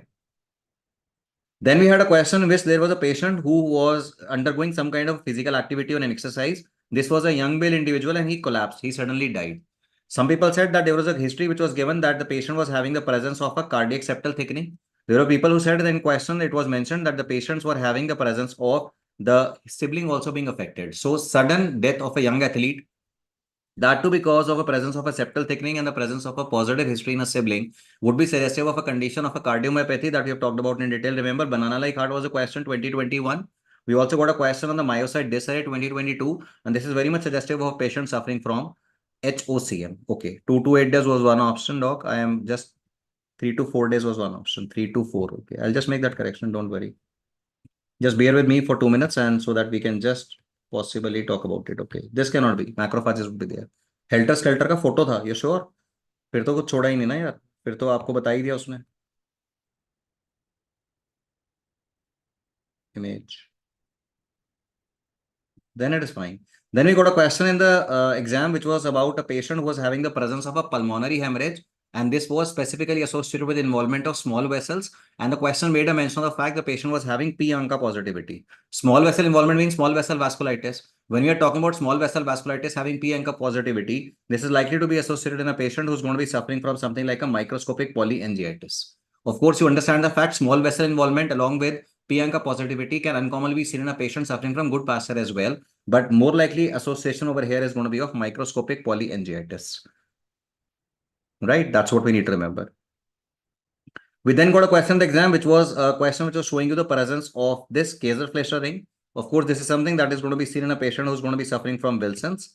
So two-step question was the trend in this exam. So you had to make a diagnosis of Wilson's disease regarding this. And the second was that the patient was making or having what kind of investigation for confirmation of diagnosis. So if you are able to identify the Kayser-Fleischer ring, of course, you understand that the best way for confirmation for diagnosis of these patients happens to be the determination of the copper levels, and that to the dried copper is what is going to be, the dried liver is what is going to be having the extra amount of copper, which is used for confirmation. Serum copper is something that we totally do not rely upon. Similarly, urinary copper and serum ceruloplasmin are not as reliable investigations as you would have the copper levels over here. Right, that's what you need to remember. Then we had a question which are usually discussed in our course when you're talking about the live sessions, enteric fever. So when I show you the image as well, we'd make a mention of the fact this was having a history of 4 days of development of symptoms, and they asked you the best investigation for confirmation of diagnosis. So BASO is a mnemonic or the acronym that we are using. So blood culture within the first week is going to be the way by which you are going to be making a diagnosis. HOC was a part of the question. Murmur change pucha tha. Okay, so that was a medicine question. That is what you intend to tell me. Okay. Okay, I'll just add the word murmur over here. Yeah. Murmur also. Maybe 2 separate questions in 2 different sets, right? We cannot never rule it out. Then we had a question in the exam which was on alveoli inclusions. So we had a discussion about the alveoli inclusions in context of Hodgkin's, as well as we talked about that in a patient who happens to have a history of immunosuppression, and the patient is going to be having a cytomegalovirus infection. Remember the differentiation, right? When we're talking about aplastic crisis, typically because of involvement of the erythroblastic progenitor cells by the parvovirus B19, you're going to be having the aplastic crisis. Remember, this is something that we have talked about in the INI recall as well, that parvovirus B19 was responsible for causing a development of a maculopapular rash. It is not responsible for a petechial rash, and it is responsible for causing a development of at times hydrops fetalis. So pretty much back-to-back questions you can understand with respect to parvovirus and our discussion. Right? Then we had a question which was talking about a patient who was having the presence of a bulky breast tissue mass. This was paper 2, I believe. The question had a histopathology image which was given, and because you could actually make out the presence of a giant multiple leaf-like lesion, so this was diagnosis or what was asked in the exam, and this is what is going to be associated with the patient who's going to be suffering from phylloids tumor. Smear pattern tha, okay, with dark line on IgM. Hodgkin's लिखिए doctor साहब मैंने, और आप क्या बता रहे हो मुझे? मल्टीपल माइलोमा का smear pattern. Smear pattern. Okay, so you might have been given a question on serum protein electrophoresis, जो हमने main videos के अंदर देखा. Is that what you're talking about? Just let me know that. Then there was a question asked in the exam, which was a repeat of 2023's question, in which the question had a mention of a child who was having the presence of multiple lytic lesions affecting, of course, the calvaria, and he was having the presence of skin involvement. Plus, there was a histopathological image as some people recalled. So quite similar to the question that we had a discussion on the PYQs, which was associated with a patient who was having the presence of no gross image, doc. There is no gross image. This is a histopath image. Of course, you understand it, na? So likely to be associated with a patient suffering from Langerhans cell histiocytosis, right? We then had a question, 2 set of questions regarding the malabsorption syndrome. One question said there was a patient having a history of, this was FMG question actually given over here. The question made a mention of a child having failure to thrive, having the presence of a diarrhea, and the child improved on dietary substitution. So one question was, what is a tentative diagnosis? Celiac sprue. There was another question which said the child was having diarrhea, he was having failure to thrive, he was having abdominal pain, he is having a skin rash as well, and this child was improving on dietary substitution. Which of the following antibodies is likely to be seen in the child? So similar history, but of course they made a mention of the malabsorption, improvement of symptoms with the dietary substitution, and the presence of a skin rash suggestive of celiac sprue. And the antibody likely to be seen in these patients can be anti-TTG antibody, classically the IgA subtype, or the patients could also be having the presence of the anti-endomysial antibodies. So tissue transglutaminase antibodies is what you just need to remember. That is what we are familiar with over here. Of course, duodenal biopsy and the other findings are we clear with. So these were 2 questions that we are just talking about over here. Then these were the total number of questions. 25 to 26 questions. And not to worry about the fact you've already been, through a very stressful times. This is what I would like you to tell us, that we are going to be putting our heart and soul into the teaching for you for the next batch as well. And just relax, just unwind and do pretty well. Of course, please do watch out for the detailed explanation of the questions as and when we come out with those explanations for you in the app subsequently, right? All the very best. I won't take too much of your time. Lot of your teachers are waiting for our discussion subsequently. Thank you so much again. Over to you, Vivek, sir, please. Thank you so much, Sparsh sir. Friends, just indicate in the chat box, my audio visual is absolutely clear. Okay, so let us start. Friends, the questions I have got, sorry, I got a little busy today, but seeing your enthusiasm, I'm here. This was the first question. Do keep on indicating in the chat box that This was session 1 or 2. I think this was session 1, if I'm not wrong. Calculate the median from the given set of observations. Students were fighting. There were 7 values or 8 values. Majority of students mentioned these were the values, right? So median was easy to calculate. You have to just confirm the answer. Arrange in ascending order. I've arranged in ascending order. I think one value they gave out of the profile, right? So look at these two. These are your two middle values. Take its average. So 4.5 becomes the median, one of the easiest questions of the paper, right? Okay, let's move forward. Okay, sorry, the question and image is overlapping. They showed an image showing different type of food items. Right? Okay, in case this was not given, then 4 and 5. If this was not given, 4 plus 5 by 2. Because students are mentioning differently. Some were saying 4 was given, 4.5 was given, 4 and 5 were given separately. Don't worry. I am telling you the various possible options. Whatever you have seen and whatever your marked is going to be correct depending on that, right? In case values are not similar, doesn't matter. Look at the middle value. If you get two middle values, take its average. That was the best thing, right? Majority of students were of the view 4.5 was given in the question. Therefore, I was in the chat box also. It has been confirmed by the majority of the students. Okay, image were different food items and they were asking you to identify the source of thiamine. If they had marked A, B, C, D. Okay, Dr. Bhumika says 6.5 was coming by dividing. Dr. Bhumika, if average of two middle value was coming 6.5, then that would be correct. That would be correct, but depending on the question, because always we get different versions of the questions. Okay, yes, pen was not there to arrange, but this is how we have to do. Okay, if they're asking you to identify thiamine, then you have to go for rice. Rice is the best source of vitamin B1. And only problem occurs, as we have discussed in our mission lectures, main videos and marathon sessions also. Outer layer of rice, when it is removed, then it starts shining. And then thiamine deficiency occurs, that is polished rice. So please remember, rice eating is not a problem. Polished rice eating is a problem we have discussed. So rice is the one of the good sources of thiamine in diet. Thiamine in diet, right? Okay. I think there was a question on full form of JSSK. We have discussed so many times in classes that full form sequence based questions we have to discuss. Janini Shishu Suraksha Karikram is the correct answer. What I want to know from you is what were the other choices? I'm sure one must be Janini Shishu Swasthya Karikram, or there must be something related to Janini Shishu Suraksha Karikram. Please help me complete the choices, or you can WhatsApp to this number. Let us go faster because many other faculty are waiting. So this was right. Okay. So Janani Shishu Suraksha Karikram. In demographic cycle, they asked, what does this curve blue arrow marked represents? So I'm sure we have discussed it multiple times across all these sessions. Pink line is your birth rate. Blue line is your death rate. Red line is your total population. You can see it is declining in phase 5. Phase 5, right? This is done. Okay, let's move further then. So according to what you have told me, it was the death rate they asked to be marked in this particular diagram of demographic cycle. Then they asked about this instrument. Instead of 4, I got 5 choices from the students. All of us have discussed this multiple times. Earlier, it was used for cooling power of air. Nowadays, it is used to measure low air velocity. Low air velocity is the answer because the instrument we are looking at, Carter thermometer. I discussed in all my mission sessions also. Only 2 thermometers are asked in the exam. One is dial thermometer, one is Carter thermometer. And I told you the identification feature, red bulb at the end. Red bulb at the end is Carter thermometer in case it was there, right? Okay. Then let us move further, friends. Now, in this particular questions, half of the students are saying HDI was asked, half are saying PQLI was asked.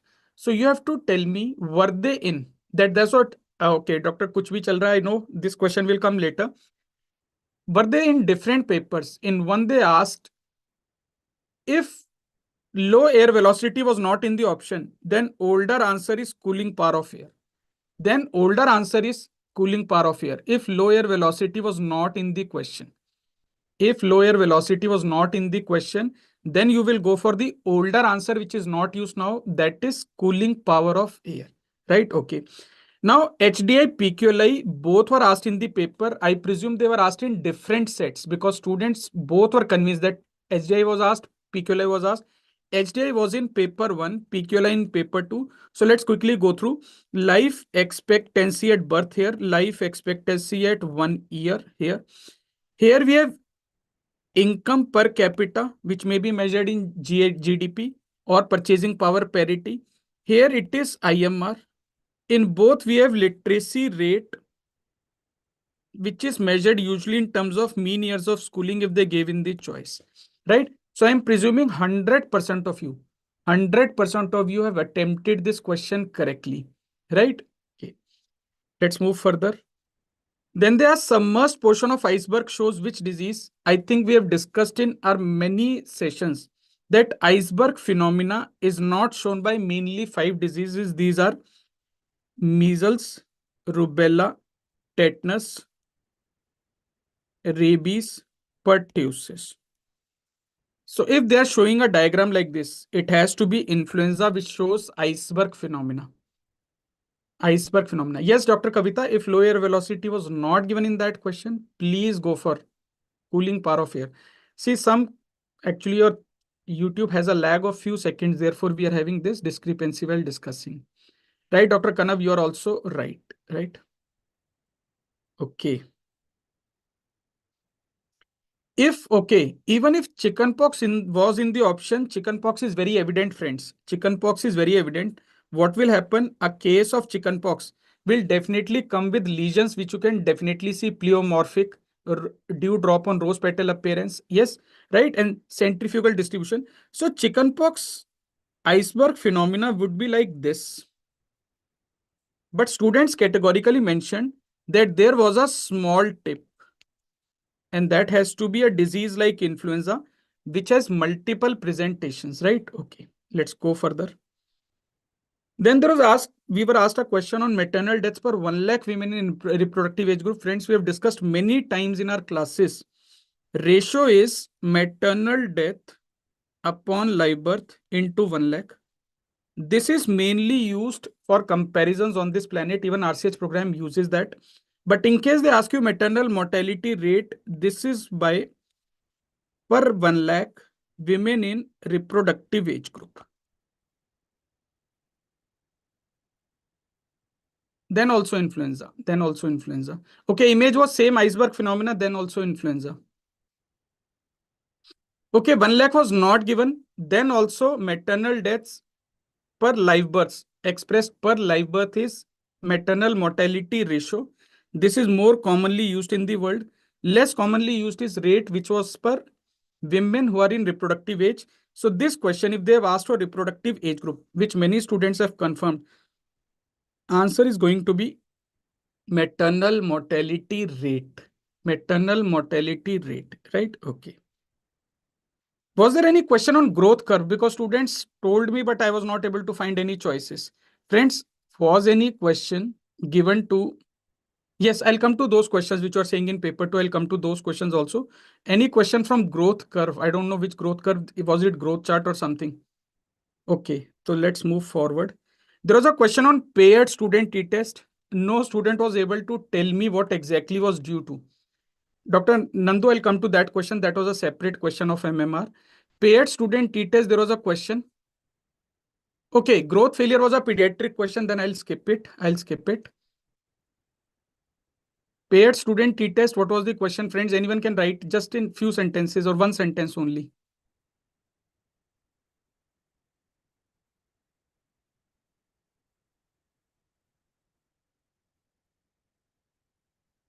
Okay, students are saying this was a question of pediatrics related to growth rate. Okay, so Dr. Anand will cover that. Paired student t-test.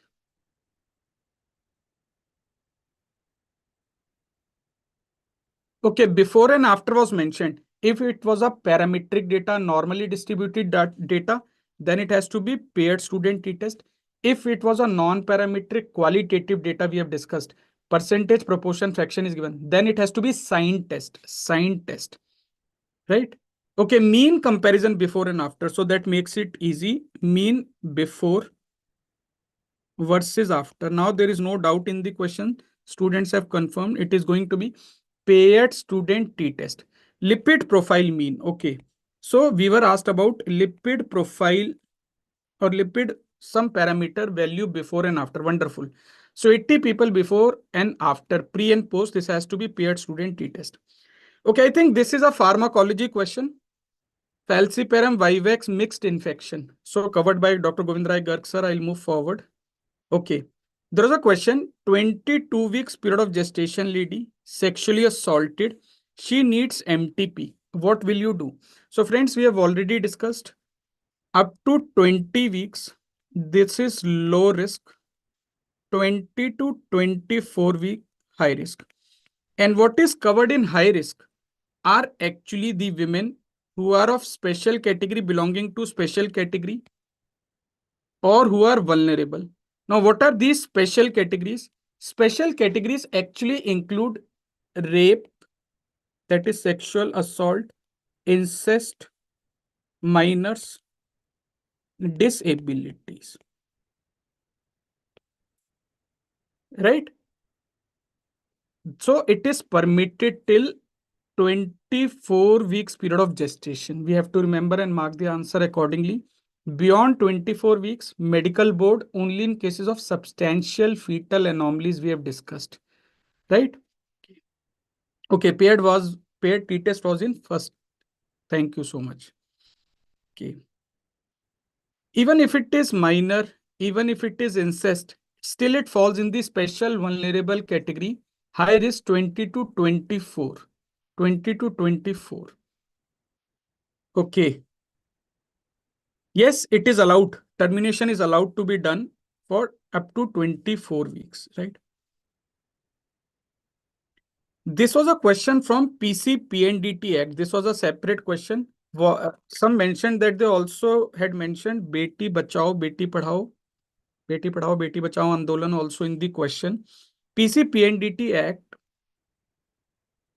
What did you mark? They gave a situation where a woman reports to you with USG scan. She's already having 4 children. What will you do?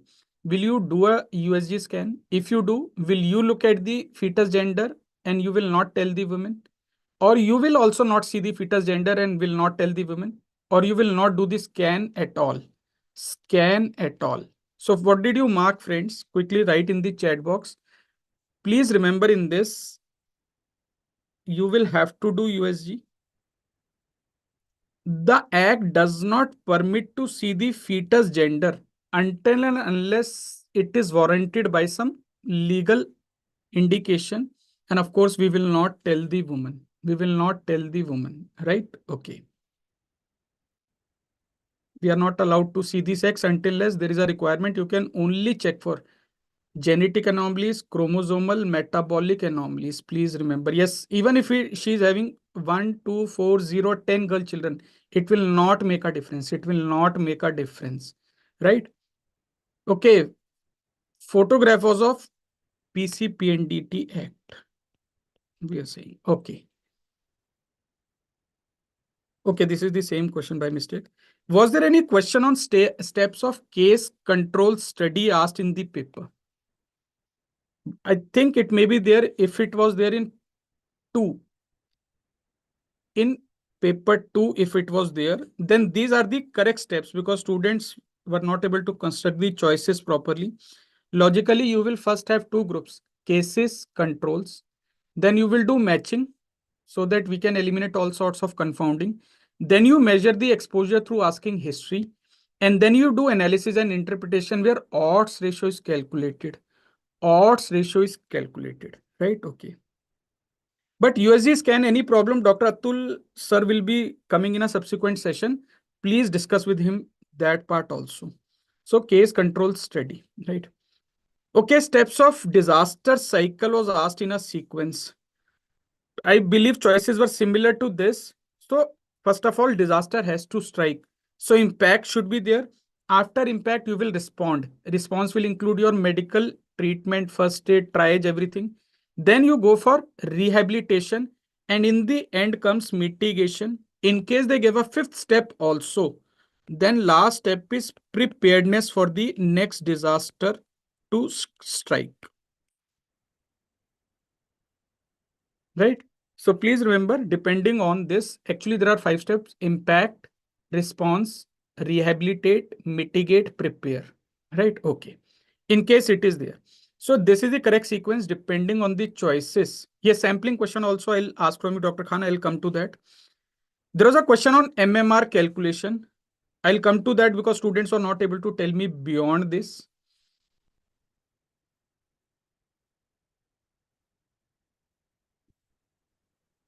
There was a question on early neonatal mortality rate calculation. Students say they were not able to tell me the values.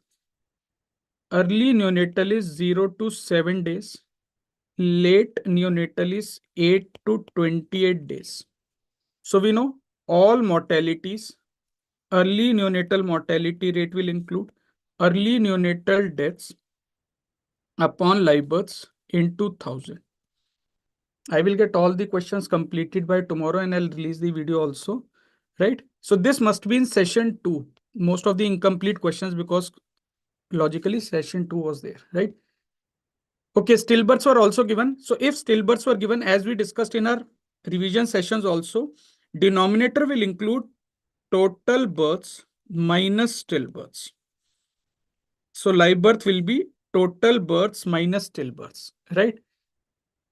Okay. This is neonatal mortality rate. Similarly, MMR calculation also. Denominator is live birth, which is total birth minus stillbirth. This is the rule in all the MCH indicators. All the MCH indicators. Yes, deaths you must have been able to calculate correctly. There was one question which will come. Okay, there were 6 deaths in maternal. So you can calculate depending on the total births and stillbirths given, right? MMR formula we have already discussed. Okay, this was some sort of question I heard that there were 4,000 live births. 6 women died, but students were saying there were questions on mentioned about obstructed labor, shock, PPH, snake bite. So I can tell you, depending on the numbers given, snake bite will not be included. Why so, friends? Because maternal death has to be related to maternity or its complication. Maternity or its complications. Yes, Carter thermometer we have discussed, Dr. Sandeep. There was a question on cholera vaccine. Again, students were not clear very much. So I have telling you both the vaccines which are available. We have Dukoral and Sancol depending on the vaccine asked. Please remember, Dukoral is monovalent, Sancol is bivalent. Both are given 2 doses, but in Dukoral, if child is below 5 years, then we give 3 doses. Below 2 years, it's not given. So below 2 years, it is not given. 1 booster dose is recommended in both. Okay. In MMR question, if sepsis was there, it will be included in numerator. If accident was there, accident will not be included. Death has to be only related to maternity or its complications. Road traffic accident will not be included, friends. I'm checking your comments in the chat box, right? Okay, let's move further. Okay, PQLI, this question we have discussed. So one set in the morning had HDI, set 2 in the evening had PQLI. So we know all the. Okay, Sancol was asked. So one student has confirmed. Thank you, dear. Sancol, you have to know these things, right? Even if they ask you CVD 103 HGR, that is now completely phased out. That live attenuated 1 dose vaccine for cholera is not used, right? Okay. Road traffic accident, ignore in MMR. PQLI indicators we have discussed. Okay, this was what students exactly told me. This was the image, right?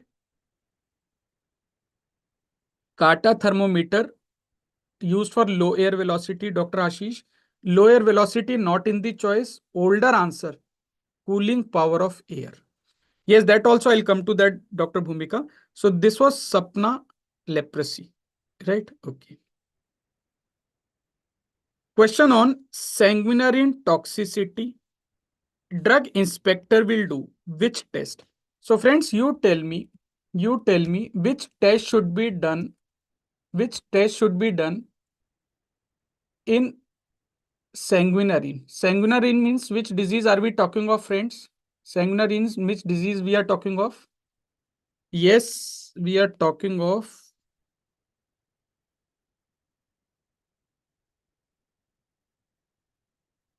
epidemic dropsy, Argemone mexicana oil. We have got two tests. Paper chromatography test is most sensitive. If you want, you can do a nitric acid test also.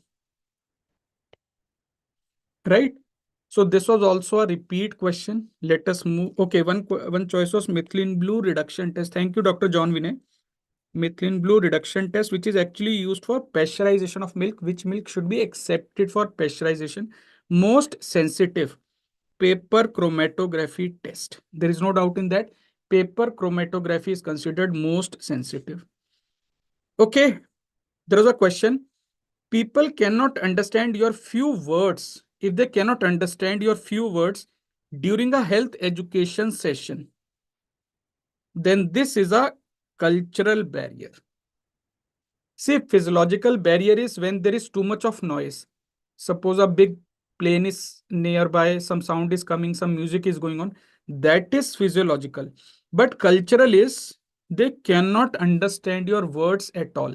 And students categorically mentioned, this was mentioned in the question, that they cannot understand your words, right? Okay, let's move further. Okay, this was a pharma question, short regimen of beta-quilline. I'll discuss with Dr. Gobind Rai Garg, sir, if he has not discussed. Logo of leprosy program was asked, right? There are 10 to 11 programs also, only we have discussed their logos which are asked in the paper, right? Okay. Okay, argemone oil adulteration in mustard oil is same as epidemic dropsy, Dr. Talk, right?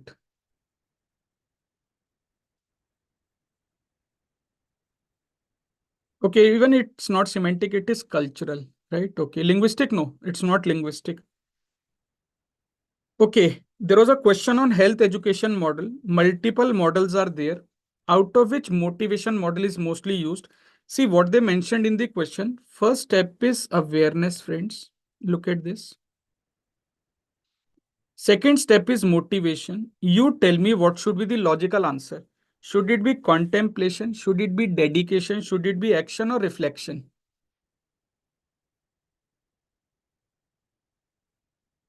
Awareness, motivation. I am educating you, let us say, about use of N95 mask. I make you aware how it is useful for prevention of COVID-19. You get motivated. Logically, the third step has to be action. Right? So there are three steps. Number one, awareness. Number two, motivation. But why we are giving health education to public? Ultimately, we want to change their behavior. Action is the final step. Action is the final step. So many students found this question very logical and easy. Okay, students told me the test was asked, statistical test, to compare association of veg and non-veg consumption of food with a particular disease. If you were given a question with this language, paper 2, then it has to be chi-square test. Because you will be comparing proportion of vegetarians developing the disease, proportion of non-vegetarians developing that disease. And when you compare proportions in two or more groups, it is chi-square test which should be used. If this was the language of the question. Previous paper 1, there was a question on paired student t-test where we were comparing mean lipid value before and after an intervention, right? Okay. Paper 2. Okay, wonderful. Everyone has marked this correct. Okay, this question you need to tell me choices because no one was able to tell me choices. Ayushman Bharat not included in school care. What were the choices, friends? Okay, wonderful. Dr. Naman, Dr. Zeus, everyone is right. Dr. Zeus, you are right. Ayushman Bharat not included in school health care. If they ask you broadly, what I did, I have included all components here. Health promotion, health screening, iron folic acid, albendazole, sanitary napkin distribution to adolescent girls, vaccines. EHR is electronic health records. And first aid, this first aid training is given to teachers. Please remember. First aid training is given to teachers. Iron tablet is given. Ayushman Bharat program, IFA, albendazole through Anemia Mukt Bharat is a part of this particular program. Deworming is also done through albendazole. Okay, deworming albendazole was one choice. So they are definitely part. Sanitary napkin is also a part. So if there were 4 choices, then beside these 3, whatever the 4th choice, that could be the answer, right? Okay, so leave this portion. There was a question on stratified random sampling, but this is the maximum students have been able to tell me. I'll tell you what is stratified random sampling as we discussed in our main videos and mission videos and marathon session also. You divide heterogeneous population into homogeneous groups or strata. Boys, girls sitting together. Remember the example I discussed? We first make them sit separately. So straight or layers are created, boys on one side, girls on one side. And then from boys on girls, we select, yes, randomly the probability proportionate to size.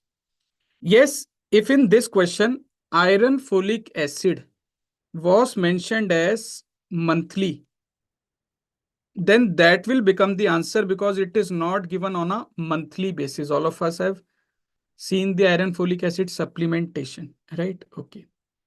Yes, molar pregnancy will be included in definitely MMR. Now, stratified random sampling, I've told you, depending on the question, how they did.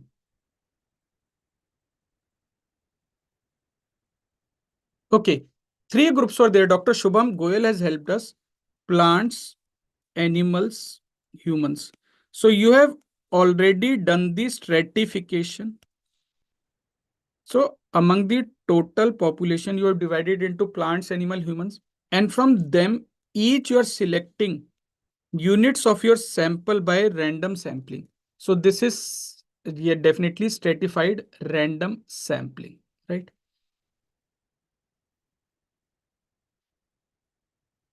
Okay, there was a question on quarantine. They said a disease was mentioned where incubation period was 5 to 14 days and median incubation period was 10 days. As we have discussed categorically in all our sessions, quarantine is always done for longest incubation period of the disease. Like if you remember, we must have discussed yellow fever. 2 to 6 days is the incubation period, friends. So what is the quarantine period? Is maximum incubation period. So in case 5 to 14 was given as the incubation period range, then your answer will become 14 days as the maximum incubation period of quarantine. Okay, there was a question. Will go in physiology, medicine, PSM, many subjects.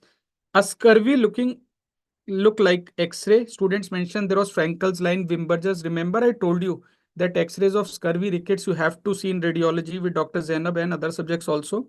And they asked, patient had anemia, neutropenia, skin pigmentation. So friends, it has to be copper. Copper produces features of pseudoscurvy, that is known as pseudoscurvy, right? In case that question was there, right? Okay. Then there was a question on, I think, set 2, today's evening paper, arrange events of demographic cycle. So high stationary, early expanding, late expanding, low stationary, declining. Right? We have discussed in detail. In paper 1, they asked about the diagram. What is the blue line death rate? In paper 2, they asked the same 5 stages to be arranged in a correct chronological sequence. Even if it was given, Dr. Hardy, 3 to 14, 14 will become the correct answer, right? Okay. Then there was a question on trachoma image will go in ophtha. In case Herbert Pitts was there, I told you at PHC level we diagnosed by one of the 4 features is limbal follicles. So in case they showed you limbal follicles, which has a high chance of being shown in the paper, right? Okay. This was a question, will go with medicine. Diagram was this, I can tell you. This is seen in chronic hepatitis B and resolved hepatitis B both. Depending on the diagram, you can see anti-HBE has appeared. So in case it is chronic hepatitis B picture, then it will be definitely with no longer infectivity, because now person will start improving. Okay, please help me complete this question. I'm moving faster because the teachers are waiting. There is a question on diphtheria prophylaxis antitoxin. Please write in the chat box. I'll complete this question, or you can WhatsApp as students have been doing. I'll come with a detailed answer, right? Okay, Herbert Pitts was there. Then you must have been able to identify. I showed you the same image which was released by the trachoma control program, right? Okay. Enteric fever. Basu, I was told that 4 days of symptoms. So classical question since years. Blood culture, you know, first week onwards. Antibodies, that is Vidal, 3rd week, 4th week. In fact, they say 1 week onward, 2 week onward, 3, 4th. Overall, if they ask, even then, blood culture is overall the smartest or the best test to diagnose enteric fever. So friends, Sapna leprosy was a slightly different question, slightly different in the sense it was asked for the first time, right?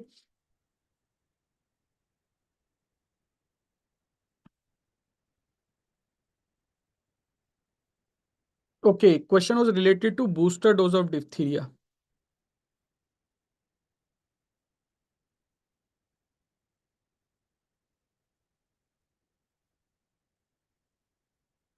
Okay, so friends, I'll complete the questions and I'll try to release all answers by tomorrow. I'm presuming that majority of questions, 20 questions in each set, 17 to 18, every student should have attempted correctly. These were the questions, right? Okay, so next faculty is waiting. Let's look at that, friends. I'll be taking your leave.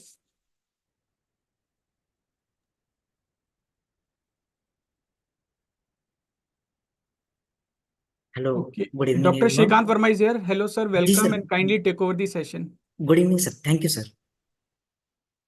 Hello, good evening, everyone. Hope audio video everything is clear.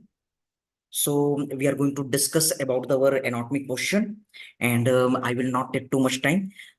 Detailed discussion we will do in our upcoming part. So just I'm telling you the question and the answer, and if anything, please comment for the improvement. I will improve them. So here is our first question, session first. Yes. So session one. Session 1 was having the brainstem gag reflex impaired with which now? So answer is the A. Hope you all are aware this is the previous year topic. So this is not going, it is not the new question. Okay. So already one complicated with image based controversial question had been asked, which we had discussed already. So our next question, yes. I always told tongue is important topic. This time they asked the tongue topic, but new type of the question. But topic was same, the tongue. Taste bud absent in which papilla? So answer is the filiform papilla. So remember better, the filiform papilla, yes, these are having the layers of the keratin, and it is generally more developed in the dogs and the cat, so that they can make the more friction on the surface. So filiform papilla is not having the any kind of taste bud. Okay. Yes, Rupa, John. Yes. Any kind of the thing, please inform. Next question, fecal material coming out from the umbilicus. So this is actually the question from the FMG asked in 2000, near the 2021, they turned here. So this is the question, fecal material, we had seen any kind of the abnormal embryonic opening, which is having the 2 persistent of the opening, that is the fistula, and 1 opening, then sinus, no opening, then it is cyst. So according to the given option A, intestinal duct. Please inform if any improvement is there, if any question is separate or option are separate. These all are the recall basis. Okay. Yes. Okay. Midsarm, not lower, ILR upper thumb. Which question better? Yes. Now, one more, auricle nerve supply, but I think it is better described by our respected Praneeth sir. So you will see in the ENT. So One more confusing question. Please inform me about the option. I am not able to give the correct answer. Superior orbital fissure. You will see in the ophthalmology also. Nerve damages result in which symptom? So there was the image from the radiology. Students, inform me about our radiology part. Okay.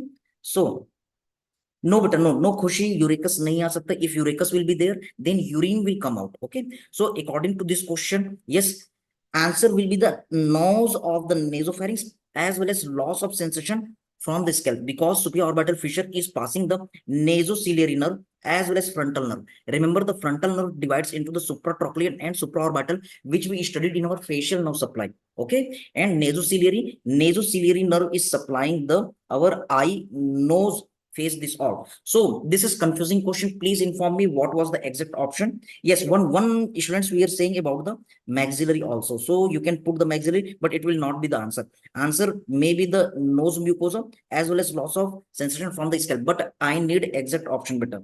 Okay. Yes. So please inform me. Yes.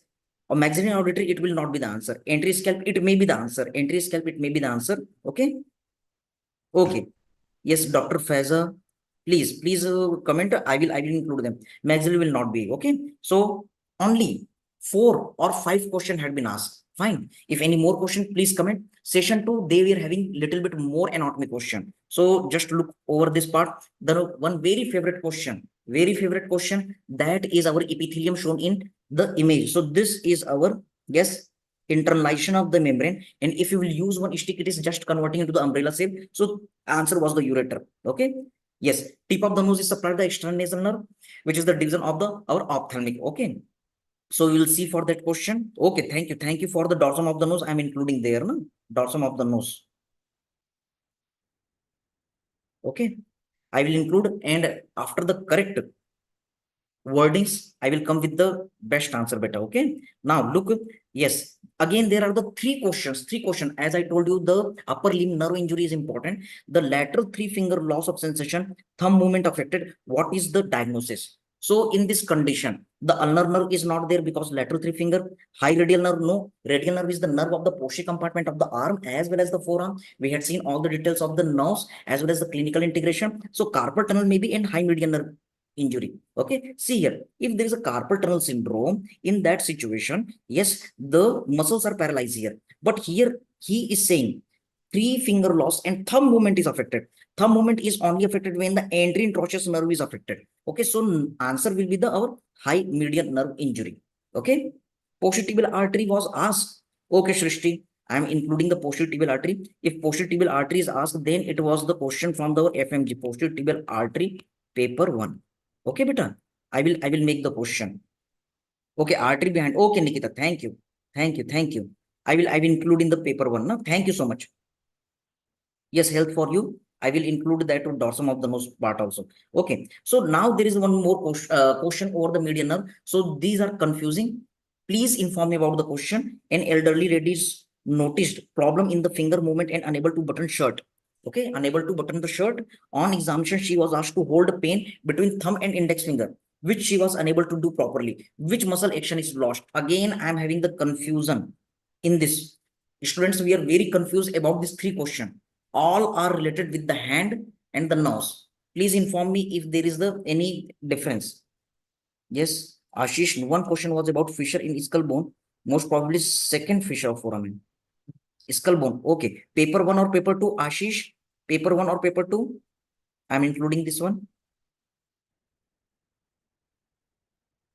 Skull bone question was there because the student told that skull bone question was not asked.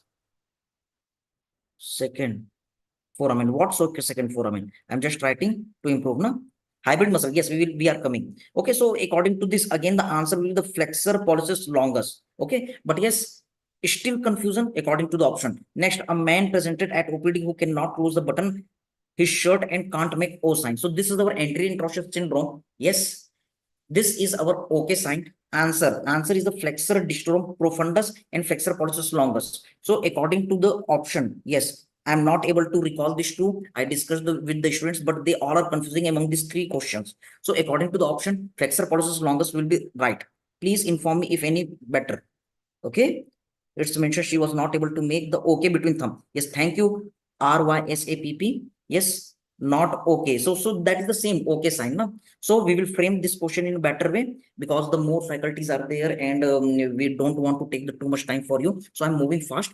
Please inform me whatever the correction. Okay, flexor pollicis longus was not in the option. It was not in the option. Okay. So can you inform me, beta, what was in the option? Distorum nahi diya tha. Okay. Please inform me. I will correct, na? I will correct. Abductor pollicis longus. Okay. Abductor pollicis brevis. Flexor pollicis brevis. If flexor pollicis brevis is given, then you can go with the flexor pollicis brevis because it is supplied with the median nerve, no? Okay, sir. Now see, this is the orthopedics question also. Many times we discuss in our anatomy also. This is our gun stock deformity. Yes, it is our cubitus varus. It is found in case of the supracondylar fracture. Yes, supracondylar fracture, gun stock deformity. There is a cubitus varus. Okay, cubitus valgus, ulnar nerve, cubitus varus, our median nerve damage. Okay, yes. Now come to the next question. This is our very favorite question. We had seen with the song, yes, Malum Pitta Kitta De. We remember the hybrid muscle of the lower limb, BAP. Do you remember upper limb hybrid muscle? BSP PA. This was the mnemonic for the upper limb hybrid muscle. In the lower limb, we had seen the biceps femoris, adductor magnus, and the pectineus. So adductor magnus is supplied with the double nerve, which is having our obturator nerve supply. Yes, it is the muscle of the hamstring. So answer is the obturator. Hope you all did correct, no?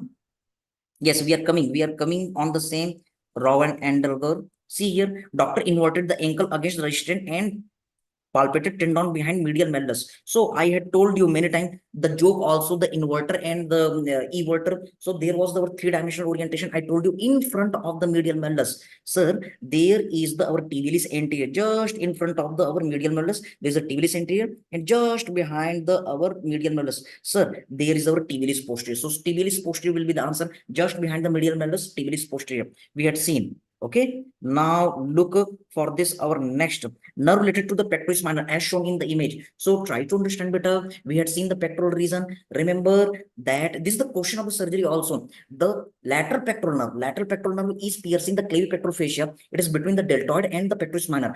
But the medial pectoral nerve is piercing our pectoralis minor. So there was the image, certain kind of the image was there, and pectoralis minor was pierced by the nerve. So answer is the medial pectoral nerve. Yes, it is the question related to the surgery also. Now, this is the question with the orthopedics reintegration. 7 to 10-year child fall from the steps while playing. Fracture was shown as the image. Which bony part is fractured? So you can see this is our patella. We had seen the surface marking, and this part is our tibial tuberosity. So tibial tuberosity fracture was there. Yes, Hardy, you are right, beta. And yes, this is all about our anatomy session. I want to share the screen to the other madam. But what I collected, other question: femur shaft fracture, radius fracture, subdural hemorrhage, radial nerve injury, common peroneal nerve injury also asked. Please comment at the comment box. I will make the video at the Cerebellum platform, and you all will achieve. So thank you very much, all the dear students. Thank you, respected sir, all the team. Thank you. I completed my session. Okay, anteritibial artery and posterior artery asthma. Okay. So thank you. I'm leaving the session. Any doubt, you can comment. Also, you can message me. I will come again. Okay, thank you. Thank you, everybody. Good night. All the best for result.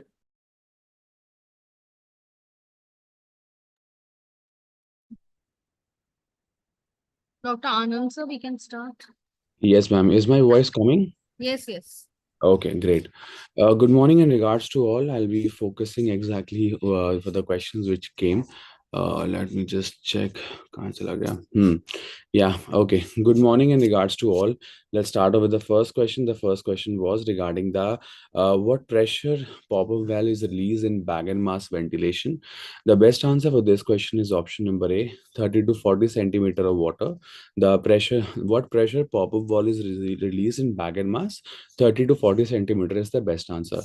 The next question was regarding the congenital hypertrophic pyloric stenosis, male patient, olive-shaped mass, left to right paralysis. They said that ultrasound was given. given, and 4 in thickness and 16 in length was the exam question. Next, we have congenital toxoplasmosis triad was given, which is intracranial diffuse calcifications, chorioretinitis, and hydrocephalus. This question, a simple question regarding this ABCD was given regarding all the growth. So 2 years, 6 year, and 12 year is important. 12-year-old, we have two PNS, puberty maximum comes by 12 years, somatic growth maximum by 12 years, and lymphoid growth maximum by 6 years, and brain development, brain growth maximum by 2 years. The next question came regarding the bladder exostrophy image based question. The next was most common type of congenital diaphragmatic hernia is a posterolateral variety, that is a Bogdelac hernia. Next question was 2-year-old child came with vital stable and showing this proximal supraventricular tachycardia, for which we all know the drug of choice is adenosine, and we start off with 0.1 mg per kg. Remember always, this is the book picture. The second line it is given, give 0.1 mg per kg over 1 to 3 seconds at the first attempt. Next question we have over here is this one. One mother had brought her child for evaluation for diphtheria, in which child had low-grade fever, pseudomembranes over tonsils, and her one sibling is fully immunized.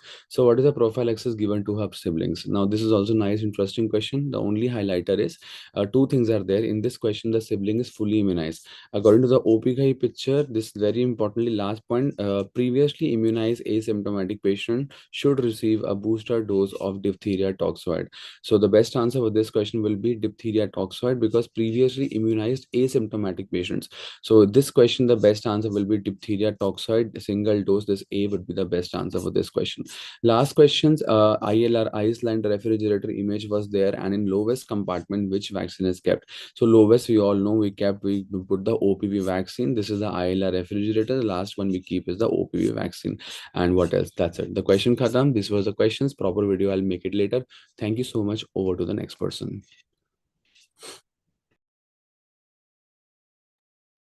Thank you, sir. Next is Dr. Atul, sir. Thank you, ma'am. Dr. Atul, sir.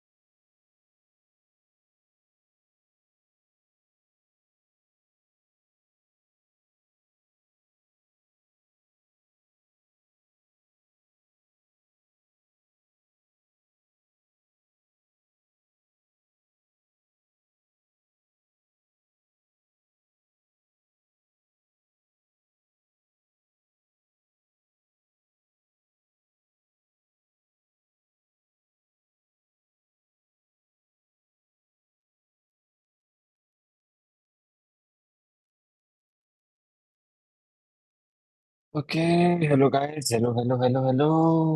How are you? और screen sharing allow कर दो भाई, और मेनू allow तो करो। कितने हो गए? और डॉक्टर अतुल भी आ गए हैं। अतुल सर, आपकी आवाज नहीं आ रही। अतुल सर,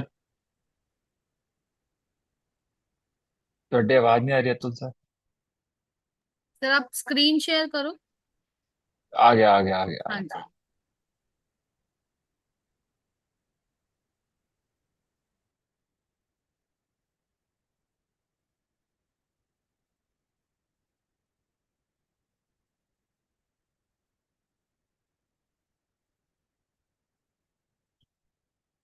कर रहा हूँ।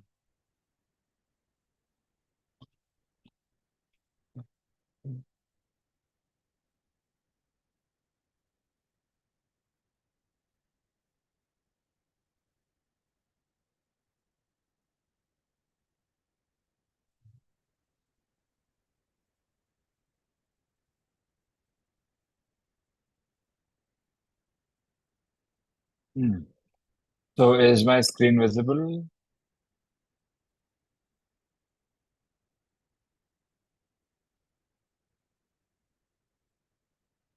I'm going to start with NEET recall of the MCQs.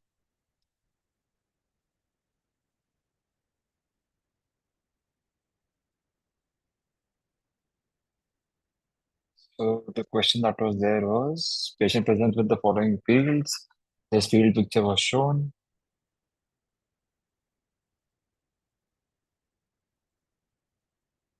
And they had asked for what does this represent.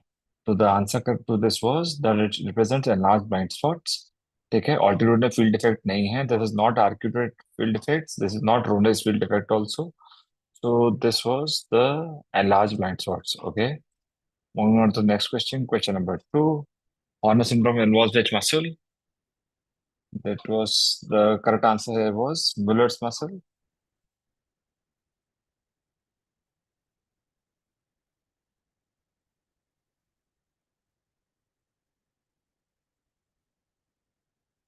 And next question number 3. The patient was made to wear red green goggles. And इसमें right eye suppression was shown. Okay, this was the image which was shown. Okay, where the patient was seeing 3 green lights.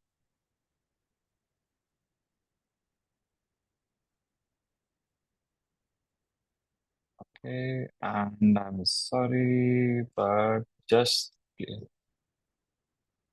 me a second.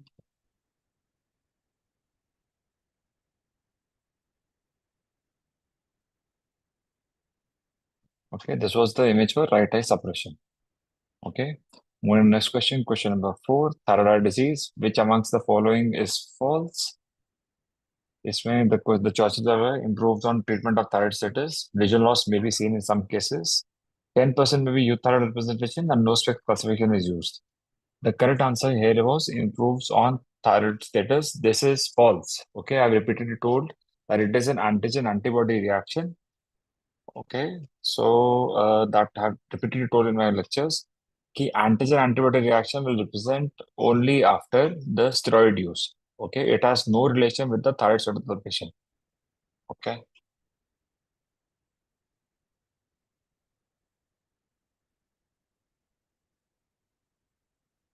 The next question, question number 5. This image was shown, which was lipodermoid. Some students are telling it was a lipodermoid. Some students are telling it was a dermolipoma, limbal dermoid. Okay. So this is a confusion there. I think it was a limbal dermoid which was shown to you. So the image which was shown in the right, this is the limbal dermoid, and this is the dermolipoma. Okay. Next question, question number 6. In history of nyctalopia was given, and they had given the image like this, and the correct answer for this was retinitis pigmentosa. Okay. And next question, question number 7. A patient presented after cataract surgery 5 years with decrease in vision, and this kind of image was shown. This image is depicting characteristically Elsnick's pearls. This is a PCO, posterior capsular perforation, which is also called as a secondary cataract or after cataract treatment is NDAG capsulotomy. This we have done repeatedly in our class. This was a very, very simple sitting question. Okay. Next question. There was a history of trachoma, and they had asked you to identify the image. Okay. This is the image that was shown. This represents Herbert pits. Okay. See, these are the pit-like images. So these are the pits that have been shown. Horner trunta spots are elevated spots like this. So do not get confused. I've repeatedly shown these 2 images. Both have been discussed in the class. So this was Herbert pits. Okay. Question number 9. A 2-month-old baby presents with following image. What is the best treatment possible? They had given an image of a child with cataract in both eyes. Repeatedly, I've told that immediate surgery is the best treatment, because if you do not treat, there is always a chance of amblyopia setting in. So best is to treat as soon as possible, as soon as feasible. That is the treatment for cataract surgery. Okay. Next question. There was probably a question on glaucoma also, which said, when do we perform surgery for congenital glaucoma? Okay. So even if for congenital glaucoma, the treatment is immediate. Okay. See, glaucoma is also a disease where the longer you leave it, the more is going to be the corneal damage, more is going to be the endothelial damage. So the best treatment for glaucoma is also surgical because it is 90% damage that is there because of the trabecular outflow blockage. So best treatment is again surgery as soon as possible. For both congenital cataract and congenital glaucoma, the treatment is surgery as soon as possible. Okay. Next question, they had shown a patient presented with painful diminution of vision with photophobia and circumcorneal congestion. There they had shown this hypopyon and a small pupil like this. This is very characteristic of an acute anterior uveitis. Okay, so this pupil is myosed. Glaucoma mein you will not have any hypopyon, that is not there. In conjunctivitis also you will not have any hypopyon. Okay, so this was very characteristic question. Again, a sitting question. I believe the questions have been very, very simple and straightforward. Just application of some mind was required. Now, next question, a child with an intraocular mass with leukocoria. This flex the interstitial rosettes on cytopathology. Correct answer is retinoblastoma. This was again flex the interstitial rosette. Very simple question with leukocoria. Again, all questions are very simple. Now, they had shown this image where they had shown a nodule with a episcleritis. Okay. This is episcleritis associated with rheumatoid arthritis. This was again a question which was very simple, and this had been asked in your previous year questions also, where they asked about blanching of images, blanching of the vessels. So this is what episcleritis is we have done in our class. Okay. Next was a patient presented with history of episode of pain after going to movie theater. What treatment option is best? So after movie theater, the attack that precipitates is a acute ankylosing glaucoma attack. For the treatment of acute ankylosing glaucoma, we have done that you have to give mannitol first, followed by the topical therapy in pilocarpine. Okay, this is because until unless you give mannitol, the IOP will not come down, and there is going to be a receptor level ischemia. Okay, so the correct answer is mannitol followed by pilocarpine. Now, there was some question, medicine question, where they had shown an image of the KF ring. Dr. Dilip sir will be taking this question most probably. But this KF ring, the serum ceruloplasmin levels are to be checked. So this was the question which was overlap between medicine and ophthalm. So rest of the choices have not been able to catch up. I'll most probably make a proper video later on. Now, just now I came to know there was a history of question on contact lens user with using water to wash the contact lenses with spike-like organism. The correct answer was Acanthamiga. Okay. And one final question which was there, a supraseminal fluid showing the MRI image in which the following visual field defect was shown. This is the field defect both on the same side. So this is the homonymous hemianopia. It is not a bitemporal. Bitemporal would have been opposites. One for on the right side, one for the left side. Since it is both on the same side, so this is a homonymous hemianopia. Okay. So these were the ophthalmic questions that I have been able to catch up till now. Okay. I hope you have been able to answer them well, and you have done your best. And soon meet you soon with the proper answers of the choices again. Okay. All the best, and over to Dr. Atul Gupta next. Thanks, Dr. Gaurav. Am I audible? Yes, sir. Okay, I'm just sharing the screen.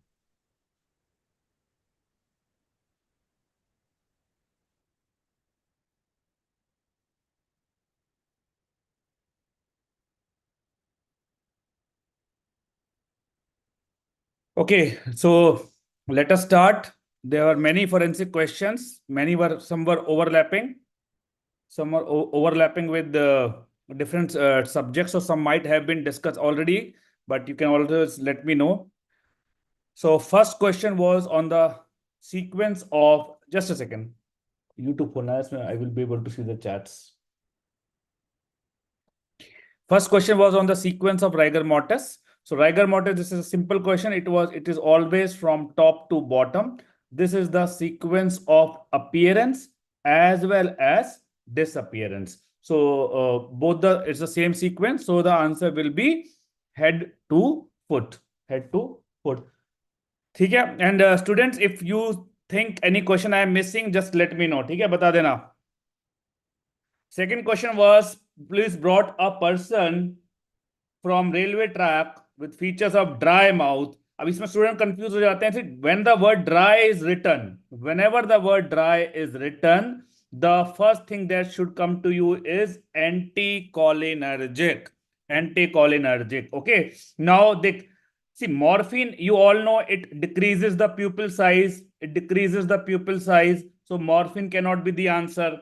Datura can cause dilatation. Cocaine can cause dilatation, and alcohol can also cause pupil dilatation in early stages. So pupil dilatation is not helping us.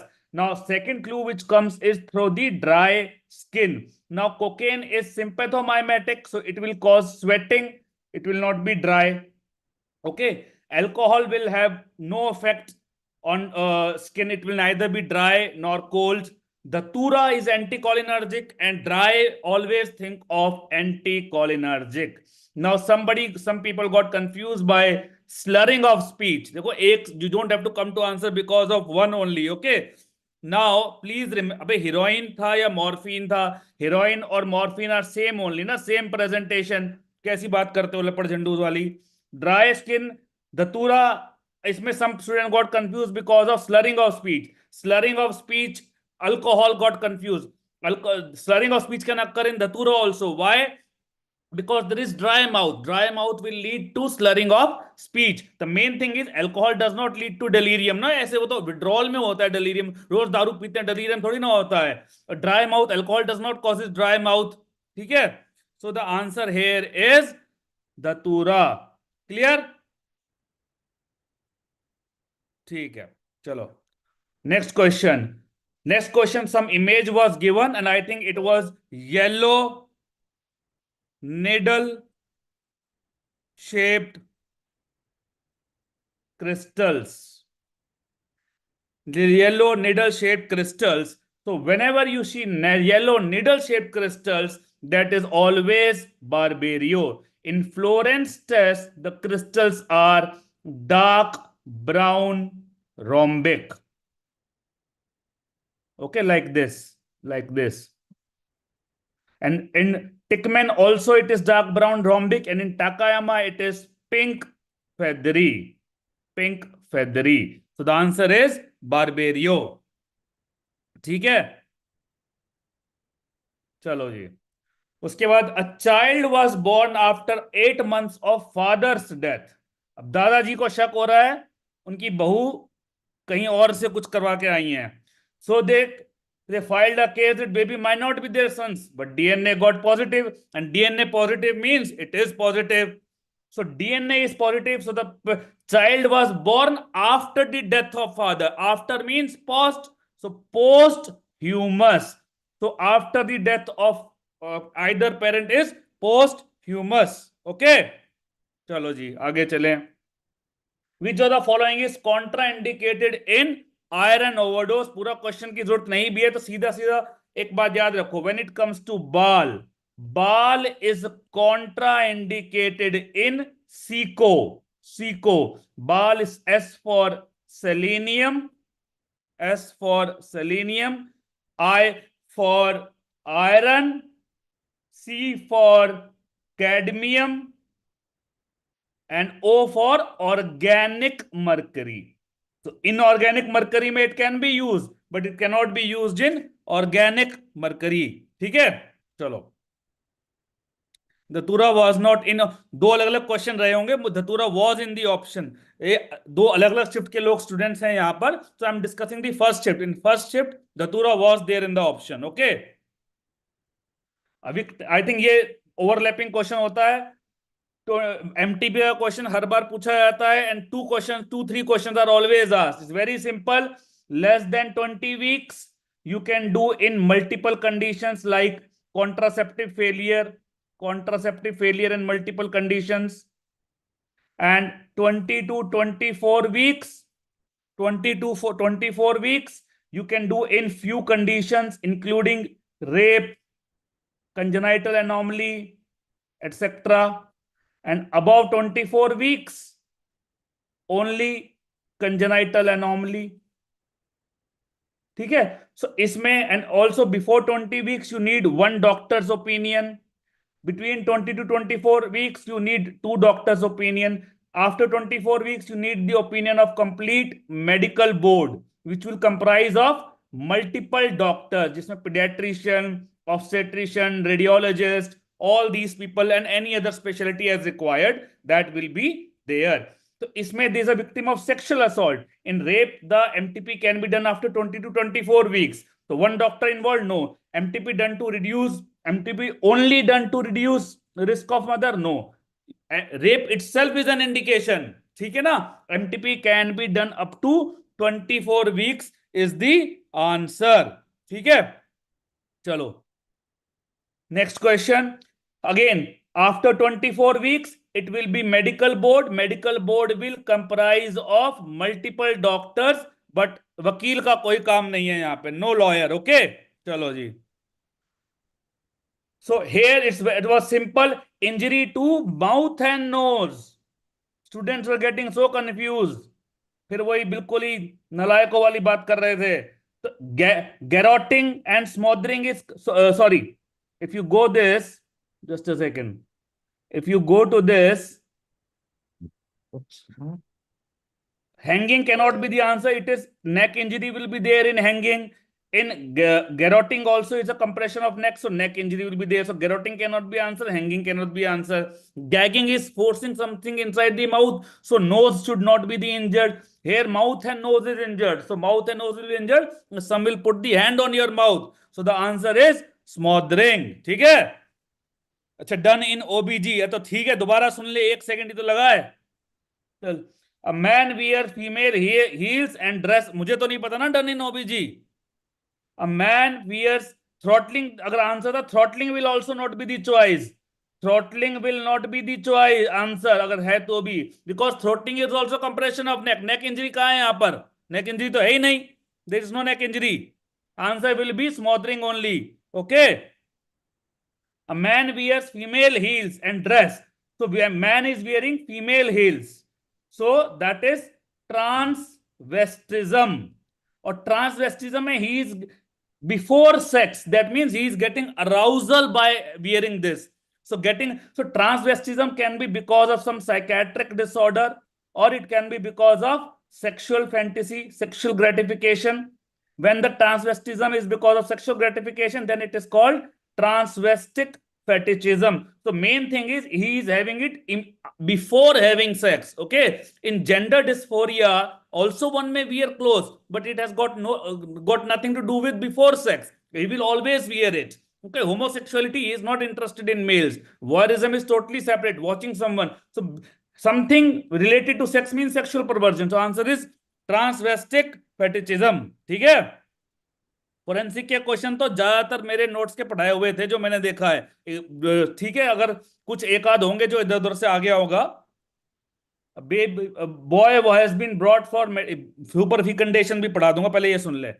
A boy has been brought for medical legal examination. He was claiming to be of 18 years. अब देखो इस question में सीधी सी बात है. At 16 years when it comes, I have told you that in 16 years, basically it's in the elbow joint, you see multiple changes. What happens is that the internal external epicondyle plus capitulum plus trochlea, they fuse with the shaft at 14 to 16 years. Okay, it becomes one congenital epiphysis, it becomes a congenital. So क्या हो गया इसके अंदर सब technical issue. So external epicondyle, capitulum and trochlea, they fuse together to form one. एक minute यार, pen में देख कर आ रही थी. हाँ, they fuse together to form one conjoint epiphysis at 14 to 16 years. Okay, and at 16 to 17 years, it fuses with the shaft. So, and elbow joint, multiple changes are going at 16 years. Okay, multiple changes are going at 16 years. Ankle joint also fuses at 16 to 17, but in elbow joint, multiple things are going on. Okay, the conjoint epiphysis is getting formed. It is getting shifted to the multiple things are occurring at different ages. So elbow joint is best for around 16 years. Okay, elbow joint will be the best for around 16 years. Okay. In 20 years, sexual assault victim was examined in camera. In camera का मतलब होता है private examination. Means other public not allowed. Other public not. देखो अभी रात के 1:30 बज रहा है, इसलिए आई एम गोइंग फास्ट. ठीक है, बाद में तसल्ली बख्श करके और डिटेल में वीडियो बन जाएगा. अभी तो तुम्हें आंसर से मतलब है ना. 1:30 बज गया है, एग्जाम खत्म करते हैं, पार्टी करना उसके बाद जैसा भी हुआ है. ठीक है, other public not allowed. That is in camera. तो इसको हम बोलेंगे closed proceeding, so that the identity of the confidentiality is maintained, because sensitive nature है ना, so the confidentiality is maintained. Confidentiality is maintained. Okay, ये भी हो गया. 4 daughters and wants to do the sex determination. What will you do? देखो इसमें this telling the sex is not the answer. Everybody knows. Don't do ultrasound cannot be the answer. करना तो है ना इलाज. The problem which happens is that whether you should check for, one does not have to tell the sex, that is okay. The problem is whether you should check for the sex or not.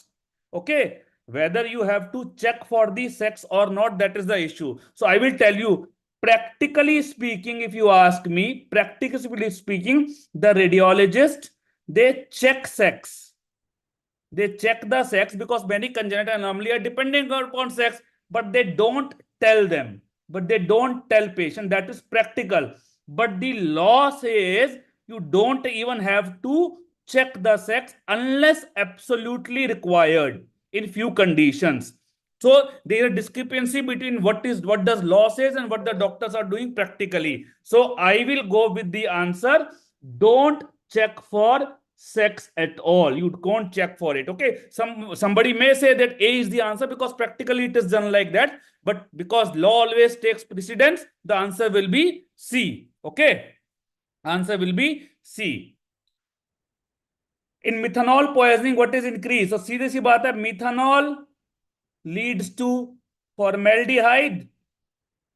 Formaldehyde leads to formic acid. Itna everybody knows. Now, formic acid causes hypoxia, cellular hypoxia. Hypoxia leads to anaerobic respiration.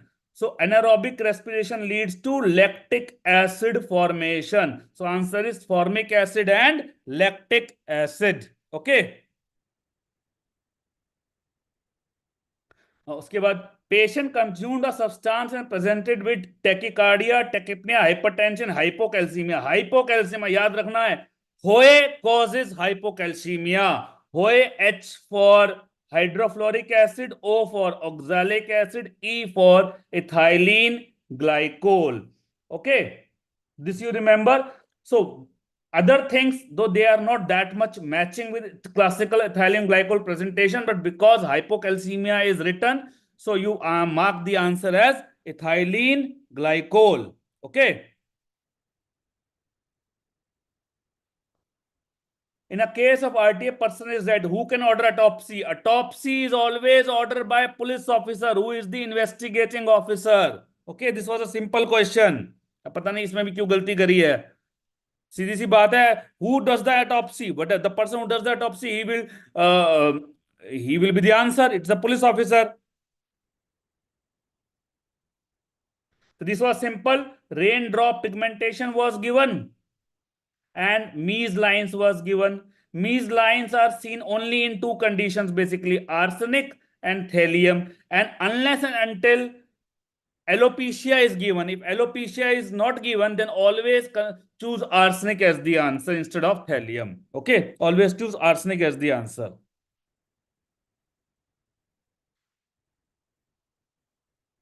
Methanol poisoning में lactic एसिडोस था ना, या बिल्कुल lactic acidosis के कारण ही तो high anion gap acidosis होता है उसमें. इसमें only tattooing present. If only tattooing is present, that will be intermediate range. No blackening, no singeing. ठीक है? उसके बाद I think some question was on madarosis also. कुछ madarosis का था? सर इतना सिंपल था इसलिए गलत हो गया सर, कोई बात नहीं यार, हो गया तो हो गया गलत, अब अपने आप को पीटने की जरूरत नहीं है, एग्जाम खत्म, कहानी खत्म, खत्म करो. Thallium if something madarosis were given loss of lateral side of eyebrows, then the answer will be thallium. Adipocere, अब इसमें some student say cold, please remember one thing, mummification requires very high temperature and adiposity requires warm temperature because enzymes will work best on the enzyme warm temperature. They will not work best when it is very cold or very hot. So here people got confused because of very high temperature. Concepts are important. Temperature high मतलब optimum होना चाहिए. Enzymes will work best at the optimum temperature. Basically there is saponification of fats. So answer will be D. Okay. बस हो गया, कोई question बचा है? मैं तो खींच दिया फटाफट, मैंने फटाफट खींच दिया है देखो, क्योंकि मुझे लगा रात हो रही है, लेट हो रहा है, और बाकी मैडम भी बैठी हुई है और दूसरे फैकल्टीज बैठे हैं. Anything else you want? So guys, I am handing over to doctor Janvi and just a second. So thanks doctor Janvi, you can take over.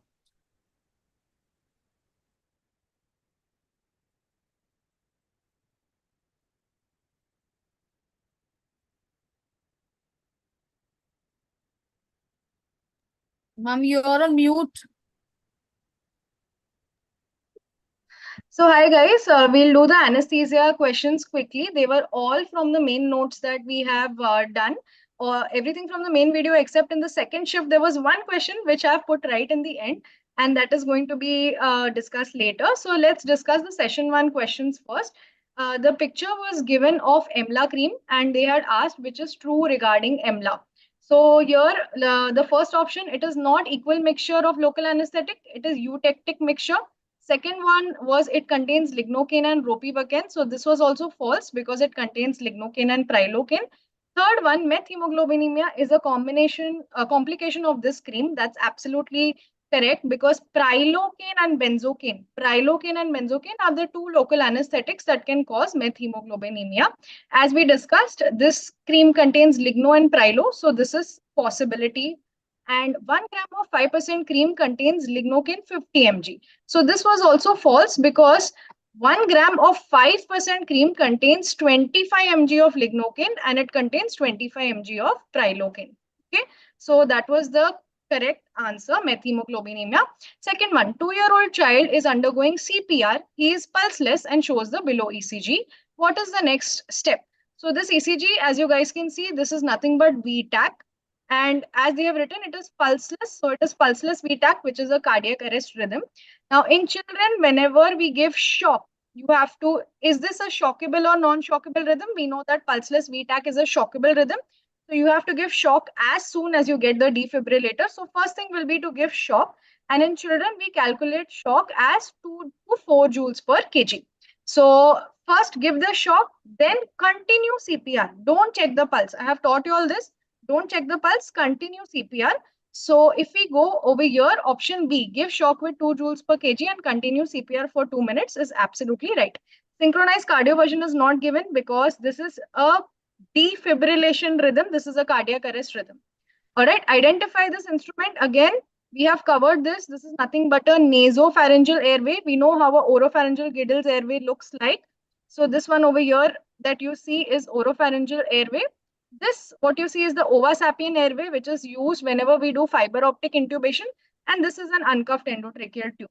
So what we have seen is come in the exam as nasopharyngeal airway.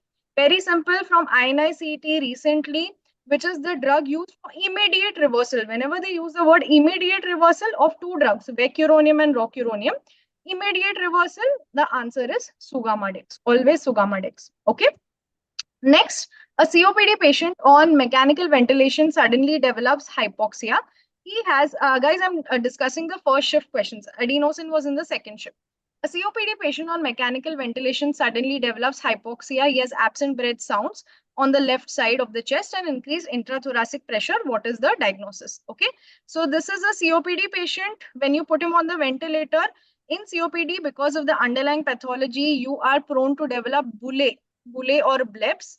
And whenever we put them on positive pressure ventilation, these bulle or blebs can just rupture and end up causing a pneumothorax. Even if you didn't know this part of the information, the second clinical part of the information, there is absent breath sounds, increased intrathoracic pressure when patient is on ventilator, gives a very clear-cut answer that it is pneumothorax. Acute exacerbation of COPD is not possible because you've already intubated the patient. So now he's not going to have any acute exacerbation while he's on the ventilator. All right. This one, I didn't really get the options correctly, but it was said that in a patient placed in the prone position, which of the following about positive end expiratory pressure is true? So these were the two options that I got. Now, ideally, the primary work of positive end expiratory pressure is to keep the alveoli open even during expiration. Okay. So when you keep the alveoli open even during expiration, it prevents the collapse or the atelectasis of the lung. So this was the correct option according to me. All right.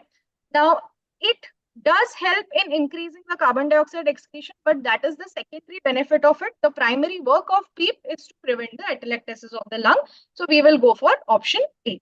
All right. So that was all about session 1. In session 2, let's have a look at the questions. So this one was clear cut. They had given symptoms that a patient is having hyperthermia, hypercarbia, muscle rigidity. They had given all symptoms of malignant hyperthermia and asked what is the causative or the triggering agent.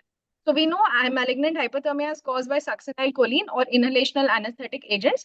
In this, the clear-cut answer, inhalational anesthetic, was halothane.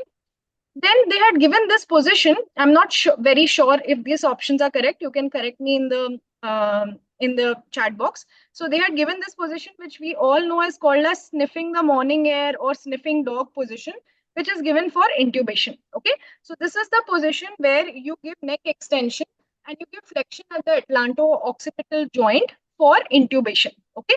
You will not use it for bougie insertion. You will not use it for neurosurgery. You will just use, and it is not neck position for intubation because neck position is only half the story. You are also giving positioning of the head. It is, you are positioning the neck as well as the head, and then you get this position in which all the three axes are aligned together and you use it for intubation. All right. So it is option A. Then this direct repeat from last year's NEET, you have a patient who is in the recovery position. Recovery position is used in unconscious patients. You want to shift them from the wherever they are, OT or after CPR. So you are shifting them to the recovery room in this position. And the options were also exactly the same of the PYQ last year, that in this position, patient is unconscious or semi-conscious, but his pulse and breathing both are present. Okay. So he has a pulse and he is breathing. All right. Then we had a picture of a capnograph. Now, very basics, and that's why I said if you've done the main videos, you will know, because in monitoring in anesthesia, we have started from this. What are the different phases of the capnograph? So they had asked, what does phase 3 represent in the capnograph? Okay, so phase 3 represents the alveolar plateau. Phase 3 represents the alveolar plateau. And next one, very easy, identify the image. So you can see that there is a tourniquet attached over here, and it is actually a double cuff tourniquet. From here, someone is giving the local anesthetic. And this is nothing but IV regional anesthesia, or it is also called as Bayer's block. Other options, radial nerve, median nerve block, wrist block, that's not right. You're giving the local anesthetic IV so that it just anesthetizes this part of the hand, and this is called as IV regional anesthesia or Bayer's block. All right. And this was something which I have not covered. And this is something which I think most of the people of the second shift hated. So this question was, what is the relieving pressure of the pop-off valve in this device? This is nothing but a neonatal umbu. It is a neonate umbu. And in this, they had asked what is the pressure at which this pops off. Okay. And they had also given all options in both mmHg and centimeter of water. So I empathize with everyone who got this question. It's not an easy question. If you want to know the exact relieving pressure, it is 45 centimeter of water exactly. But the closest option that comes over here with this AMBU is nothing but 30 to 40 centimeter of water. Okay, 30 to 40 centimeter of water. So whatever the options I got and whatever recall I got on the basis of this, this was the recall for me from anesthesia. And I hope that you guys go and chill out a little bit now, because at the end of the day, the exam is over. Whatever is done is done. We'll look at it when we wake up tomorrow morning, but today is the day to go and sleep. All right. So thank you so much. And I shall make sure that we have a proper detailed video on the app soon.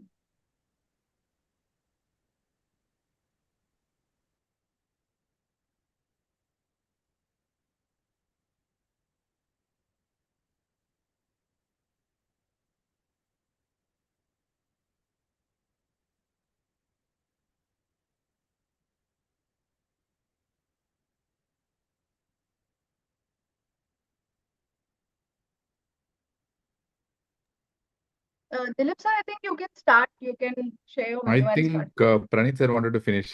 Oh, okay, okay. Whoever the next person can start. Yes, I'm sharing my screen. Thank you, sir. Thanks a lot. Sure. So coming to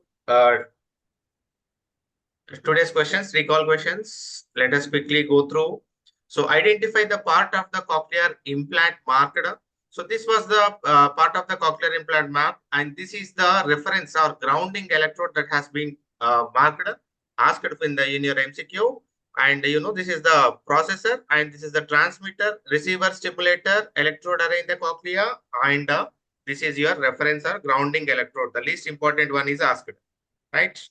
And coming to the a female singer with hoarseness of voice, unable to sing higher frequency notes, bowed and depressed unilateral vocal cord is seen. Which muscle is involved? So the vocal cord is bowed.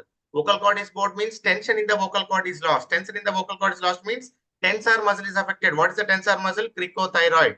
And the rest are posterior cricoarachnoid is abductor, thyroarachnoid and interarachnoid are your adductors. And investigation of choice for juvenile nasopharyngeal angiofibroma is obviously CECT. Why CE? Contrast enhanced CT scan.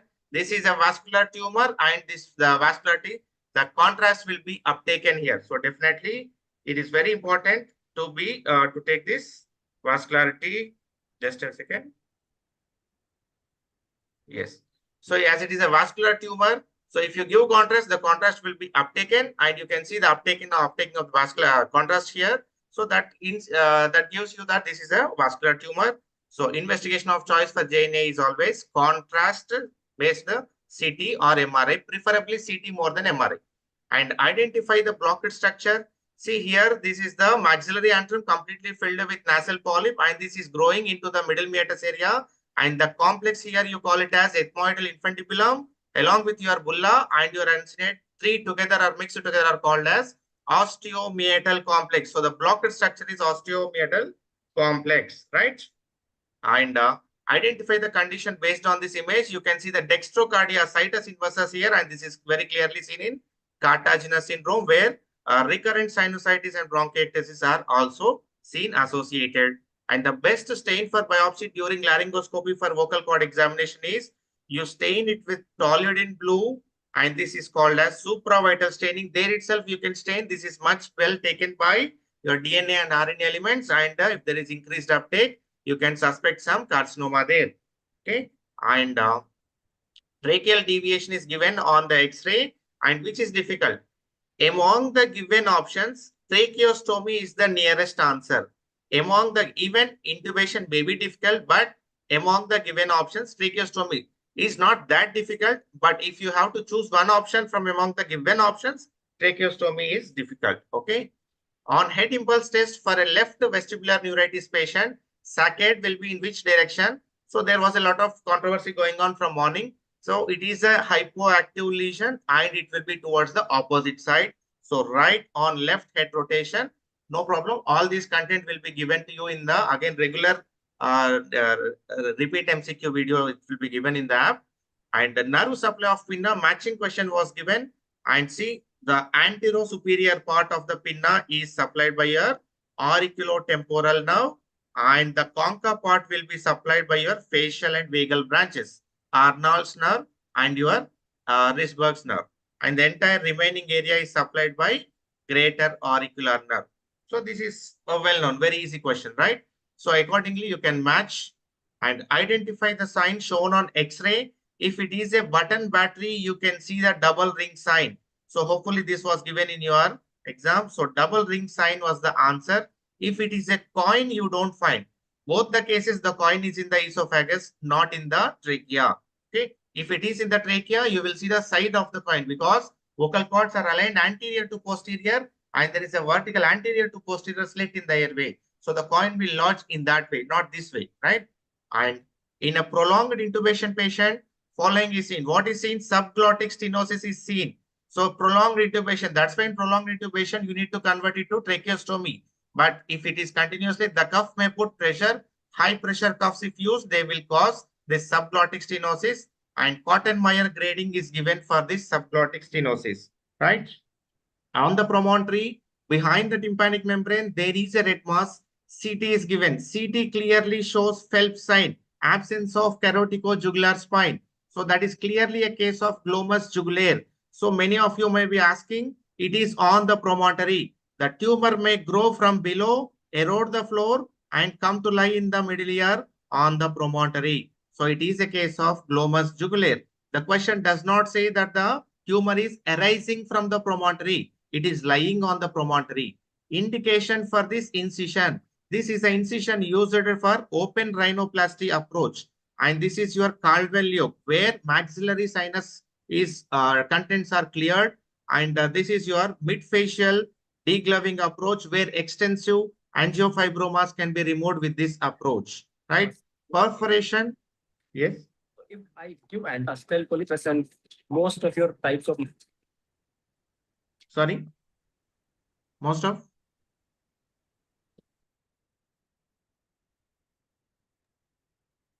Yeah. Perforation in tympanic membrane. So whenever there is a perforation in tympanic membrane, Rini will be negative. If there is a lesion in the external auditory canal, tympanic membrane and middle ear, that there will be conductive hearing loss and the Rini will be negative. If there is a lesion in the cochlea and auditory nerve, there will be sensory neural hearing loss, Rini will be positive there. So perforation in tympanic membrane will give a conductive hearing loss and Rini will be negative, right? And septal perforation caused due to surgery of submucous resection. Okay, during submucous resection, in between the two nasal mucosal flaps, where the usual bony septum is there, cartilaginous and bony septum, you remove this septum and you just put the flaps together. You do not replace the removed septum. So what happens if there is any mucosal tear? There a perforation may occur and a through and through perforation can happen. So that you can see as a complication of this one, submucous resection done for deviated nasal septum. Audiogram of a patient is given. So what is this audiogram is showing? It is showing a Carhart's notch. So where do you find this Carhart's notch? You will find this in otosclerosis. So find the sign that can be seen in the same case. So wait, what do you see here? Squad sign, a reddish hue, which is seen on the promontory, right? Through the intact tympanic membrane. So if you have any doubts, do message me personally and I will get them rectified and I will again post it as a permanent regular video, right? Sir, Dilip sir, you may take over.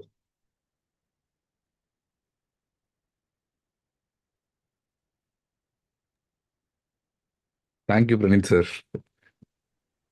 You finished very quickly. Sir, a prepared presentation. Yes, sir. One second. Yeah, I'm just moving on.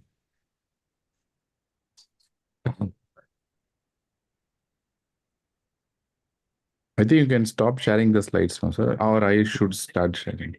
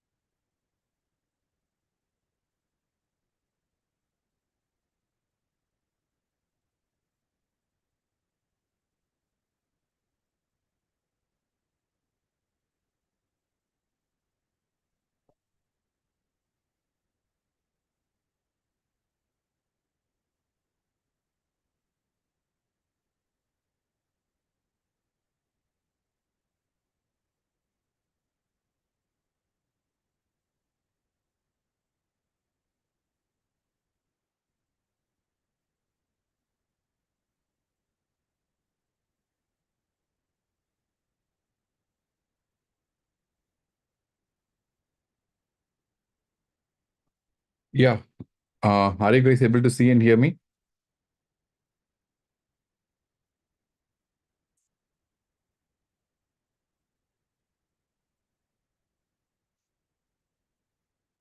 Yeah, I know. It's already late. I'm not going to take more than 10-15 minutes. Sorry, I mean, in the sense like we have around 85 questions, like from both sessions combined. So like almost like 35 to 40 in first session and 35 to 40 in the second session. So it's been a kind of a huge task compiling all the questions, but I've tried my best to get questions from some people. So let us try and finish off as soon as possible. I think the first question was the beta blocker that was asked in heart failure. There was, I mean, 4 questions were there. I mean, 4 options were there: bisoprolol, labetalol, and then they've given propranolol also, if I'm not wrong. So the answer will be bisoprolol for that. Simple, because there are only 3 beta blockers that are found out to be effective in heart failure, right? One is bisoprolol, metoprolol, and carvedilol. So the answer for that will be bisoprolol. And they've asked about the type 1 diabetes and stage 3 beta cell dysfunction, right? So they've specifically given that stage 3, if I'm not wrong. They've given specifically stage 3.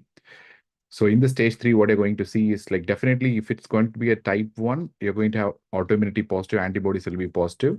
And in stage 1, patients will not be symptomatic.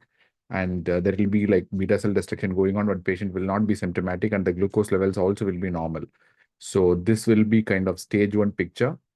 And dysglycemic pre-symptomatic is stage 2 picture, but dysglycemic and symptomatic is going to be the stage 3 picture. So if you ask me what do you mean by stage 3, patients will be having autoimmunity positivity, that is antibodies will be positive, patients will be dysglycemic, and patients will be symptomatic as well. So this is what we generally call it as stage 3. So the right answer for this question will be option B, obviously. I think there was one question with regards to the tall T waves that was given in the ECG, and answer for that was hyperkalemia, right? Hyperkalemia. So that was there. Yeah. And apart from that, there was another question with regards to ventricular tachycardia. They asked like something to defibrillate, continuous CPR, check pulse. I think this was a question that was discussed by Jhanvi ma'am. I'm not exactly sure about what question was this. So let us skip this for now. We'll discuss that later on. I think there was an arrange in order kind of a question. 4 ECGs were given, like one of flutter, another is fibrillation. Then we have PSVT, then we have the VTAC. So they asked you to arrange all the 4 questions in order and 4 ECGs in order. So that was one question. I think one of the ABG question. Okay, larger screen, text are visible. If you can zoom. Yeah, I will try to zoom in. Yeah, I'm zooming in even further. Yeah, fine. So there was a question with regards to some simple ABG question. It was HAGMA, right? So that is high anion gap metabolic acidosis question. So they also gave something with regards to pancytopenia. Can you guys help me with what exact pancytopenia was it? And they asked what is the treatment, whether it's IVIG or doxorubicin or radiotherapy, lymph node or steroid and vincristine. So what is the exact therapy, exact question of this? Metabolic acidosis with compensatory respiratory alkalosis and high anion gap. Yeah, that's a simple HAGMA question. Yes. So what was this question all about? Just I'm curious. That's what I'm asking. What was this question? There was a pancytopenia.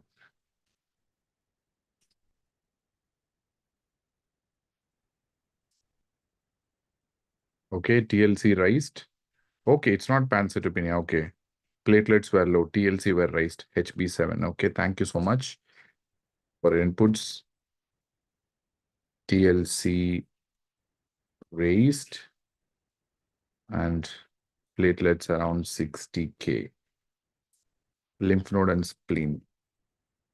Lymph node, spleen, positive. So CT with vincristine, IVIG for 2 days. Yeah, this is paper 1. Yeah, that's correct. Management asked. So it's an ITP. ITP cannot have anemia and ITP cannot have lymph node and spleen. Impossible. WBC is 50K. Okay. So this cannot be ITP. Impossible. So vincristine, prednisolone. Okay. Are you thinking about in terms of ALL, that is acute lymphoblastic leukemia? Child, okay. Now you're getting into the zone. Yes, it must be ALL then. Perfect.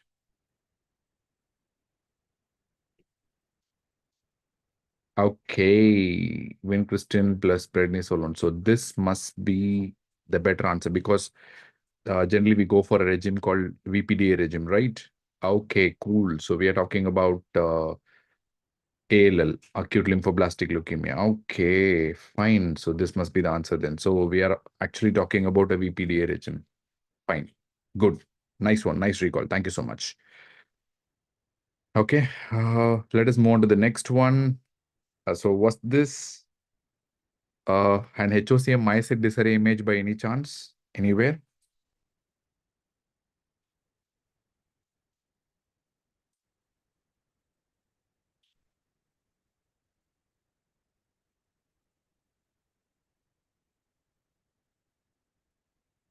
So has they given any myocyte disarray? So are these both questions a single question or different question, by the way? Both these questions. So there are two HOCM questions or only one HOCM question? 8 and 9 same question. Okay, all right. Athlete. Okay. So the diagnosis was HOCM. Perfect. Diagnosis was HOCM. Hypertrophic obstetric cardiomyopathy. Yes, I'll get the questions later on. All right. It's in the same question. Are you guys wanting to do something with that of your this question? Any modifications in this question? Anything, any crucial information for this question? The 7th one. Any other crucial info you guys want to mention with regards to 7th question with regards to options? Because somebody is still commenting on that.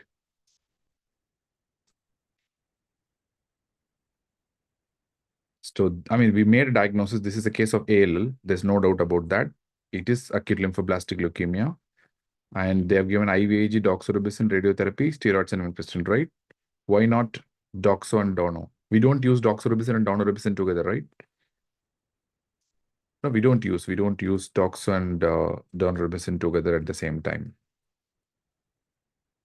So typically in ALL, the usual treatment that they tend to straight away start with is like steroids and vincristine. All right. Purpura was there. Okay. Fine. Great. Good input. Purpura was there. Okay. So still the answer remains, I feel like it's prednisolone plus vincristine. So let us move on to the next one.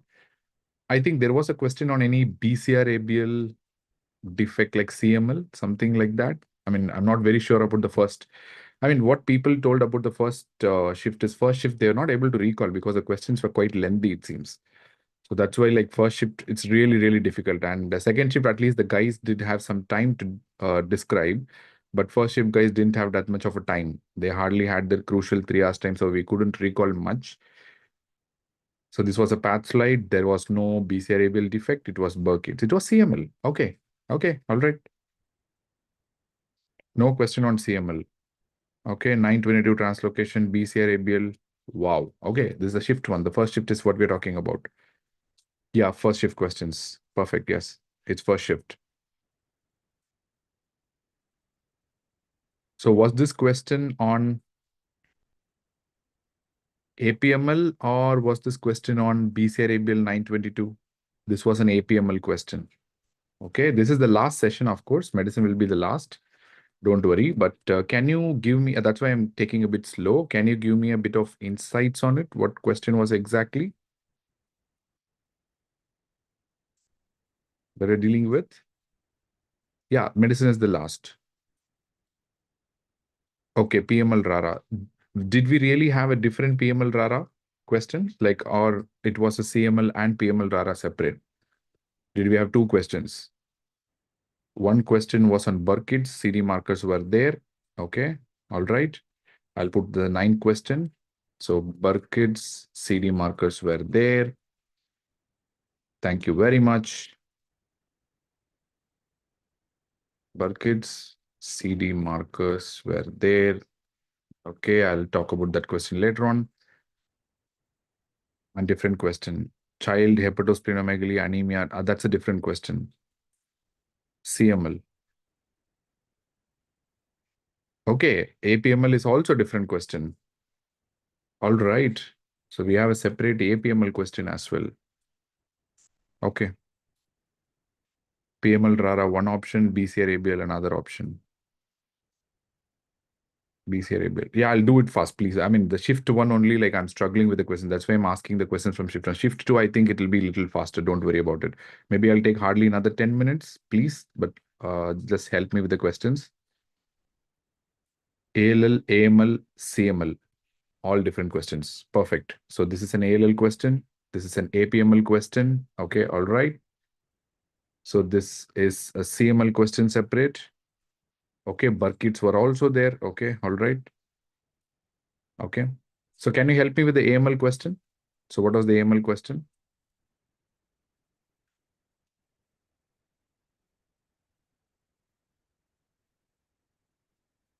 Okay, eye rods and marrow. AML RARA translocation was the answer. Eye rods and marrow. It is PML RARA was the answer. Cool. Another question, T922, child means it must be a ALL. If it's a child, it's not CML. CML doesn't occur in children.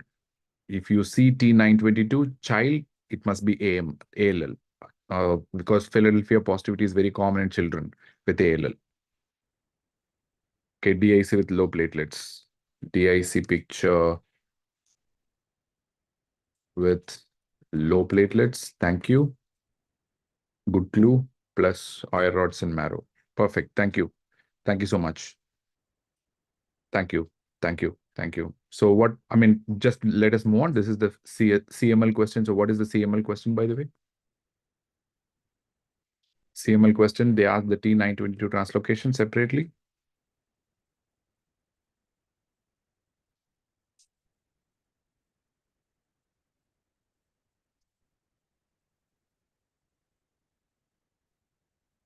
Where are they asking the T922 translocation?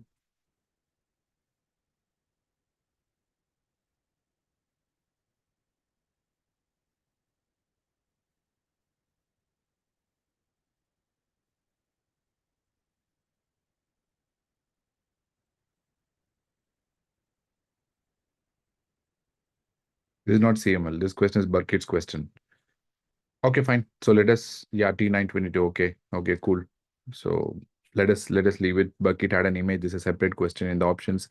Yes, BCR, ABL, T922. Okay, anemia, hepatosplenomegaly, WBC 40K. Okay, all right. Fine, let us move on to the 11th question. Thyroid eye disease false statement can lead to vision loss. Response to ophthalmologic symptoms is adjuvant to thyrotoxic response, no specs, classification, and 10% have eye involvement with euthyroidism. TDT negative, CD34 negative, CD3 negative, and CD19 and 20 positive. Okay. Thank you so much for the input again. Question, there were neutrophils. Okay, we'll discuss about that question later on, guys. Once we have finished all these things, we'll come back to that question again, maybe at the end, maybe for 5-10 minutes. So thyroid eye disease false statement can lead to vision loss. Response to ophthalmologic symptoms is an adjuvant response to thyrotoxicosis response. Then no specs classification is used. Then 10% can have eye involvement with euthyroid status. So what is the answer for this? Is the question right? Because they're asking which is not correct with the false statement.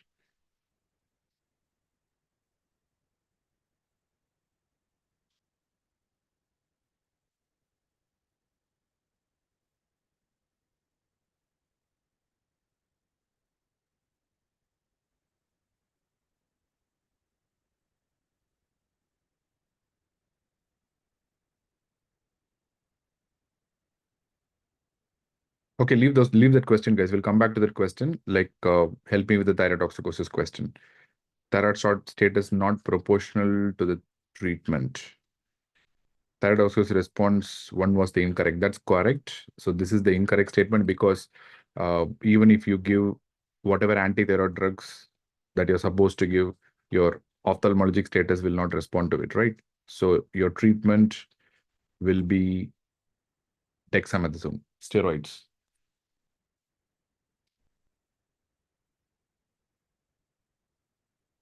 Yeah. So correct. So there was a question on star of death, if you remember. So that's basically subarachnoid hemorrhage if you wish to. No?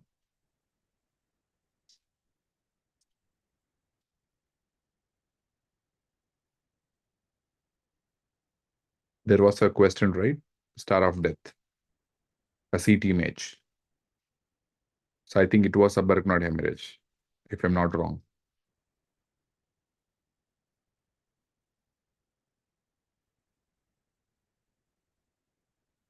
CT angio also was given. Was this first shift or second shift question?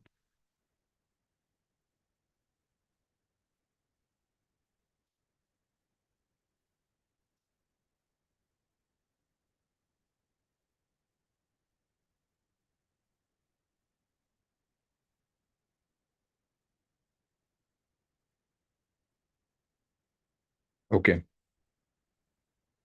All right. There was no question on Pancoast tumor. Thank you. So I think they asked like the ptosis in Horner syndrome is due to Muller's muscle. So that one is easy one. So that's fine. That's all right. So subarachnoid hemorrhage was there.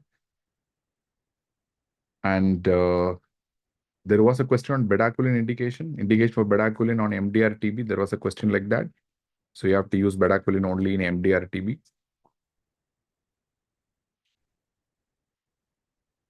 Okay, subarachnoid hemorrhage with berry aneurysm, first shift. Okay. Seen on CT angio. Chronic STH. Okay, I removed the Pancoast tumor already. Okay, all right. So what is the question on thymoma?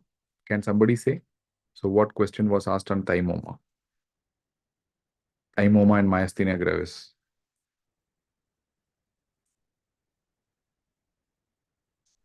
There was a question on Samtus triad as well. All right.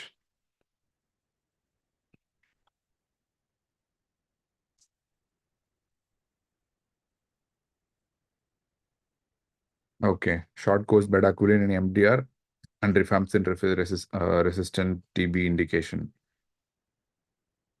Samtus triad is something that's seen in aspirin exacerbated respiratory disease. It's a triad of nasal polyposis, aspirin hypersensitivity, and asthma.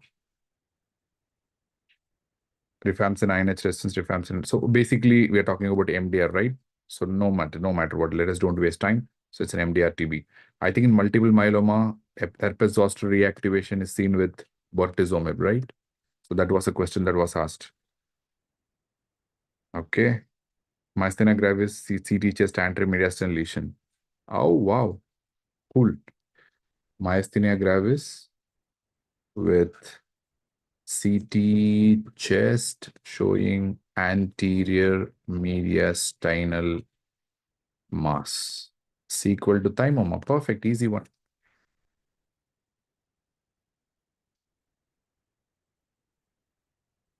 So Samtus triad, aspirin hypersensitivity is due to metabolites other than COX-1 inhibitors or only aspirin. Aspirin hypersensitivity is basically due to COX-1 inhibitors, right? Any COX-1 inhibitor, it's not just aspirin.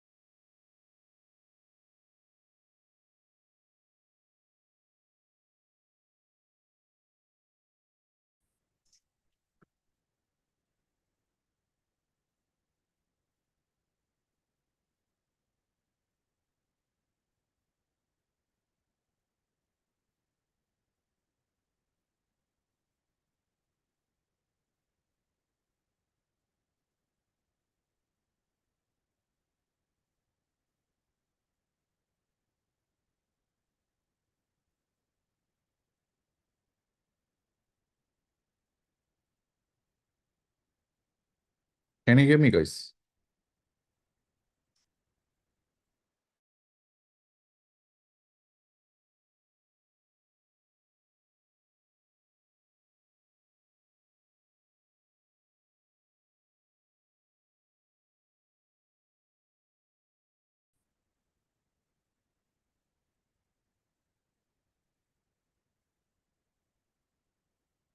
Yeah, I'll go fast. Don't worry about it. I just want some questions. No, I just want to know whether you're able to hear and see me because there was no power here. I mean, we're just running in the backup generator. Okay, all right. So the sample triad question is all about not only aspirin, it's about aspirin and other drugs as well. Thank you.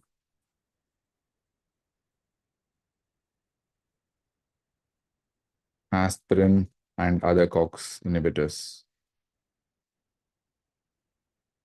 Okay, thank you. So they have been given a question on multiple myeloma. I think the patient had a neuropathy and patient had polyuria, patient had weight loss. I think the answer for that was amyloidosis, if I'm not wrong. Isn't it? The answer was amyloidosis. Multiple myeloma, patient had tingling sensation neuropathy, and patient had polyuria, that is because of hypercalcemia, and patient did have weight loss, which is basically a feature of a cancer, and answer for that question was amyloidosis. Perfect. Okay. So then we had alcoholic patient with hypoglycemia. I think the CBG was somewhere around 49, if I'm not wrong. 49 millimeters of mercury. And I think the answer for that is, of course, in any alcoholic who's with altered mental status, unconsciousness, altered mental status, you have to give thiamine first, followed by dextrose. All right. And there was a question on farmer who came with intense calf pain. I think it's lepto. Like whenever they say calf pain with severe back pain, that is so characteristic of leptospirosis. Right. I mean, I'm not very sure exactly what differential diagnosis they give. I'm not very sure, but I think farmer, right? They're very prone for leptospirosis. I feel it's still leptospirosis. Omelette question was not there in the first shift. Okay, I'll remove it. I don't know, but somebody really said this question was there. There was a question. There was a question, if I'm not wrong.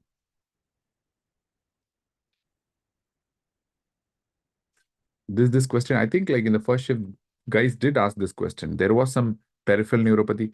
I mean, the options were like subacute combined degeneration of the spinal cord with diabetes, subacute combined degeneration of the cord because of B12 deficiency. There is some question like that, if I'm not wrong, because I clearly know that some guys have asked this question.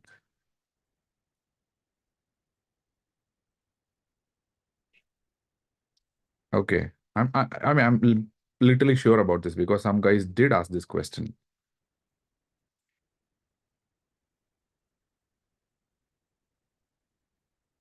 Okay, the multiple myeloma is different, but there was a question on somebody who came with tingling sensation in the legs, polyuria, weight loss. Options were subacute combined degeneration of the cord with diabetes, subacute combined degeneration of the cord with B12 deficiency. And one of the question was, yeah, image, there is left shift, neuropathy, polyuria, weight loss. Okay, the answer is only multiple myeloma. Perfect. Thank you. Thank you. Thank you. Thank you. Thank you. The right answer is multiple myeloma with renal involvement. Okay. All right. Thank you so much. And this is surely leptoman. This is calf pain. I mean, if you have not watched my tropical infections class, I mean, you might, I mean, anyone who's there who has watched the tropical infections class, where I've given a summary of all the tropical infections, if I'm not wrong, anyone?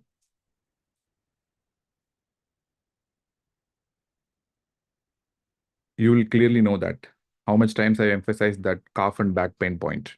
Leptospirosis is something that tends to produce that intense calf and back pain very commonly. So this is lepto for sure, without a doubt. I think there was a question of acute rheumatic fever. Tingling sensation question. I mean, somebody's Bhumika is telling tingling sensation with answer is SACD. Remember, if it's a tingling sensation, why the patient should have, if it's SACD, why the patient should have polyuria and weight loss? I mean, just let me know. Like if it's tingling sensation with, I mean, there is polyuria and weight loss, why that should happen in B12 deficiency, by the way? No. So that must be multiple myeloma with renal involvement. It's impossible. That other features doesn't correlate with just a simple subacute combined injection of the cord. Okay, there was a question about this acute rheumatic fever, some joint pain,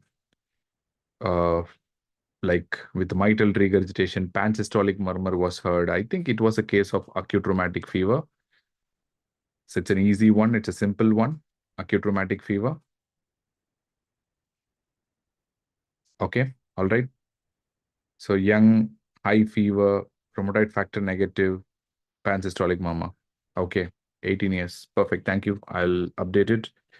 18 years, high fever, RF negative, plus pansystolic.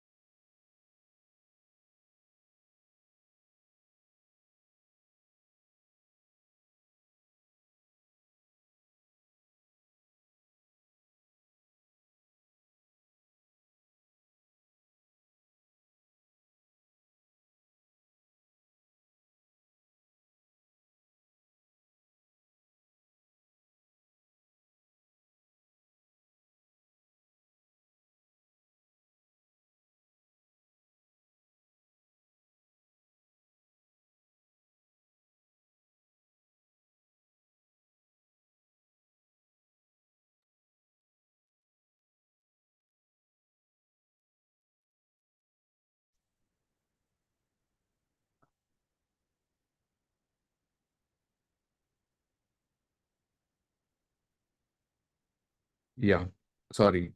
Sorry. A power failure. So I think here there's some problem with the power. It's keeping on going and coming. So just hold on with me. So RF negative. So it's an acute rheumatic fever. So there was a question on blackish discoloration of the lips, and there was adrenal insufficiency. Knuckle hyperpigmentation also was mentioned. Okay, patient was a female. I'm not very sure about what they're trying to say with this question, but around the lips, black discoloration, very likely to be adrenal insufficiency. Okay. Okay, all right. There was Light's criteria on pleural tuberculosis, if I'm not wrong.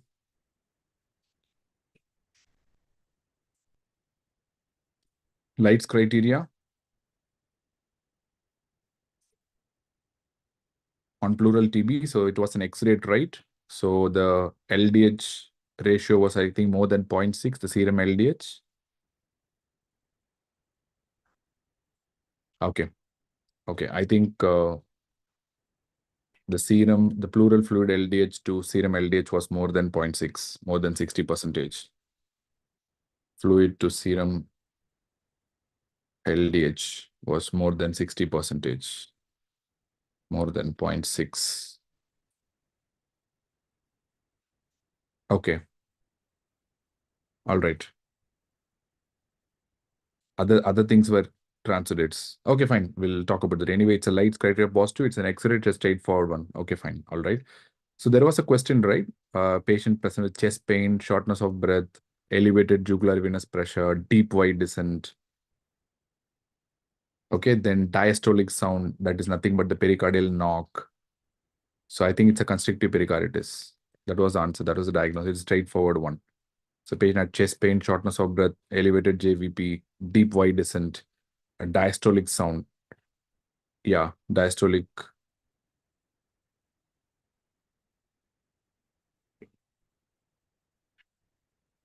Irregular rhythm was there in the option. Bicuspid valve with AR, rheumatic arthritis MS, constrictive pericarditis. It's a diastolic murmur or a diastolic sound, by the way?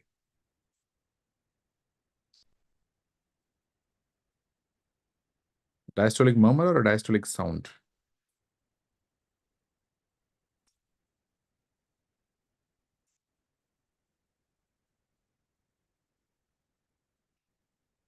Patient has edema also.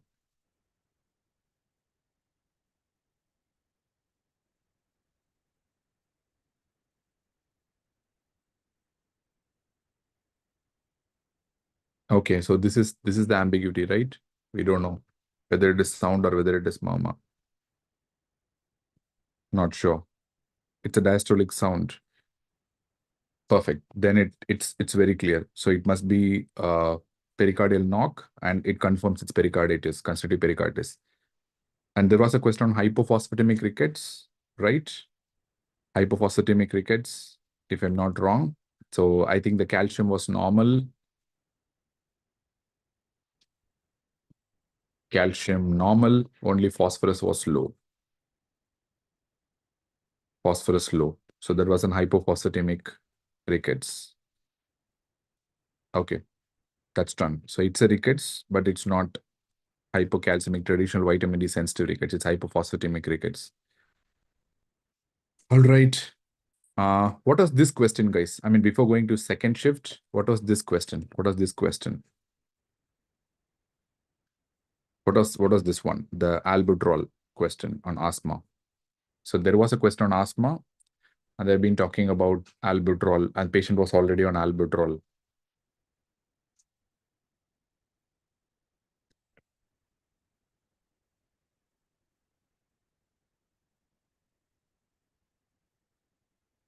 Okay. ALP high, PTH normal. Okay. All right. So what is this question on albuterol? The patient had asthma, patient was on albuterol inhaler.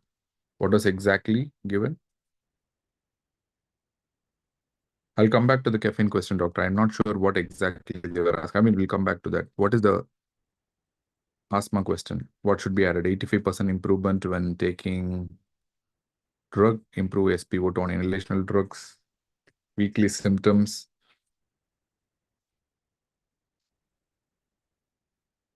To add inhaled corticosteroids, oral steroid, LABA alone.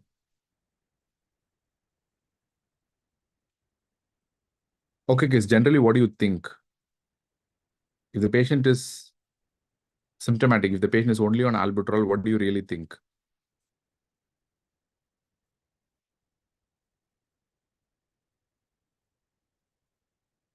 Okay, it's better to add, right? Add inhaled corticosteroids. That's what I would say. In any asthma right now, the gold standard is like you have to add inhaled corticosteroids to treatment. Without steroids, you cannot treat asthma. Simple.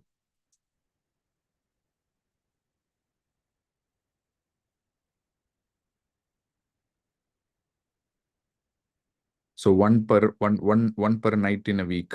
Yeah, obviously I'm going to add steroids. Without steroids, you cannot treat asthma. Impossible. Okay. So symptoms were 2 per week, 1 per night. One night per week. Okay. Nighttime awakenings per week. Okay. Thank you. Add prednisolone. Yeah, I'm not going to add prednisolone. We don't add oral steroids until it's an exacerbation. Or maybe in very severe cases, short-term steroids can be added. Otherwise, it's only inhaled corticosteroids. Other option was only salmeterol. Even that is not recommended. See, asthma, best treatment, always add inhaled corticosteroids. As simple as that. And some guys were telling about the pulmonary hypertension question. Can you just tell me with the pulmonary hypertension question, we can move on to the shift 2? So what was the pulmonary hypertension question? I mean, maybe I'll finish off and then we'll move on. What will be the pulmonary hypertension question, by the way?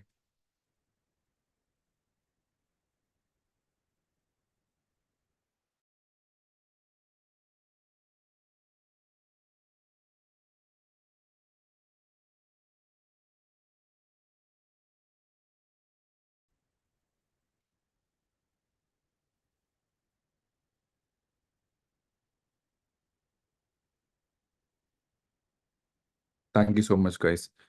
Secondary pulmonary hypertension is due to scleroderma. Okay. which is due to scleroderma. So that was the answer. Endothelin antagonist decreases symptoms. That's correct. That's correct. Endothelin antagonist decreases symptoms. That's correct. Calcium CCB is used as first line? No. CCB is first line? Definitely not. This is wrong. This is wrong. Unless and until the patient is having a good bronchodilator, I mean, a good vasodilator reactivity, I'm not going to use that. SARS CCB to everyone? No, no, no. Wrong. Endothelin receptor antagonists will improve disease? No, they will only improve symptoms. Disease cannot be improved. There is no disease modifying therapy right now.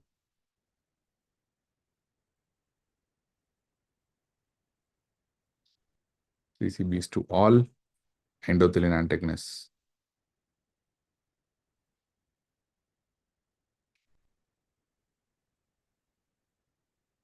Antagonists improve symptoms.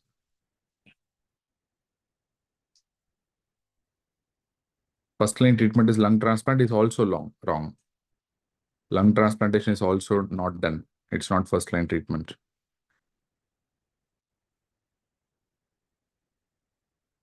Vasoreactivity was good. Okay, lung transplant is not the first line treatment. That's also wrong. Maybe I'll go for this one. So, I mean, what is this one? Secondary pulmonary hypertension due to scleroderma. So was this a separate question or this one was the same question? Scleroderma. Secondary pulmonary hypertension due to scleroderma. Was this a separate question or this is a part of this question only?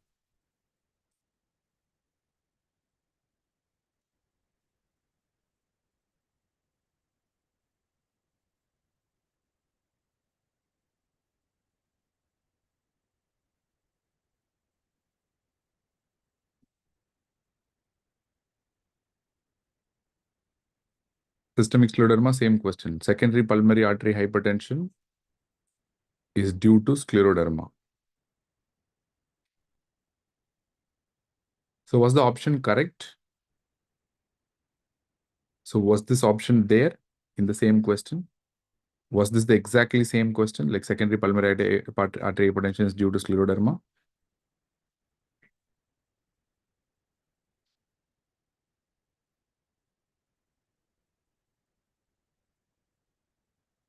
Okay, so it was a patient of scleroderma and pulmonary artery hypertension. Okay. Got it. Okay,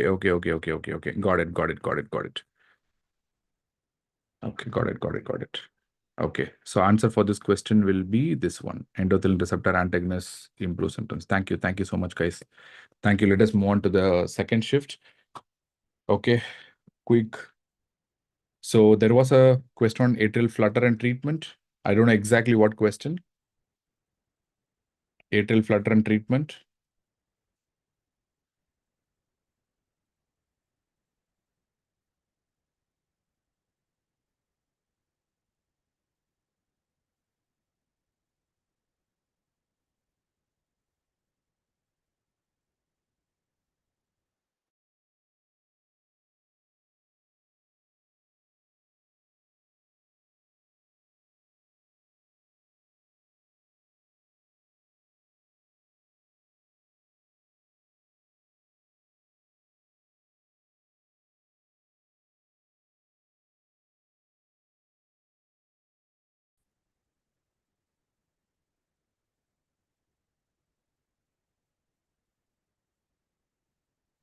Okay, all right. This question was not there then.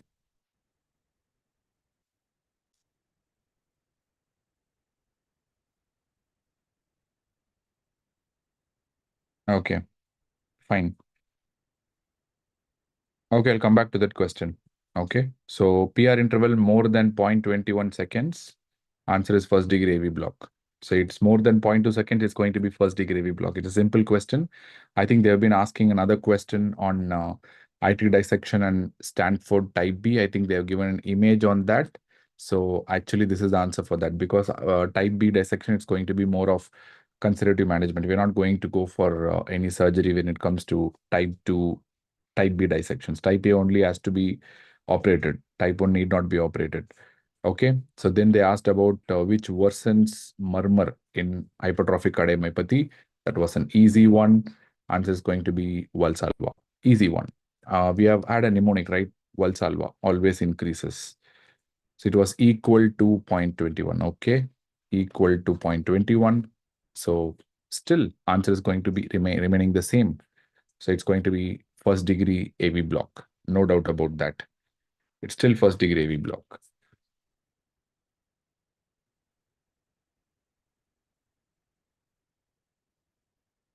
Okay.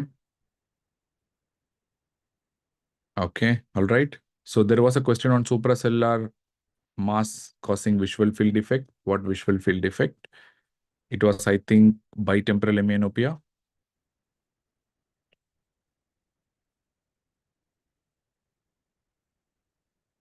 Doctor, we have already discussed about the Samtez triad question in the beginning itself.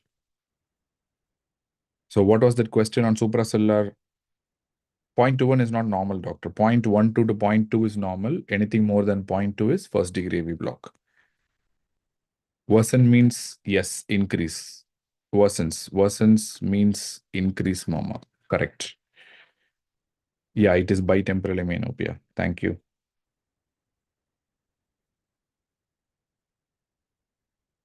Hemianopia, okay. So there was a question on sweating, macroglossia, frontal bossing. What is the initial investigation of choice? Initial is what they're asking. Easy screening with IGF, right? So there was a question on that. So the patient had macroglossia, frontal bossing, like suggestive of acromegaly. I think initial investigation, screening, of course, it's IGF-1. Okay, so this is the question that everyone was asking. The most common cause of death in idiopathic pulmonary fibrosis. Answer is respiratory failure. Simple, easy one. It can't be anything else. It must be respiratory failure, because the most common cause of death in IPF or any primary lung disease is death due to that lung disease itself. That's why they die. So maybe if they ask about COPD, it's going to be the same. So die of respiratory failure. So die of the primary lung problem itself. It's not pulmonary artery hypertension. Okay, gap between incisors is seen. Okay. Also has gap between incisors. Okay, all right. Supracellular mass. This is a craniopharyngioma according to certain people's input. Craniopharyngioma. All right. I'll be okay with that.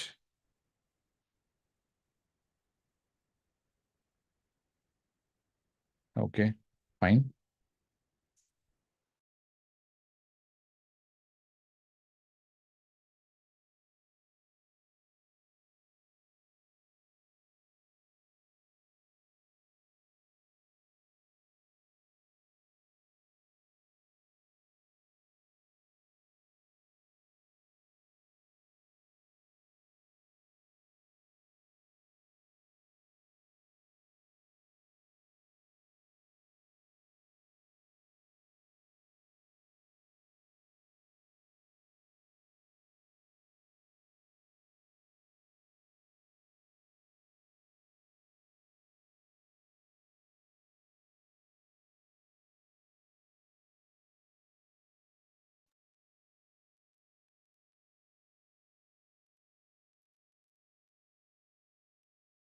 One second.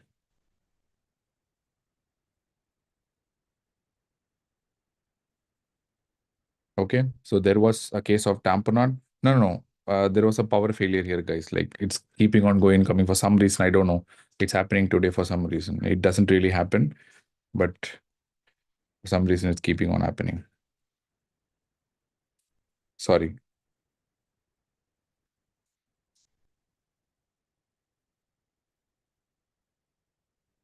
Okay, I will come back to that question, guys, in a while. It's there. So this was a tamponade question, and answer is pericardiocentesis. So patient had cardiomegaly, diastolic RARV collapse. X-ray image is suggestive of, I think, effusion, pericardial effusion.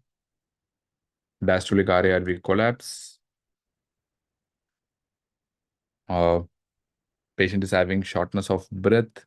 Heart rate is 120 per minute. BP is 130/90. So this must be diastolic RARV collapse. 8th question. Yeah, sorry. I think this is a simple iron deficiency anemia, if I'm not wrong. It's a very easy question. Simple iron deficiency anemia. Right? So low hemoglobin, low MCV and MCH, low serum iron, reduced transferrin, high TIBC. So this must be an iron deficiency anemia. So they given diuretics. Diuretics was not correct. So you cannot use diuretics in tamponade. Already patient will be having reduced RA-RB filling. If you're going to use diuretics in RA, I mean in tamponade, patient is going to get worse. It will precipitate a shock and they will die. You can't do that. So diuretics cannot be given. Yeah, RA collapse. Okay. 100% it's tamponade. Answer is pericardiocentesis. Absolutely no doubt about that. Okay, so then patient is, I mean, what spasmolytic you're going to use in IBS?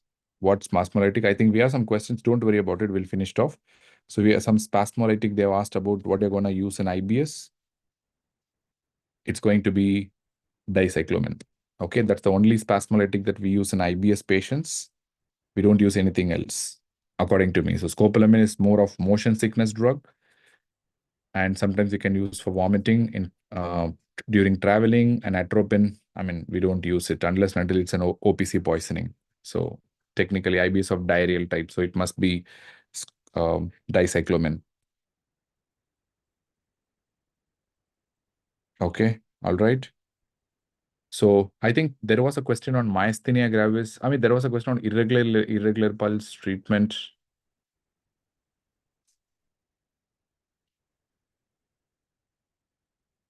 I mean, before that, what I mean, was there an image on pseudomembranous colitis?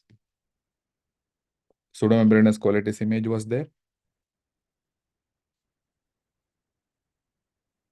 I mean, was it the exact question, same question, pseudomembranous colitis?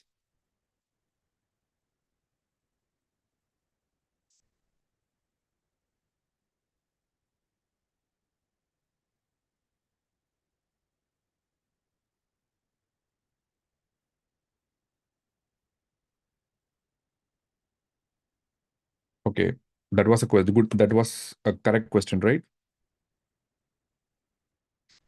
Pseudomembranous colitis.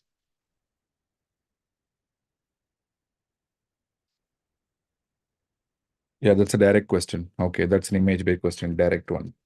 Okay, simple. So this one, I'll come back to this later on because there is a couple of questions in this. And there was a myasthenia gravis and hypercalcemia. I think the only possible explanation for that was parathyroid adenoma. There was no possible explanation. I think they have given some small cell lung cancer. They have given adenocarcinoma. I think there's nothing else.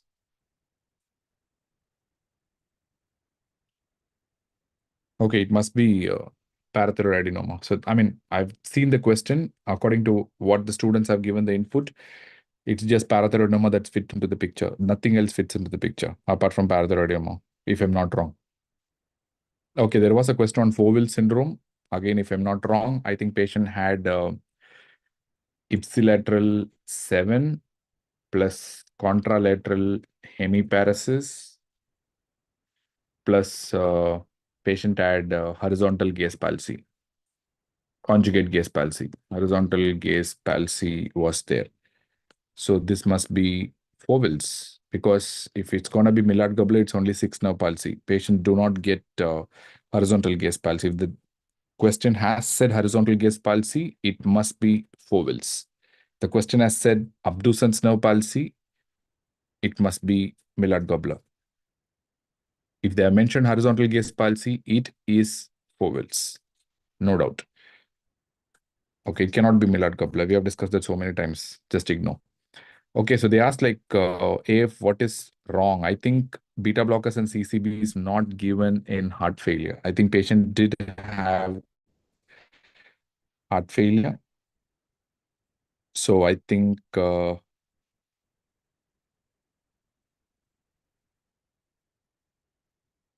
blockers and CCBs we don't give.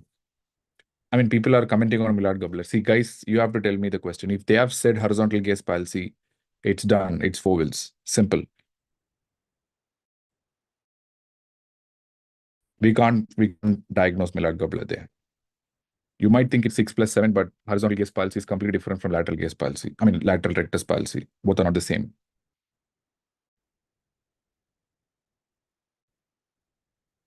So IV digoxin, yes, can be given. in patients with atrial fibrillation? Absolutely yes. Okay, it's an AF case, absent AF.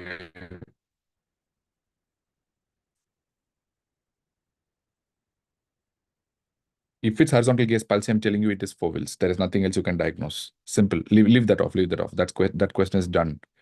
Okay, so I mean, I think this was there, right? In heart failure, beta blockers given in heart failure, something like that. Patient was having heart failure. So what is this question? I'm not very sure about it. What is this question basically?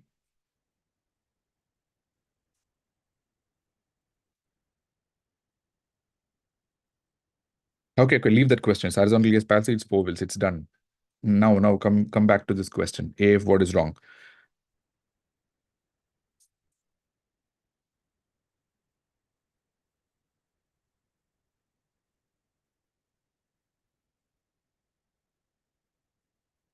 Help me with this question, guys. Atrial flutter ECG or fibrillation, whatever may be the ECG, what cannot be used? Beta blockers if CCB can't be used. I'm not very sure about it. Cardioversion if unstable, that's correct. Okay, that's a correct statement. Cardioversion if unstable. Okay. Okay, they have given AF ECG. Which of the following, what is wrong? Which of the following cannot be given? That's a correct statement. Digoxin given, what not to combine? Give digoxin. Digoxin to control ventricular rate. Digoxin to control ventricular rate is also correct. We can use digoxin if the option is correct. This is a true statement. Anticoagulant, Dovax used. Okay, this is a correct statement. What is the last one, guys? Which is incorrect. I don't know. What I mean, if you cannot tell the exact option, I cannot help with this question.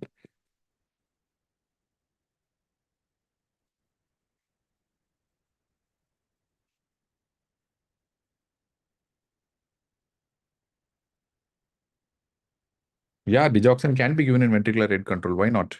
Absolutely. Even if it's IV digoxin, still we can use. Absolutely no problem.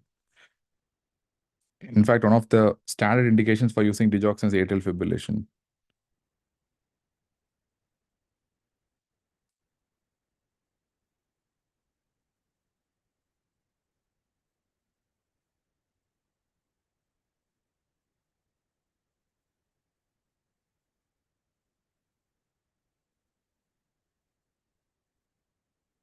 Beta blockers if CCB cannot be used.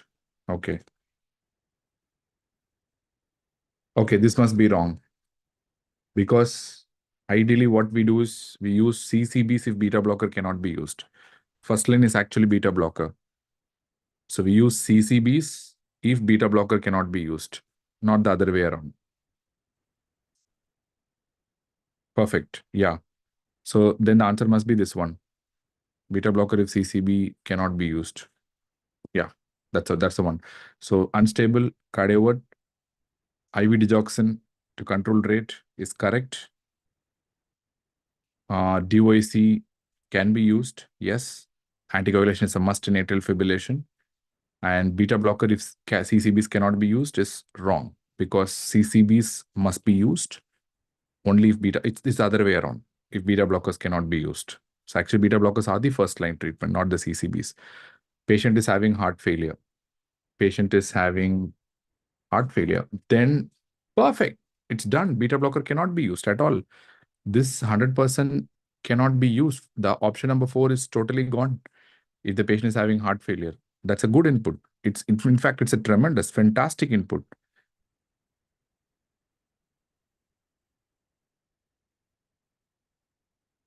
Doc insane. Yeah, thank you so much for your comment. I think my postgraduates believe something otherwise, actually. I think someday or other, hopefully we meet in our hospital so that we can share our knowledge. We can exchange something with you and me so that we'll understand, maybe you can teach me something.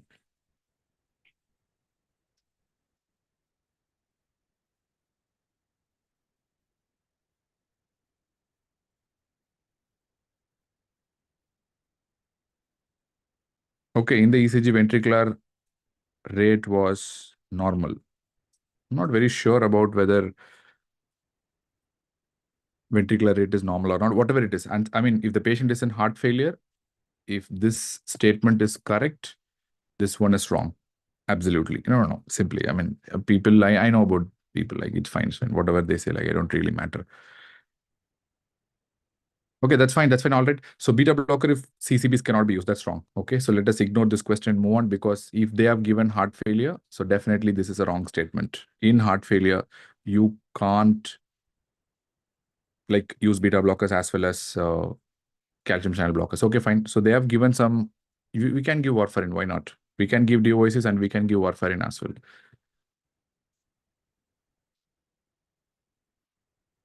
No. I mean, don't think too much. It's IV. I mean, IV digoxin can be used for atrial fibrillation for weight control. I mean, just ignore. I mean, we are wasting way too much time on that. So what about this one, ring enhancing lesion? I think the next step that we have to do is MR spectroscopy. This one, right? It's MR spectroscopy. So there was a ring enhancing lesion.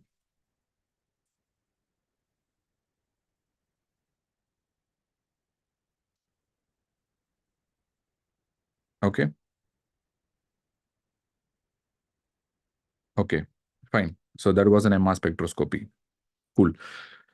So then there was a question on dengue. So I think the hematocrit was 55, platelet count was only 25,000, which means platelet count was reduced, hematocrit was increased, and patient had a maculopapular rash. Okay, they asked about the best prognostic marker. Answer is hematocrit, because everything, if you look at the treatment, the warning signs, everything is all about hematocrit, and hematocrit. Simple. Okay, they have given LP normal also. Simple, it's done, finish. LP normal, ring enhancing lesion, perfect. It must be MR spectroscopy to distinguish what's going on.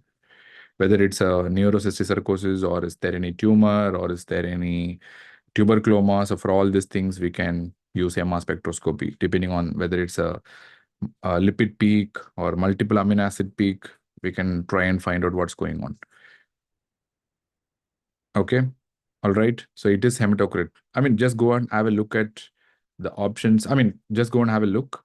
Whatever may be the case, the treatment or maybe the warning signs, everything is actually based on hematocrit. Everything is actually based on hematocrit. It's not based on anything else. So it's hematocrit, and hematocrit all the way. That's going to be the most important. Okay, there was another question, RTA type 1 versus type 2. I think if I'm not wrong, this patient had a bicarbonate of less than 15. This patient had a urinary pH of 9. And this patient had hypokalemia. So definitely RTA type 4 is ruled out. So very likely it must be RTA type 1. So leave the pH.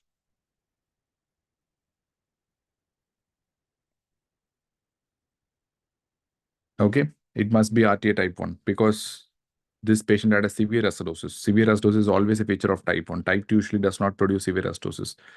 Potassium was 2.8. Yeah, somebody is telling 2.3, but okay, fine. So whatever may be the case, it's a hypokalemia. So definitely it's not RTA type 4. So bicarbonate was 12. Okay, all right. So that strongly points towards RTA type 1 because, I mean, anion gap was 11. So that's a classic feature of any RTA. You're having a normal anion gap metabolic acidosis. So it must be type 1. Yeah, it must be type 1. Because this is the point. These 2 points I will consider a lot. This must be type 1. So the patient is having very low bicarbonate, very high urinary pH.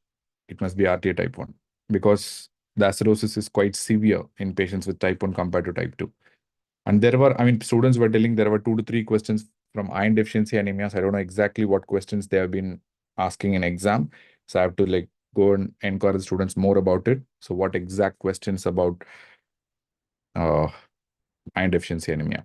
And there was another question that atropine plus diphenoxylate for IBS, why they are combined? Actually, it's to decrease abuse. Main reason why they are combining atropine and diphenoxylate together, because diphenoxylate has a bit of abuse potential and we don't want that abuse to happen. So that's the main reason why we give atropine together. So there's no other reason for that. Okay, so option is 20. I mean, the answer for question number 20 is abuse decrease. In iron deficiency anemia, transferrin saturation will be low. It's an easy one. Iron deficiency anemia, transferrin saturation will be low. Simple. I think I have a question on ileal resection. Ileal resection, what is not to be seen? There was a question on that. Okay. If you want, I can add that also. Ileal resection not seen. It is microcytic hypochromic picture. Because in ileal resection, you have B12 deficiency, and that is supposed to produce only a macrocytic picture, not a microcytic picture.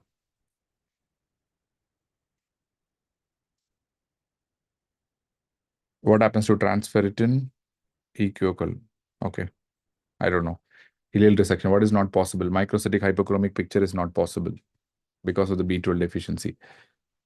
Okay, so now next question, I think in methanol poisoning, what are the things that are increasing?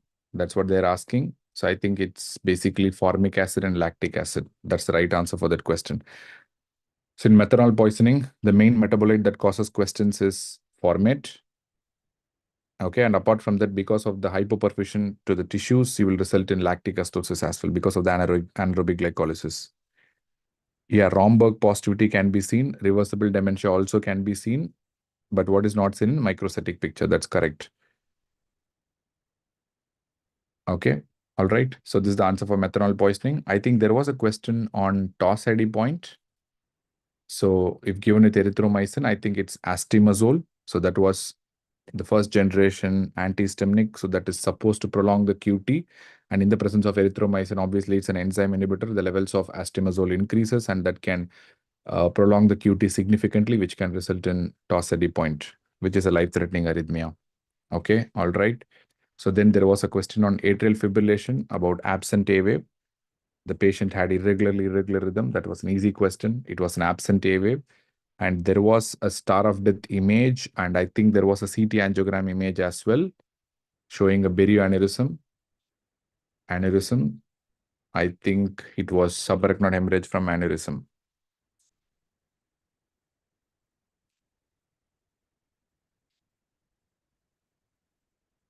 Right. Star of death in set 1. So this was not the case. Okay. All right. So I'll put this. Okay, it was not there. Okay. Okay, that image was there. I got it. So it was a chronic SDH, I think. Right? It was a chronic SDH image. Okay. Fine. All right. I'm removing this question. Okay. So that was not there. That was the first set.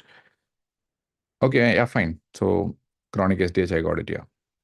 And I think there was a question on 20 guy with coronary artery disease, tendon xanthomas, and xanthomas in the hands as well. I think it's some failure of LDL uptake, familial hypercholesterolemia.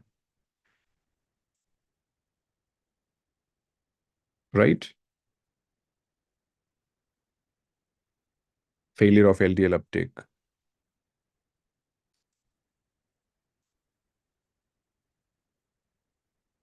Right? Something like this, yeah. Achilles tendon xanthoma, yeah. It's a familial hypercholesterolemia. Okay, familial hypercholesterolemia option. This is not the question. There was no question like this. Failure of LDL uptake. Okay. All right.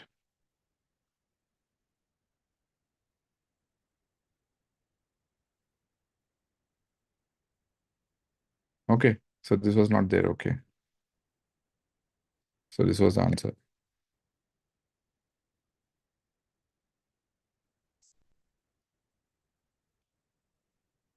Mechanism was not given. It's a direct question. Cool, guys. Okay. Okay, fine. So there was a person with history of suicidal thoughts, family found him unknown drug, tachycardia, hypertension, sweating, palpitations, dilated pupil. Easy one, cocaine. Simple. Right?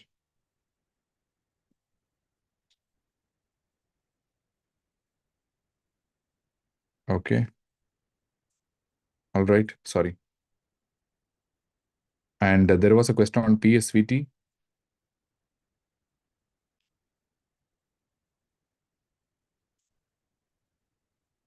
PSVT, pediatric patient stable vitals, what to do? So that was a question, adenosine 0.1 milligram per kilogram. That's the initial dose of adenosine. Maybe you can go up to 0.2 to 0.25 milligram per kilogram later on. It is like in adults, we give 6 plus 12 plus 12. Likewise, in children, we give 0.1, then 0.2, 0.2. It's like that. So it must be to start with, it's 0.1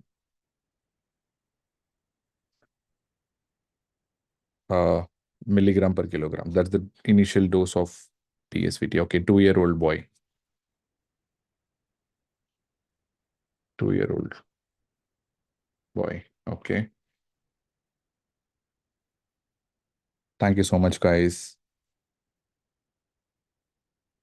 Okay. Then I think we have discussed this so many times. This is an easy one. Solitary thyroid nodule. First investigation, TFT. Of course, we have discussed that so many times.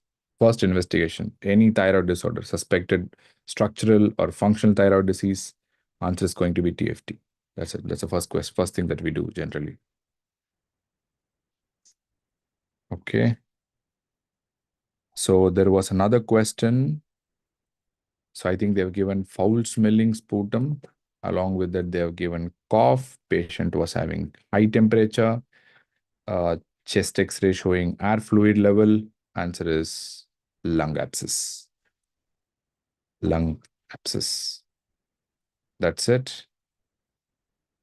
Okay. It's an easy one. That must be lung abscess, without a doubt.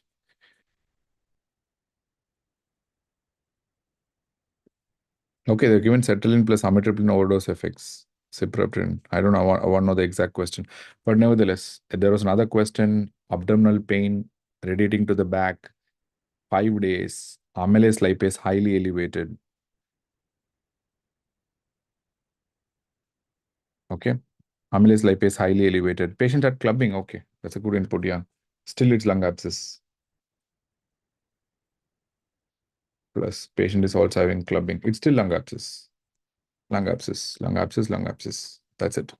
Empyema will be near the pleural surface. You saw the problem in the parenchyma of the lung or near the pleural surface. Where do you see the problem? If you have seen anything in the parenchyma, the center of the lung, it is lung abscess. If you have seen anything on the side, okay, on the pleural surface, it must be empyema. But I don't think anyone has seen anything on the side. They have seen exactly on the center of the lung. So that must be lung abscess with air fluid levels. ARD is not there in the option. I think then it must be non-cardiogenic pulmonary edema. I mean, that's what I want to confirm. So chest X-ray had bilateral infiltrates. So it's a non-cardiogenic pulmonary edema. So since everyone is confirming that it's parenchyma, it must be lung abscess. There's nothing else. So this is a case of non-cardiogenic pulmonary edema, which is nothing but ARDS. So this patient is having acute pancreatitis, and one of the common complications of acute pancreatitis is ARDS. Yes, ARDS was not there in the option. Okay, instead there was aspiration pneumonitis. Okay, so then your answer will be still non-cardiogenic pulmonary edema. That is nothing but ARDS. Okay, 2 liters infused. Okay, given in 24 hours. Okay, fine. So all well, all well. The answer for that is non-cardiogenic pulmonary edema. Pheochromatoma, correct statement seen in men 2A. Simple, easy one. It's not common in children. Only 10% is seen in children. Bilateral mostly. Again, it's not bilateral. 10 to 15% bilateral.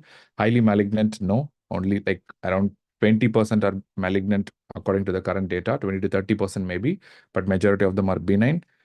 So it is seen in men 2A. Okay, so that will be the right statement with regards to pheochromocytoma. So we have discussed that already, Dr. Manas. Irregular heart rate is atrial fibrillation. JP finding is absent A wave.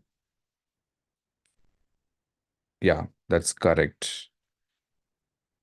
Okay, there was a complicated question on tuberculosis preventive therapy.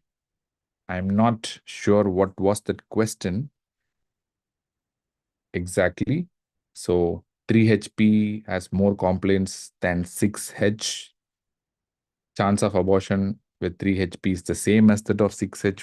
What was the other two options, if I'm not wrong? Dr. Mrinmoy Das.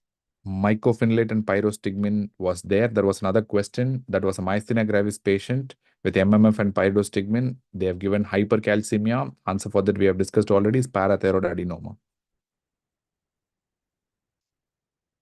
What are this question, maybe? Okay. Wrong about 3HP treatment. Okay, less complaint. They're given less complaint. Okay. All right. Mycophenolate, mofetil, and pyrostigmine, no, I don't think they are known to cause hypercalcemia.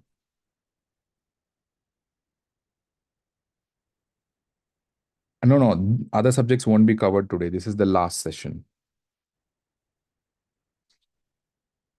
This is the last.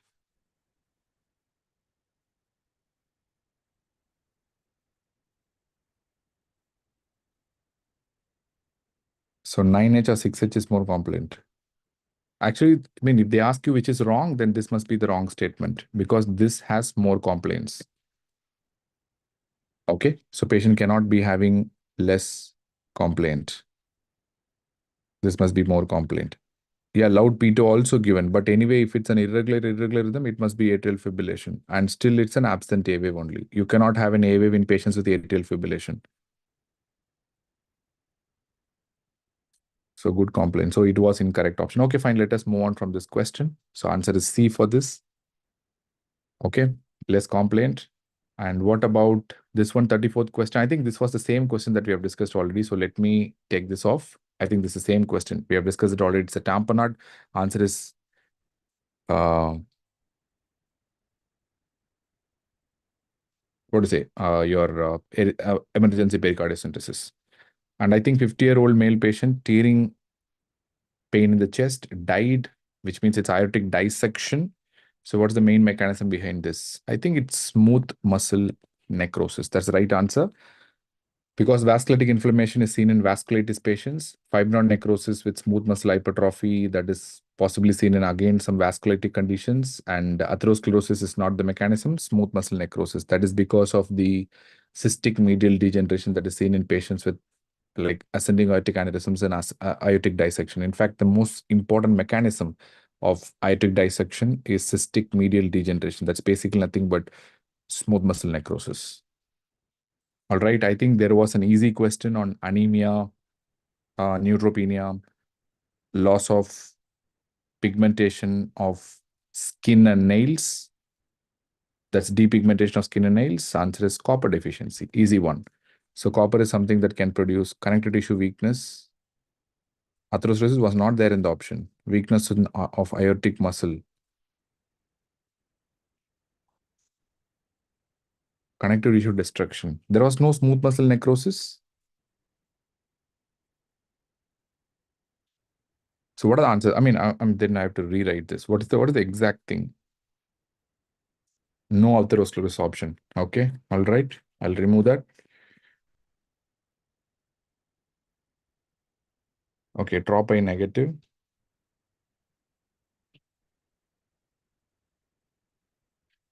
He died. Lipid infiltration and inflammation of wall. Okay.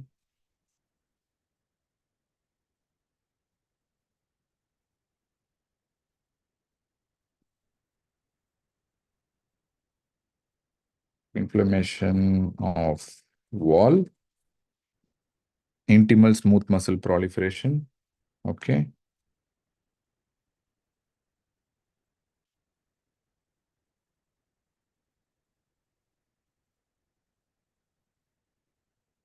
Smooth muscle necrosis. Okay, then what else, by the way? The fourth one, connective tissue weakness. Are you sure?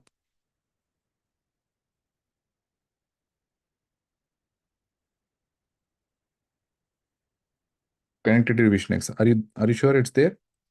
I mean, how can it be 5 options then? Tell me the 4 options. How can it be 5 options? Connective tissue weakness was there. I mean, which option I should remove then?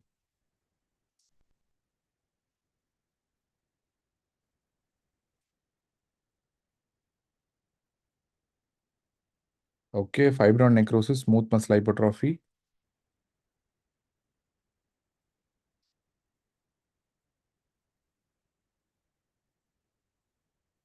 Smooth muscle hypertrophy, collagen weakness. Okay, smooth muscle hypertrophy was there. Okay. I don't know. I have absolutely no idea.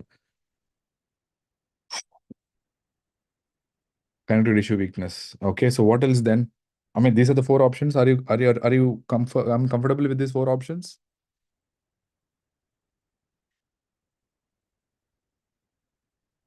Subintimal lipid and smooth muscle.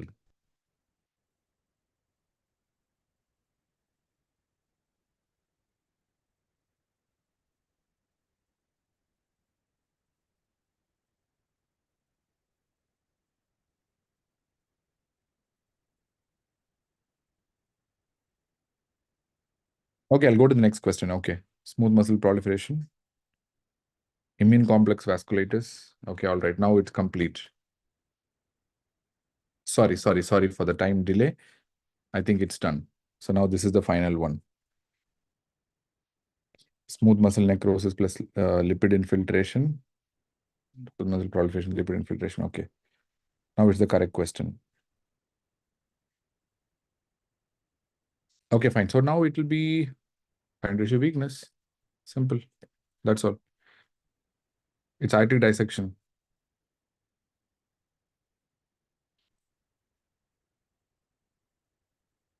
Okay, now it becomes connective tissue weakness. Okay, image was also there. Okay, so now it becomes simple. Okay.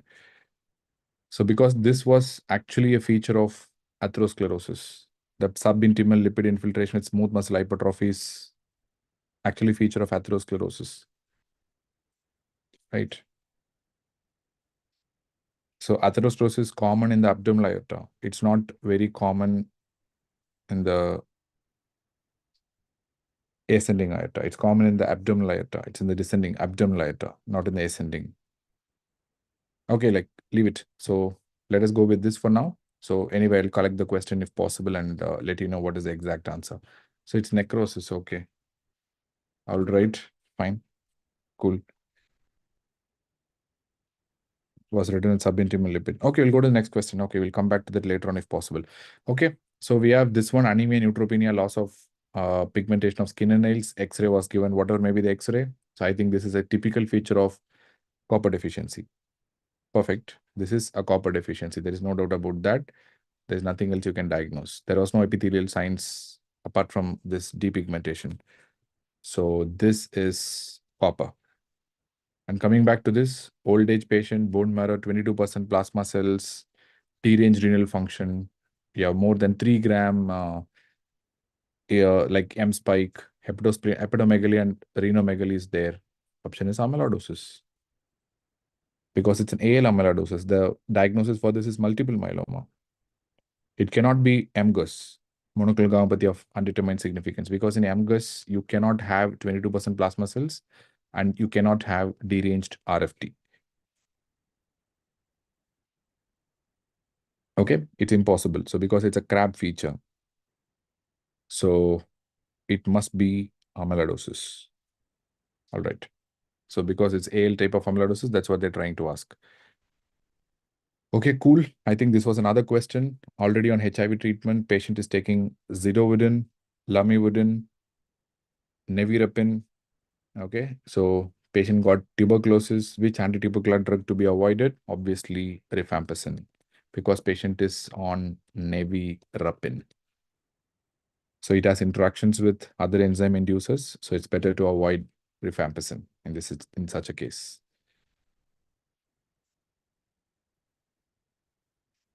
Right. All right. So I think there was another question on severe head injury. Which of the following drug must be used? Answer is going to be mannitol. Mannitol, right? That must be the right answer. Mannitol, mannitol, mannitol, mannitol, mannitol. One with electrophoresis and one off the slide with amyloidosis. Okay, all right, that's done. ICP and headache. Woman with increased ICP and headache. It's a severe head injury, right? I mean, it's over, man. I don't know why you're telling fast. It's over. It's done. The 40th question was the last question. So it is mannitol. Obviously, in head injury, what we use? We use mannitol or 3% in ACL. We don't use anything else. Or sometimes DEXA if it's a vasogenic edema, but otherwise, like we generally typically go for mannitol or 3% in ACL. No, not astazolamide. Astazolamide is like something that's going to act like ages later. So in severe head injuries, it's an acute situation. There's no point in using astazolamide. It's only mannitol or 3% in ACL. If that was there in the option, then probably that would have created an ambiguity, but it is mannitol. Yeah, that's it. No doubt. I think they have asked about the true statement in PNH. I mean, you have to help me with this because this is definitely wrong. This is wrong for sure. So it's not inherited, it's acquired. We know that. Most common cause of death is heart failure. This is also wrong because most common cause of death is thromboembolic manifestations like Buchiari syndrome. So that's wrong as well.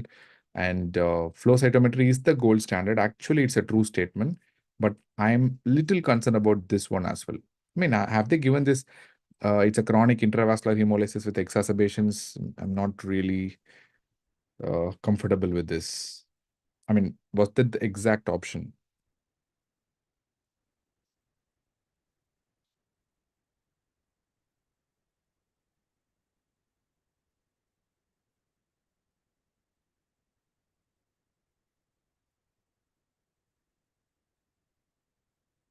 No, it's not. I mean, mannitol is something that we give it every day in and out. It's not contraindicated.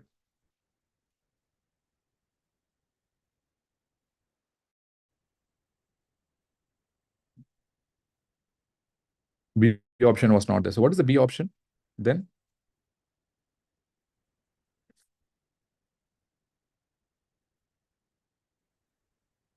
Sucrose lysis is useful for diagnosis. No, not correct. It's one of the screening tests, that's all. For your hereditary spherocytosis. Useful for diagnosis. No, flow cytometry is the gold standard. Sucrose lysis is useful for diagnosis. No, that's not correct. That's only a screening test. So flow cytometry is the gold standard. This is the correct statement. Obviously, this is the correct statement.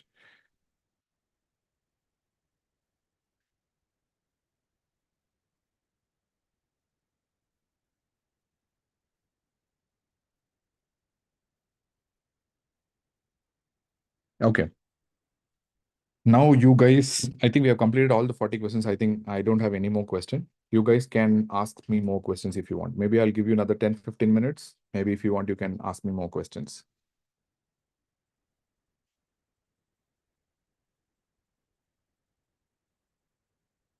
I mean, somebody, Ashwin Gowda is telling chronic intravascular hemolysis is frequent exacerbations. It was there or it was not there? Chronic intravascular hemolysis. Chronic intravascular hemolysis with frequent exacerbations.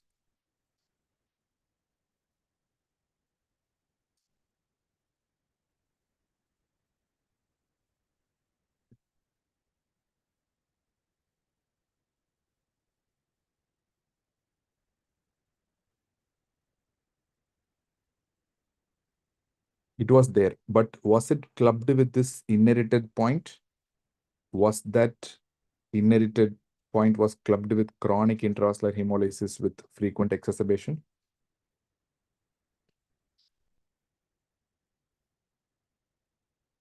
Perfect. Thank you, guys. Inherited disorder with chronic intravascular hemolysis and frequent exacerbations. Obviously, that becomes wrong. Frequent exacerbations is never inherited, it's always acquired. Okay, all right, then still our answer remains A. It is flow cytometry is the gold standard. So are you guys sure that sucrose lysis test was useful for diagnosis was there, or is there anything else that we can modify this statement?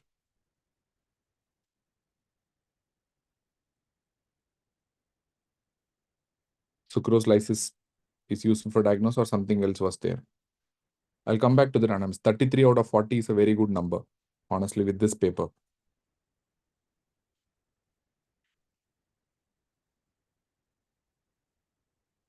Suicide patient chlorpheniramine toxicity, I don't believe. No, that's not correct.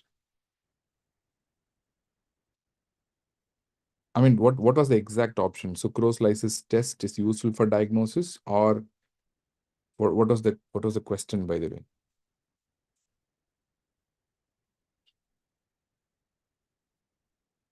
What is the exact option? Now all 4 options same. Still, I'll go with A. Okay, all right. This is done. I think somebody was asking about reliable test for diagnosis was the exact line. Thank you. It's not a reliable test. Okay, thank you. Thank you so much. It's complete. 26 out of 39. Good number still. Alzheimer protein. Yes, somebody was asking about Alzheimer. It's A beta amyloid. Was there A beta amyloid on Alzheimer? Right atrial collapse with pericardial effusion. Yeah, in simple pericardial effusions, we don't see right atrial collapse. We see right atrial collapse only if there is an associated tamponade. I don't know, thousands of times we have discussed. I mean, I'm not demotivating the other guys like who have not attended the classes, but still we have discussed that plenty of times, thousands of times. RARV collapse is a classic feature of tamponade. Yeah, Alzheimer disease protein, it's A beta amyloid. Okay, all right.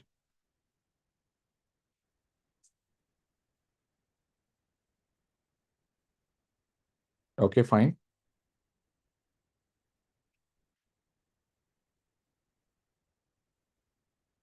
Intrinsic pathway. What was the question on intrinsic pathway?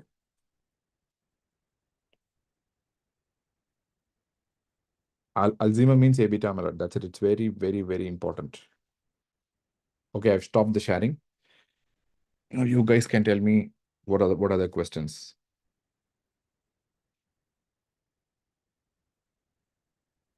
Intrinsic pathway clotting factor replaced by. I need to know the option, guys.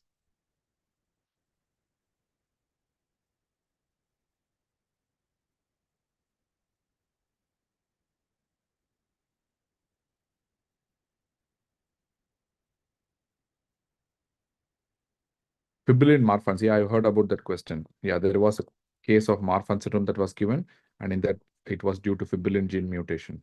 Yeah, I got it. There was a question.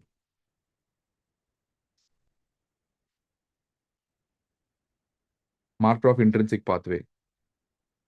Yes, it is APTT, activated partial thromboplastin time.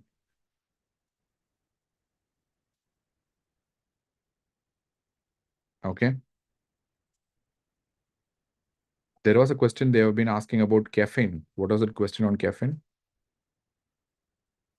Intrinsic pathway is APTT, guys. That's done. Extrinsic pathway PTINR. That's done. Thank you so much, Dr. Deepanshu. And what was that caffeine question?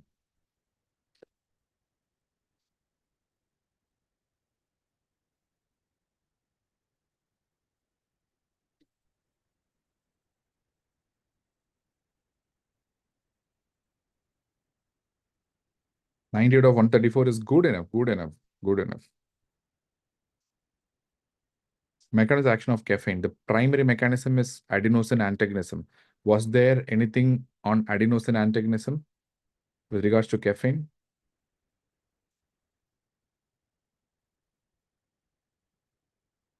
That's a primary mechanism, honestly.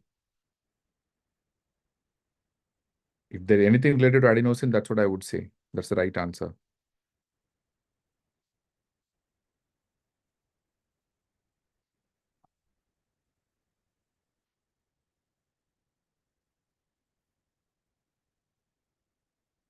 Okay, all right. So I don't know what is exactly with regards to like caffeine. So I cannot comment on that.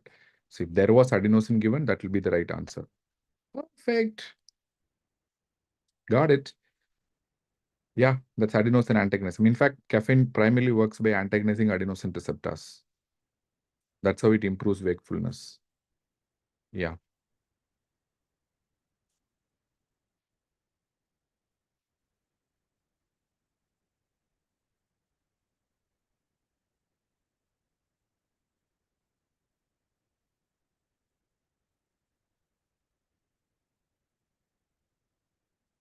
Got it. Egg on string sign, TGA. That's an easy one, right? Egg on string sign. It must be a TGA. Transposition of great vessels. What is that question on Yeoman lesion? Somebody's talking about Yeoman lesion.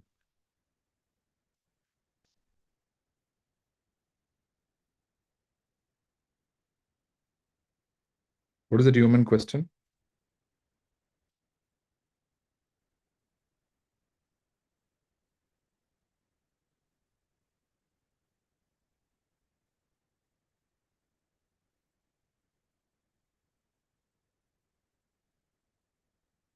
It's not egg on string. I don't know. Then you have to say what is that thing.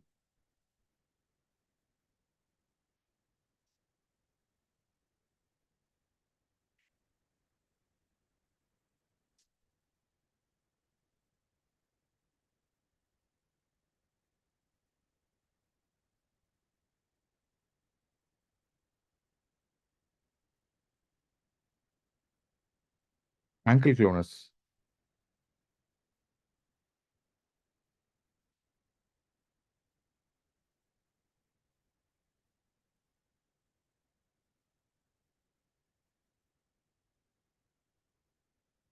What else will be seen?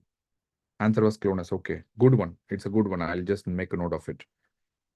So what else will be seen? Yeoman lesion. Okay, ankle clonus. Okay, great. It's a first shift or second shift question, guys?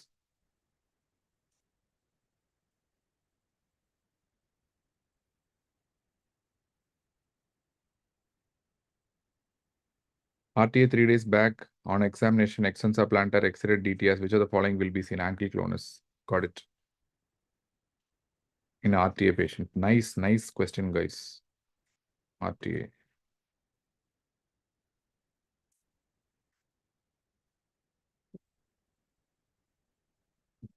Human science.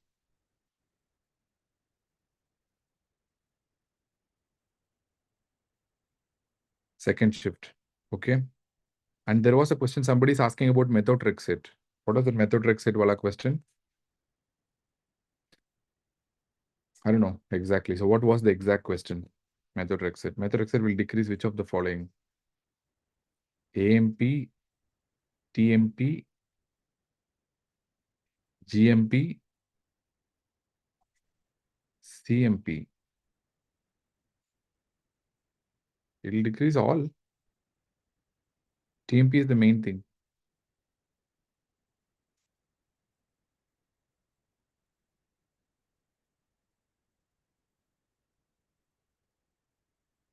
TMP is the main. It decreases all basically, but TMP is the main. Okay, all right. A beta lipoproteinemia question was there.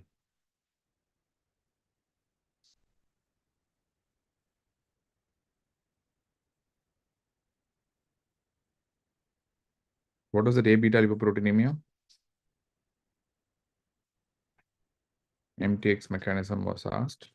I'll get back to the question. TMP, okay. Hypertonic baby, hepatosplenomegaly, dilated cardiomyopathy. Pompey's disease. Great, easy one.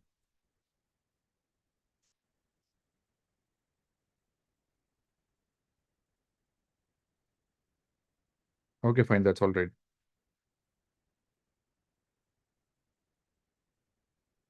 I don't know. Acanthocytes in HP was given. Okay. Acanthocytes. A beta lipoproteinemia with acanthocytes. Okay. Acantholytes picture.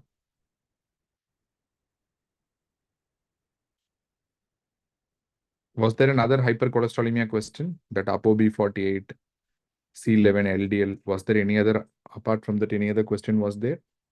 Hypercholesterolemia question.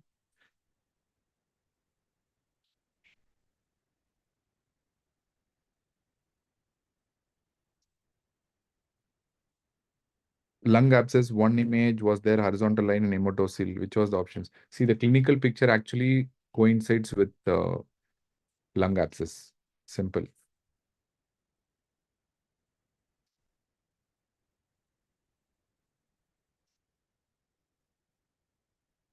There's no doubt.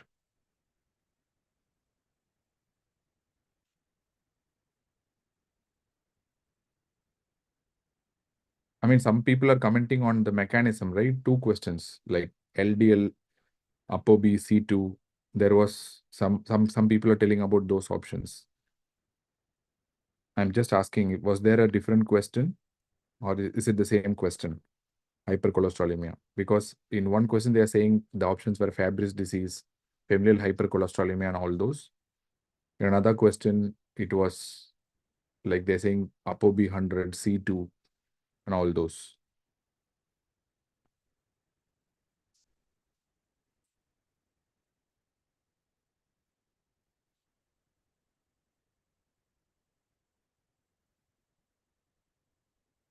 Question was long.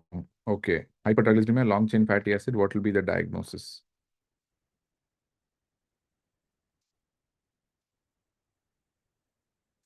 TMP only. There is no doubt.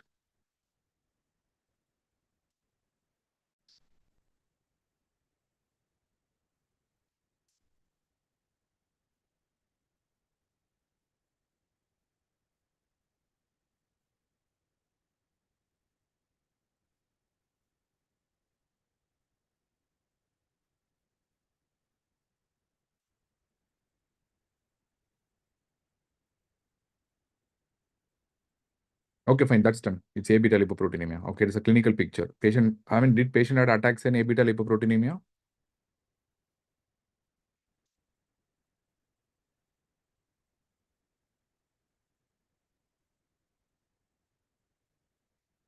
I mean, we multiple myeloma case we discussed already, man. That electrophoretic picture along with that side by side you had that bone marrow picture. I think we have discussed that already.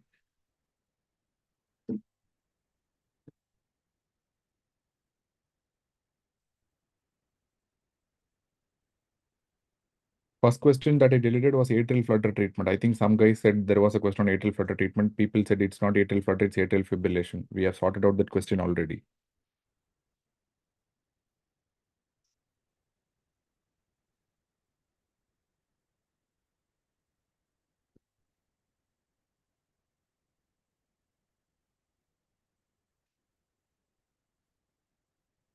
Type of RTA we discussed already, man. It's RTA type 1. We have done that already.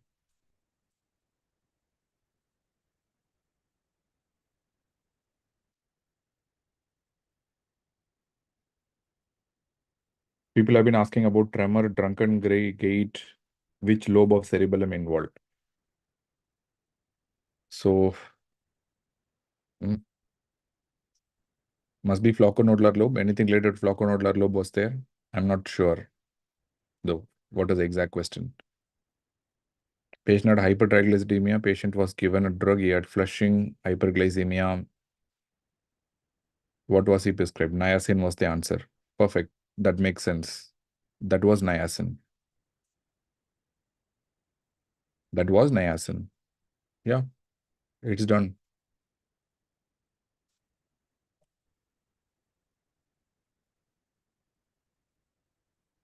So if they mentioned flocconodular lobe, yes, that's something that can be the answer.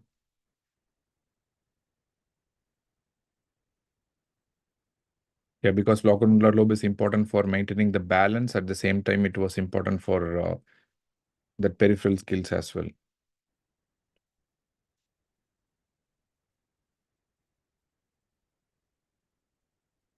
Okay.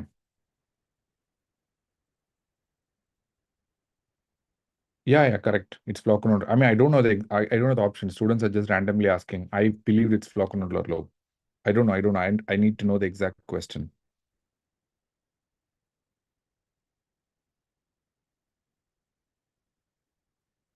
Because why niacin? That is because question mentioned flushing and hyperglycemia.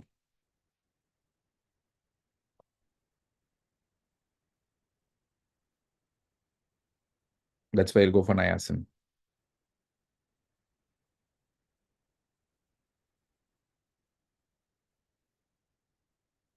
Yeah, I forgot about the hepatitis markers. That hepatitis question was chronic hepatitis B, E antigen positivity with high infectivity.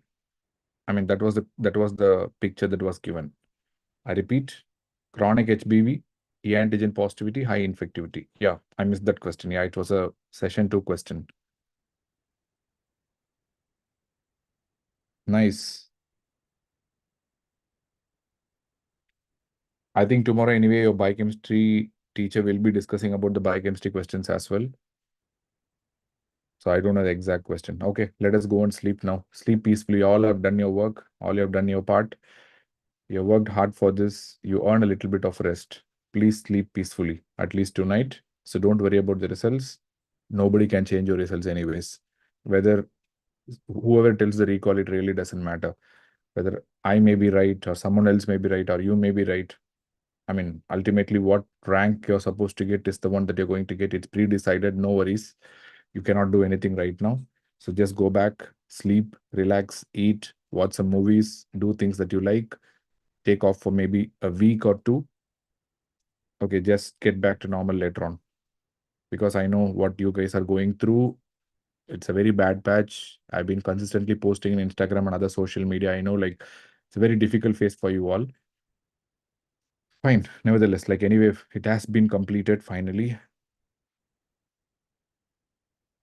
After a long time, you deserve a break, please.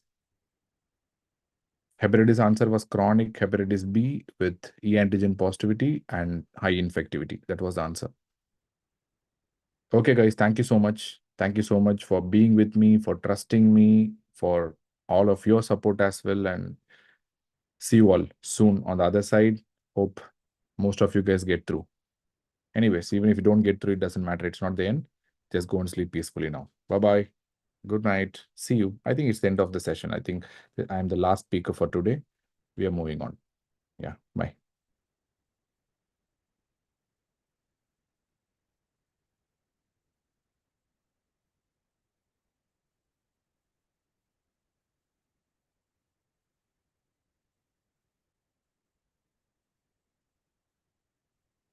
Where is that? Yeah, I'm beginning.